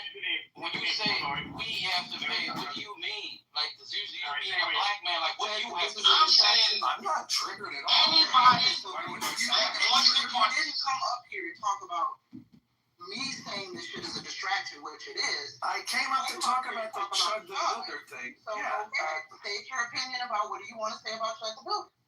Well, I came in to correct you when you were saying that he was going around harassing black people. He was. That wasn't. Well, that's your interpretation. I mean, the Chud the Builder. What do you call it when you go up to a black person? You interrupt me every time, lady. Why do you have to interrupt me every time? We're going to have a dialogue. We're going to have a dialogue. It's not a dialogue. That's a rude, controlling, manipulation tactic. It's not correct. Do you hear me talking? That's rude. Well, because I'm a rude. Because it's your room, you get to be a bitch. Stop. And hand in your pants. You might get off the stage right now.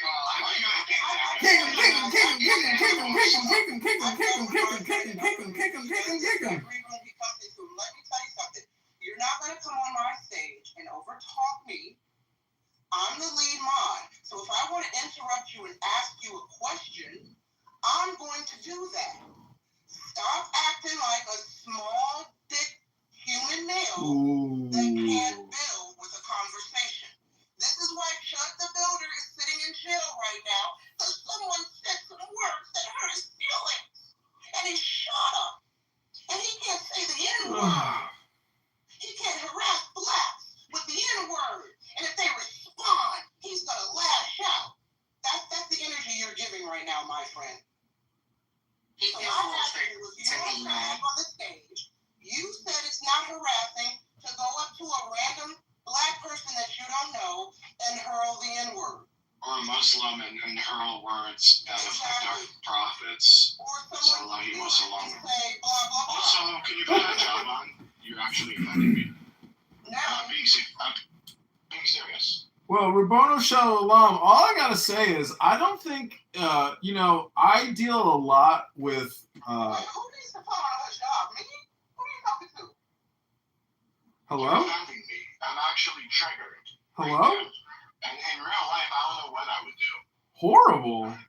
He's okay. I swear to God, wallahi. Wallahi. Why don't you put a fucking red job on? Wow. Put a job. Oh boy. You know, why can't people learn how to act right? You know what I'm saying? Like, what happened to fucking manners? Shit.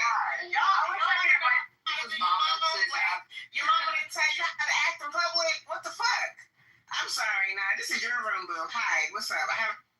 Hello? Hello, moderators. This is John. I'd like to be put in the queue. Yes, we know you, John. Be quiet. Excuse me? Did you just tell me to be quiet? I was talking to a moderator, and I asked the moderator to be put in the queue.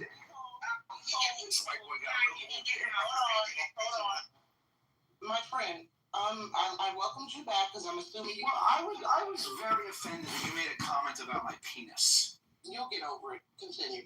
Well, you're a nigger. Well, now look how you got to go with the vocal lane right now. Don't even boo him. Don't even boo him. Your mother's a nigger. See how that works? No, my mother's a white Jewish woman. Your mother's a nigger. You come Oh, from a long line of no. niggers. Your mother's a Jewish woman? Yeah. Hitler did burn her bloodline in the oven. Okay, fuck you, nigger. Now you understand why people like you. You see how that works? Now go to the Google. You limp dick, low vibrational devil. You know, I just want to say something, Nye. You could actually be accurate about a little penis. You know, like who knows what he's packing. But I'm not really interested in whether or not he's packing or he's lacking. What I think is interesting about Chud the Builder is that the name itself, Chud, which is like a scrotum or like a dinghy or something inferior and pathetic. But then you get the builder part. The builder part is the transformation of the Chud into something. Wait. Hello? Wait. Because I don't want Martina to leave before Martina. I did not get your opinion on the Odyssey. So if you leave, you gotta come back, sis. Girl, you gotta show me some hard ass. Let's move on. I can't take it no more. I'm not used to these hostile rooms. I go in rooms about movies. I don't do this shit, okay? You don't come for me. It's 2026. Don't. We ain't got to. Look at my PTR. I ain't got time for this bullshit. Come on, man. I love you, girl. But yeah, let's go. Let me breathe. Oh, Hakeem is here. Hakeem, what's up, Hakeem? I'm already trying to get him up here. He's not coming up. Oh, Lord. This is just people. Kevin, what's up, Kevin? Kevin's down there. What's up? Oh, Lord. Come on, Kevin. I need someone. Moderators, isn't it amazing what the N-word... Let me say this. Hello? Before we move on. Let me say this. Guys. Oh, I thought the N-word meant Nye. What is that guy's name? Let me give my brother the proper honors. Hold on. Hey, no, we don't need to even.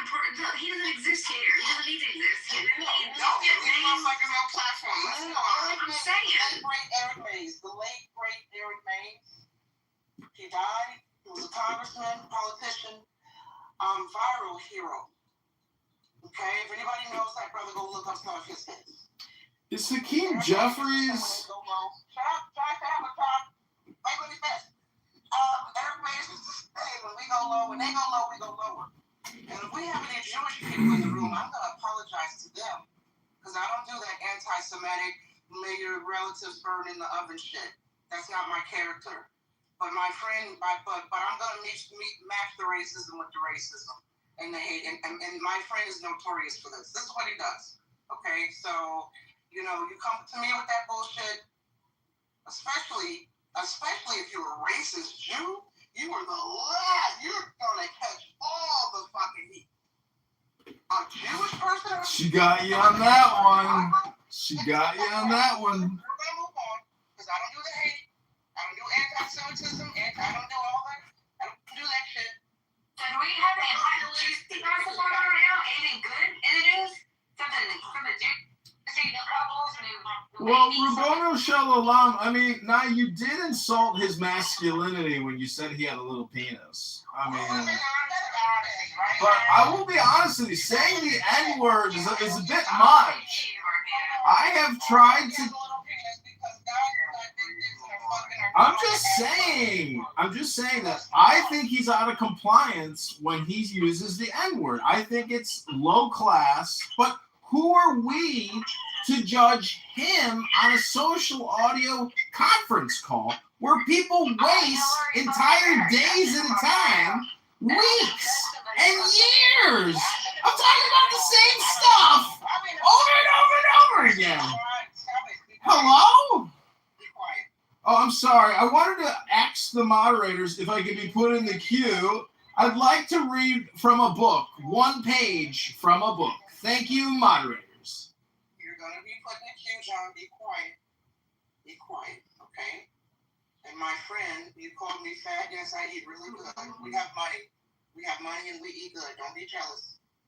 If you ate as good as I ate, your dick would be as big as my clit. But it would. Holy shit. Okay? And so now we're going to move on. Could you imagine if your clit was bigger than his dick? That would be a big clit. Yeah, I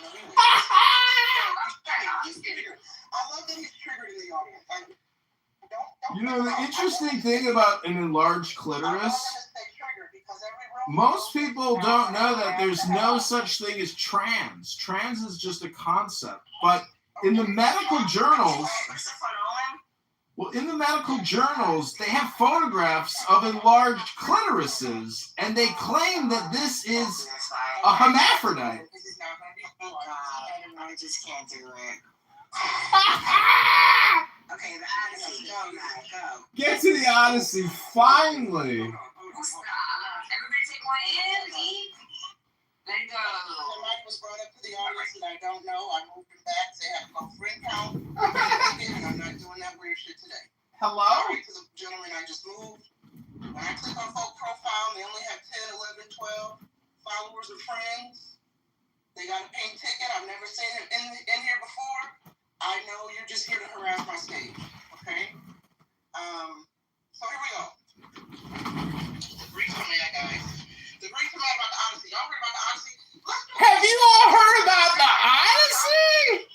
I can't wait to go see it. Matt Damon! It's not even Homer's Odyssey. But wait. From Reset, guys. Happy Saturday. Yeah. Press Hollywood.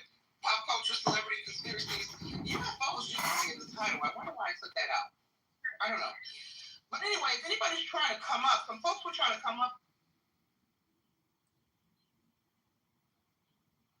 You cannot complain about the condition of America when you sat in my face and told me I gotta kiss your ass, but 25 billion already gone. It's gone. It's gone.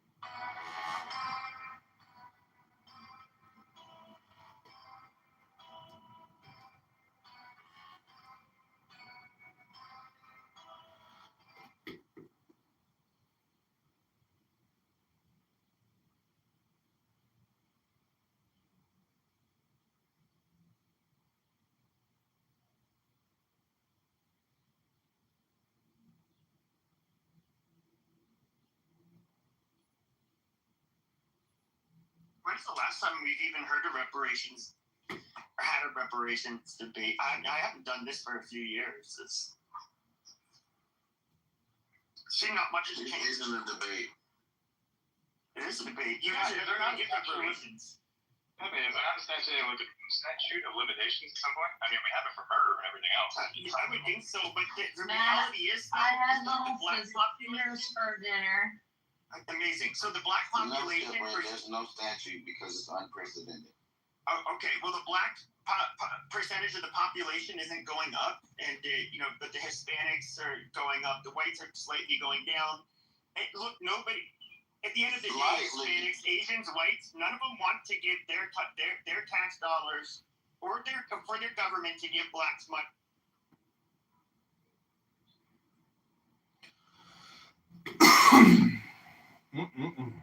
Lord.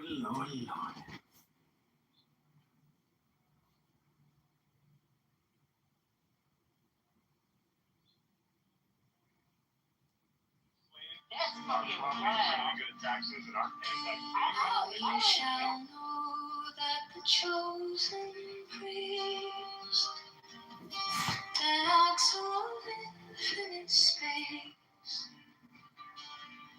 is the prince, priest, the beast. Oh no, the pastor. Let me look him up. And in his woman called the scarlet woman is all power given. They shall gather my children into their fold. They shall bring the glory of the stars into the hearts of men.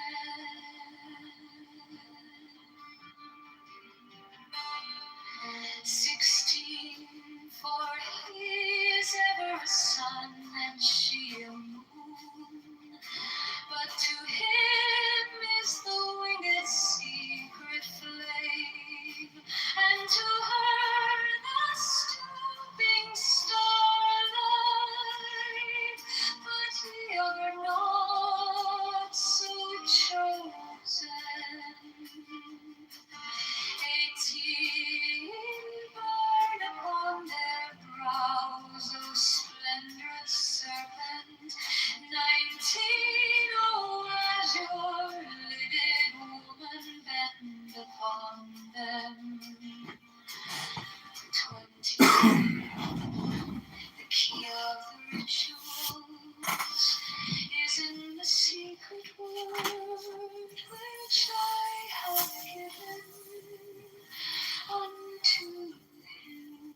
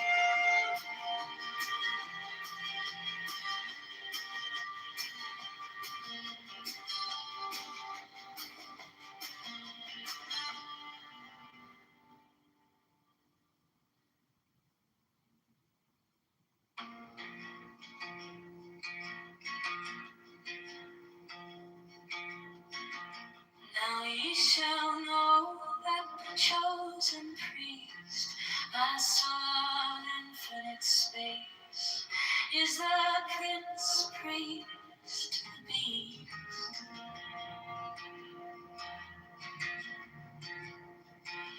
And in his woman, called the scarlet woman, is all power given. They shall gather my children into their fold. They shall bring the glory of the stars into the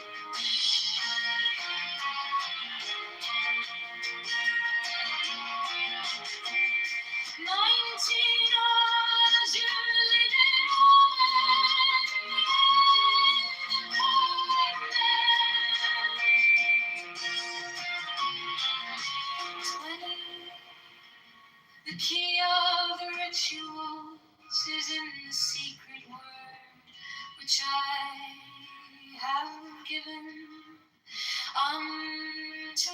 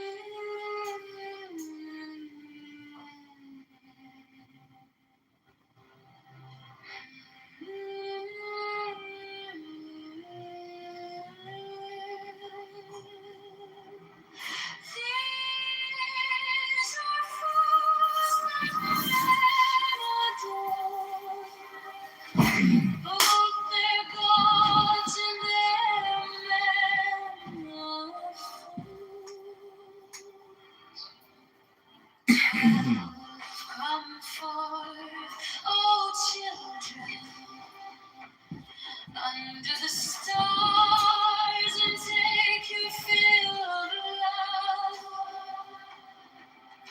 13, I am above you and in you, my ecstasy is in yours.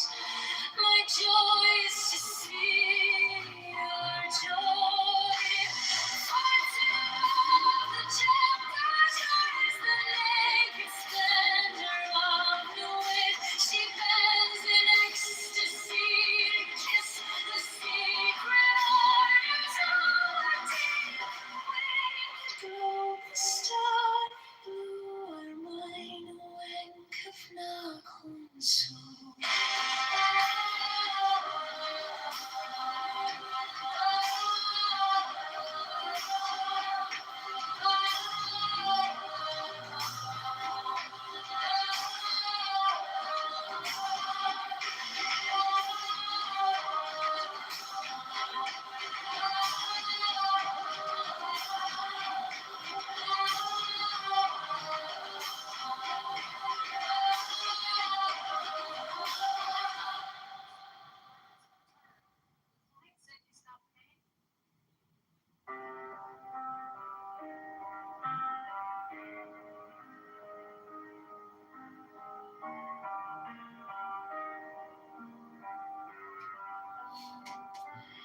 These are fools that men adore, both their gods and their men of fools. 12 come forth, oh children, under the stars and take your fill of love. 13, I am above you, and in you my ecstasy is in you. Hello? My joy. Hello? Hello? Yassine? Hello? Damn, my friend, you went hard R there. Wow, I wasn't expecting that. What's going on in your life, bro, that you got to come on a conference call to waste your... Oh, I know what it is. You don't read any books. I forgot. Oh, man. What happened?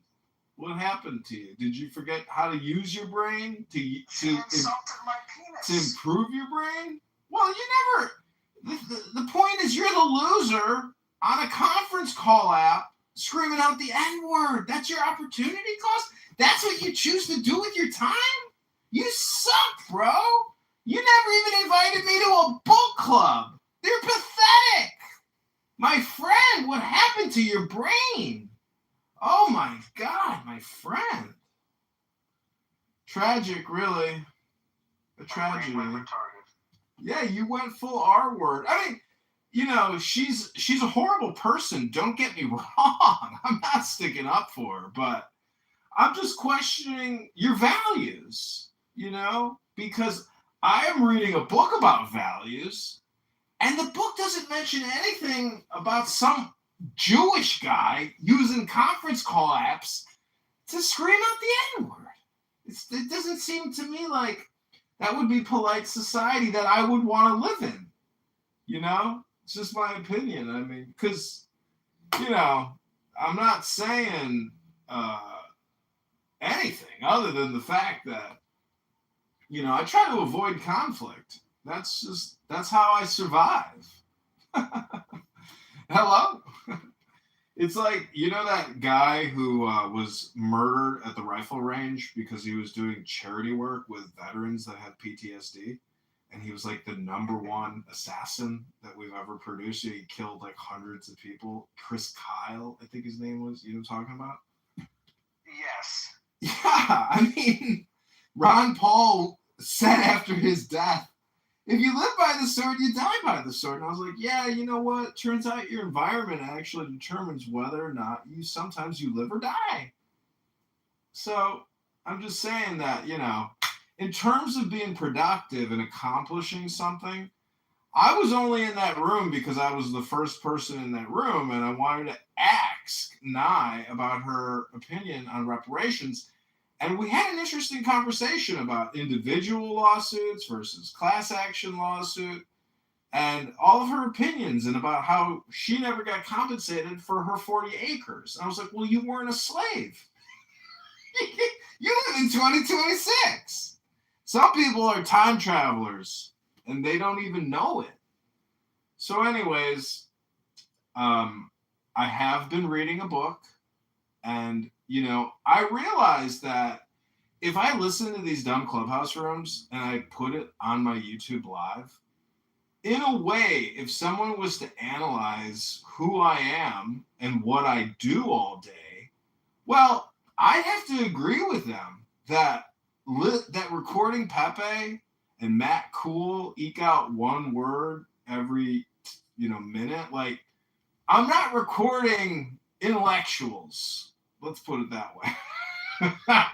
But I am striving to read books and claim nothing about, you know, what I've obtained or what I do or whether it's even work.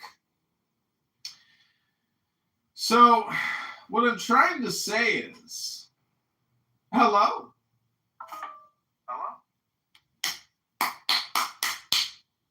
I've been creating more AI music, and I'm really pleased with it. I love AI music. I just sent you a new AI song in the text message. Oh, wow. I don't know if you're going to like it. You know, my AI music is kind of stupid and foolish. Your AI music is made specifically to elevate the brain, but my AI music is kind of a... No, that's okay. No, sometimes the stupid stuff is actually the best stuff, because if you want to really just like be at peace, you know, less is more. So like in Suno, I created a song just called Babyface. And it turns out Babyface, you can come up with some really cool songs.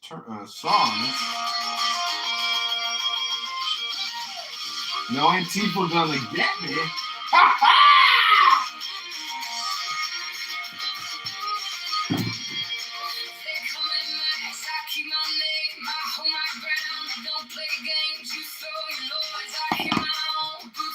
So you know what's so amazing about AI music is it's so good that I think, see, this is like what scares me is it's so good that if you think about your whole life and all the music you've listened to, you're like, oh my God, I was being programmed, you know? And there's all these different categories and genres that people have perfected, but AI essentially clones what they've obtained or created. Have you ever heard of a band called Bright Eyes? No. Oh my God, I don't even want to tell you. I don't even want to tell you. Should I tell you? Tell me, hurry up.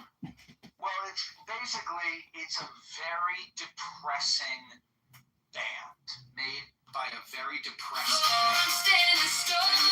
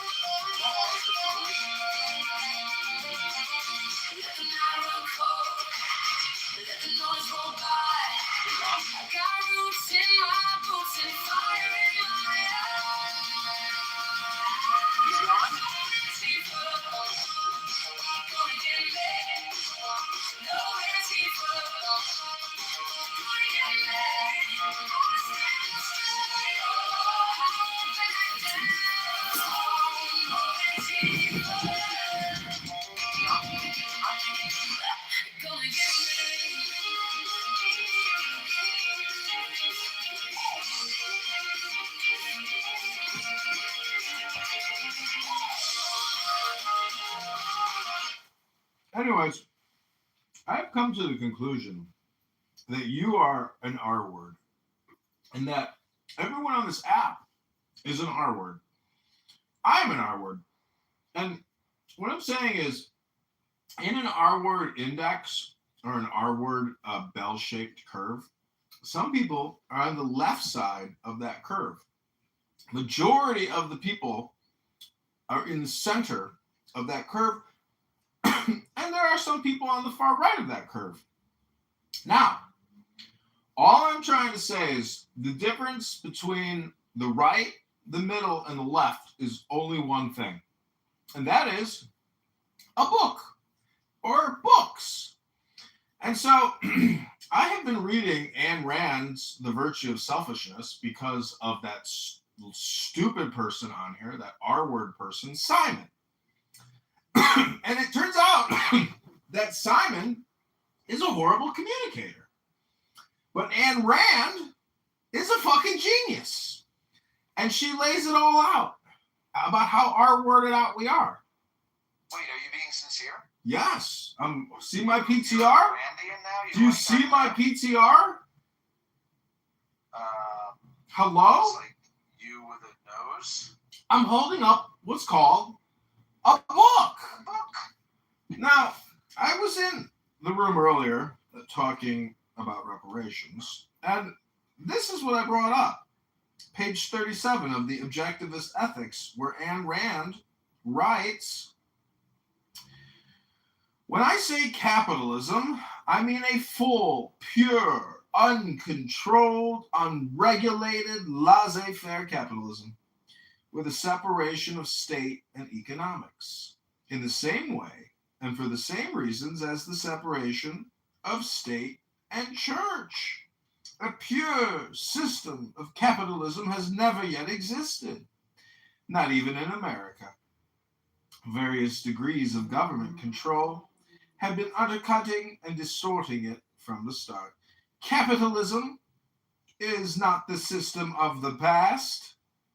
It is the system of the future, if mankind is to have a future." So, everybody's always talking about separation of church and state, but they never talk about separation of state and economics, meaning that the $40 trillion debt, like none of this would have been possible.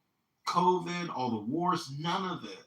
Medicare, Medicaid, all these bills, none of it would have been possible without the unity of economics and state.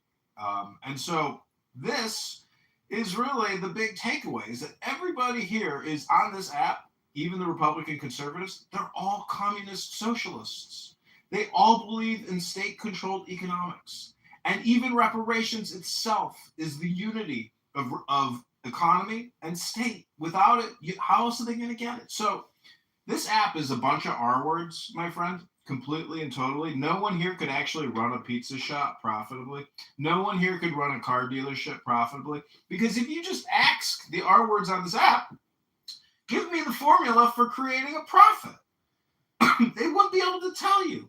Buy low, sell high, or cost of goods sold versus revenue equals, net profit, less all your other expenses, my friend. You see what I'm saying?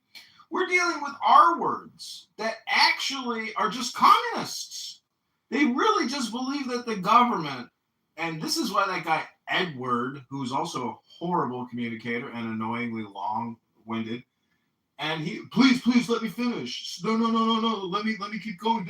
It's like, Wait, the Christian guy? yeah, Black Christian Edward. Oh, I like that guy. You don't like him? You think I like him, but he's also R word. Everybody on this app is an R word? I told you he's at the higher end of the spectrum.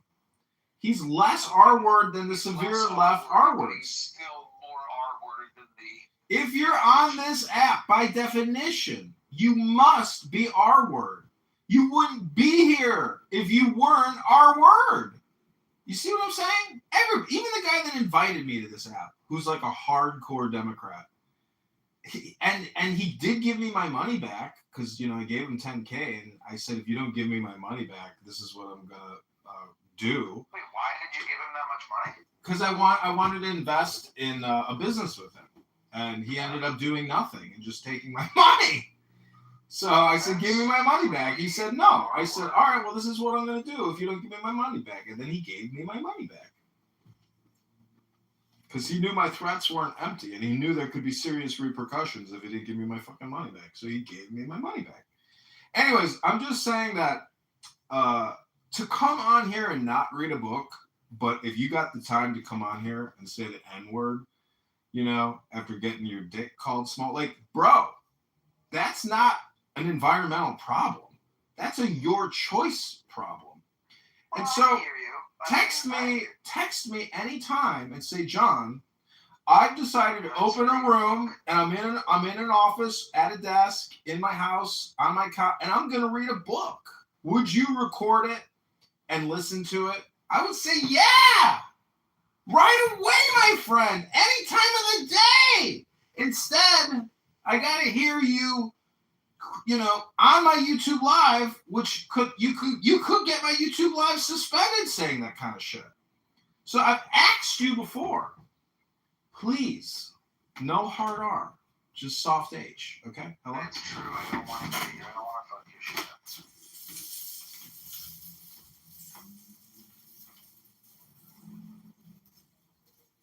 Well, you understand why I said it.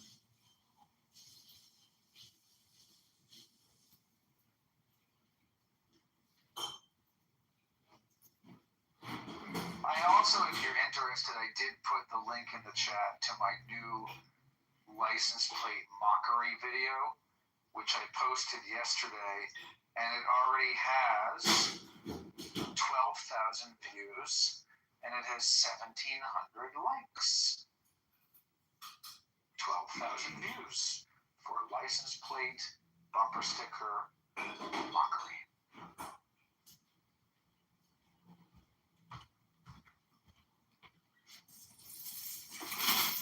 See, this is something I don't think you're getting, is that your time really matters. This video took about 3 seconds to make. No, what I'm saying is, if you are going to go on a stage with a chick like Nye, or anybody, the point is you can actually make that interaction joyful, funny, and intelligent. And it's just a you problem. Maybe you can. No, you can too. Just think about it from like the perspective that you're being hired by CBS, NBC, ABC to create family-friendly content. Because, having formerly worked at Google, and if you just do a survey of what is successful, it turns out that the family industry, it's the biggest industry, my friend. And so, again, like, do you actually want more abundance in your life, because you have that ability within you. And I mean, you haven't sent me one link to watch one YouTube video of one short, of one time-lapse thing of you working your knuckles raw on a back skit. Baby in a back skit. You see what I'm saying? Like, show me what you can do. You are being, I don't think you're being productive, personally. Because guess what is productive in 2026? Creating YouTube videos. Because the attention economy is the future economy of even now. It doesn't go away and your library will build. You know, you're doing it. But please show me what you got. Send me a link and say, John, look at this. I'll be like, wow, bro. Dude, let me post that link. And then next thing you know, you're like, dude, my YouTube account on this burner phone that I bought is building momentum. Oh my goodness. Did you see the one with the dandelion fritters? I don't know, my friend. I think I did. But see, I don't want old stuff. I want the new stuff. And that's what you're failing to do. You always keep going back. Oh, I did this, I did that, I got this, I got that. I'm like, show me the new one. Show me the volume. Show me something new. When I go out and people say, oh, you're John, I go, no, I'm New Johnny. They say, who gave you the name New Johnny? I said, that's my new name. They go, no, I don't agree. I'm New Johnny. I say, okay. They call me Good Johnny, but I want to be known as New Johnny. I'm always trying to exceed and excel and be new in the now. And so this app is highly addictive, not because it's addictive. It's actually just an R word index tent with clowns in it. And when you discover that you are a clown in a tent, well, guess what you can do? You can get out of the tent and take the clown outfit off and just put a camera secretly inside the tent and just record all the clowns. You know, you can walk away and just make money from the recordings of the clowns in the tent. It's a clown show. You're now producing the clown show instead of being an unaware somnambulist sleepwalking in a clown tent.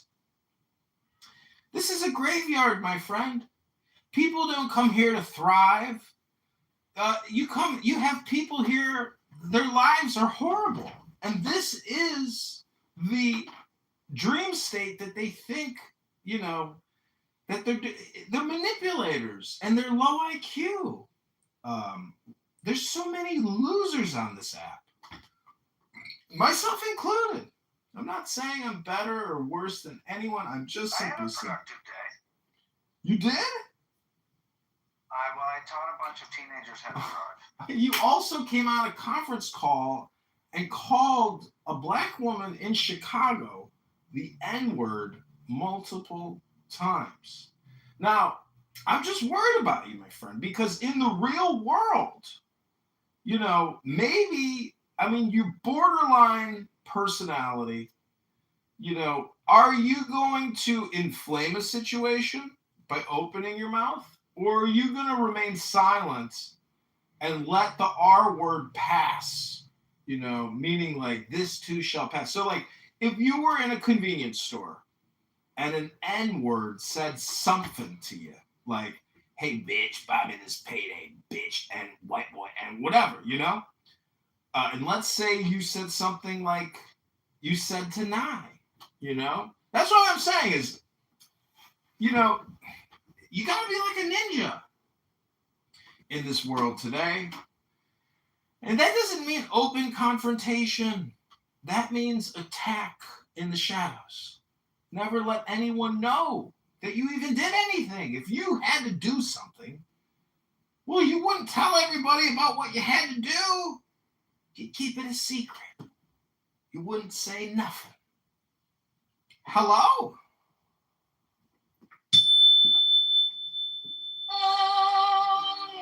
Is to see your joy.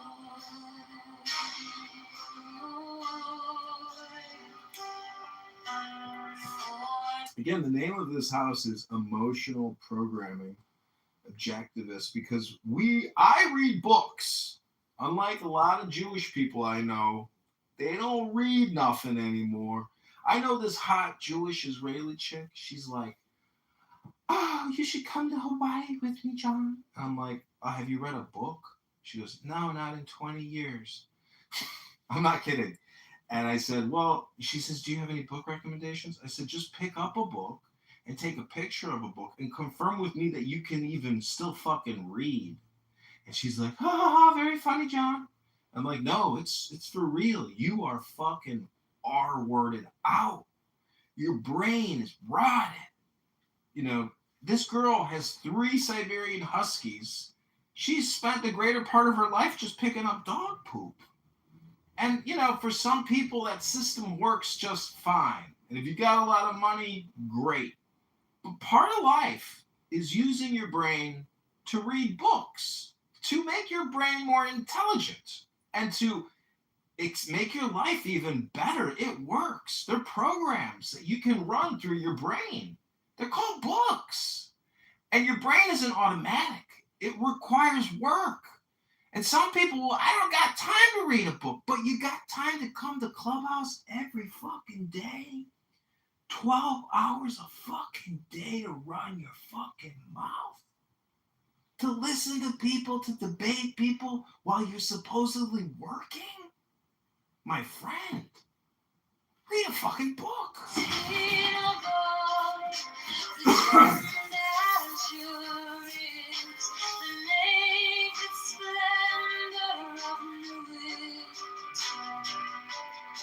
She bends in ecstasy to kiss the secret ardors of heaven. The wind and love, the starry blue, are wide awake of no sleep. My joy is to see your joy.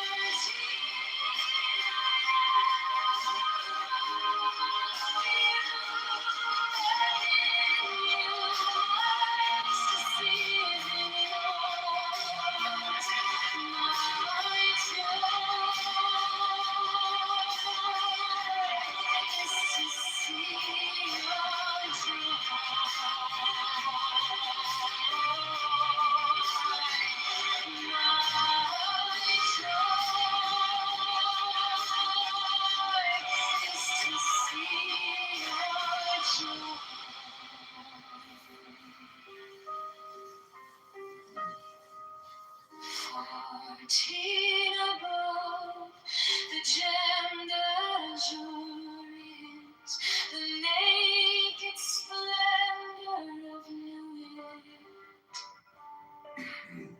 She bends in ecstasy to kiss the secret ardors of her need.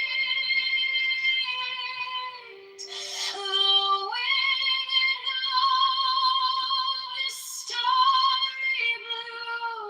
Her mind awaketh nachon su. My joy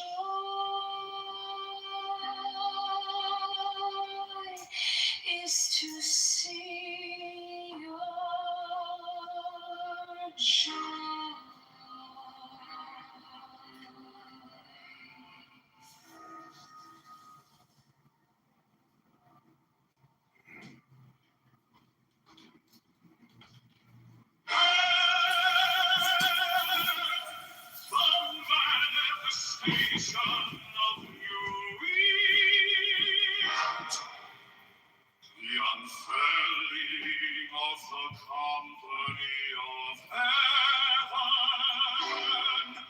Every man and every woman is a star. For every number is infinite, there is no difference. Help me, oh one of thieves, in my unveiling before the children of men.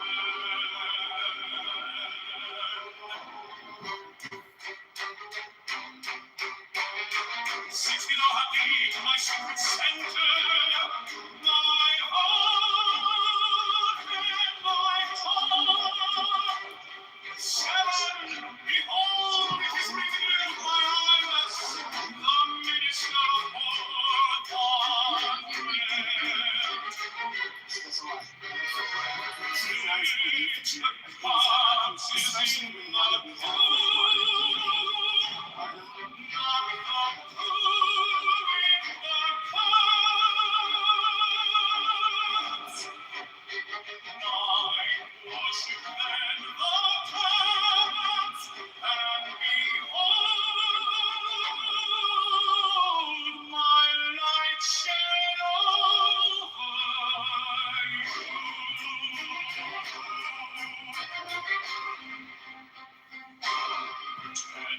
Let my servants be few and secret, they shall rule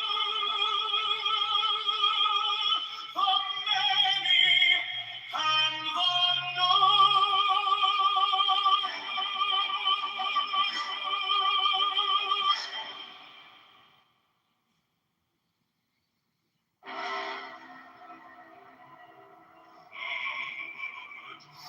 manifestation of night to the unveiling of the company of heaven. Every man and every woman is a star.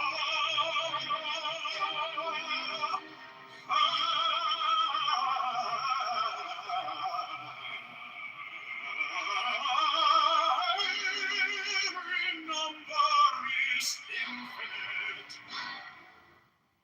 There is no difference. 5, help me, O warrior lord of deeds, in my unveiling before the children of men. God is my secret center, my heart and my heart. 7, behold, it is revealed by I was the minister of poor Patras. Because is in the who, not the who in the past. I worship in the camps, and behold my light shed over you.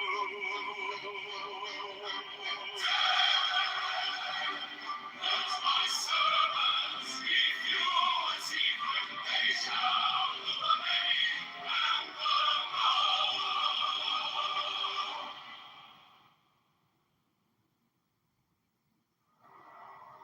mine is the head of the man, and my insight is keen as the hawk's. By my head I invoke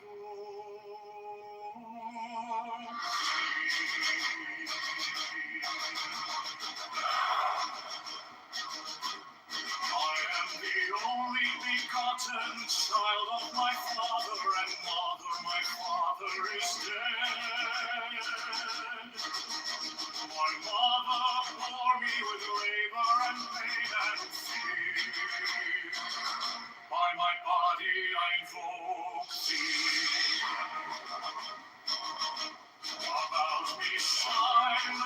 diamonds of radiance white and gold. By their brightness I invoke thee.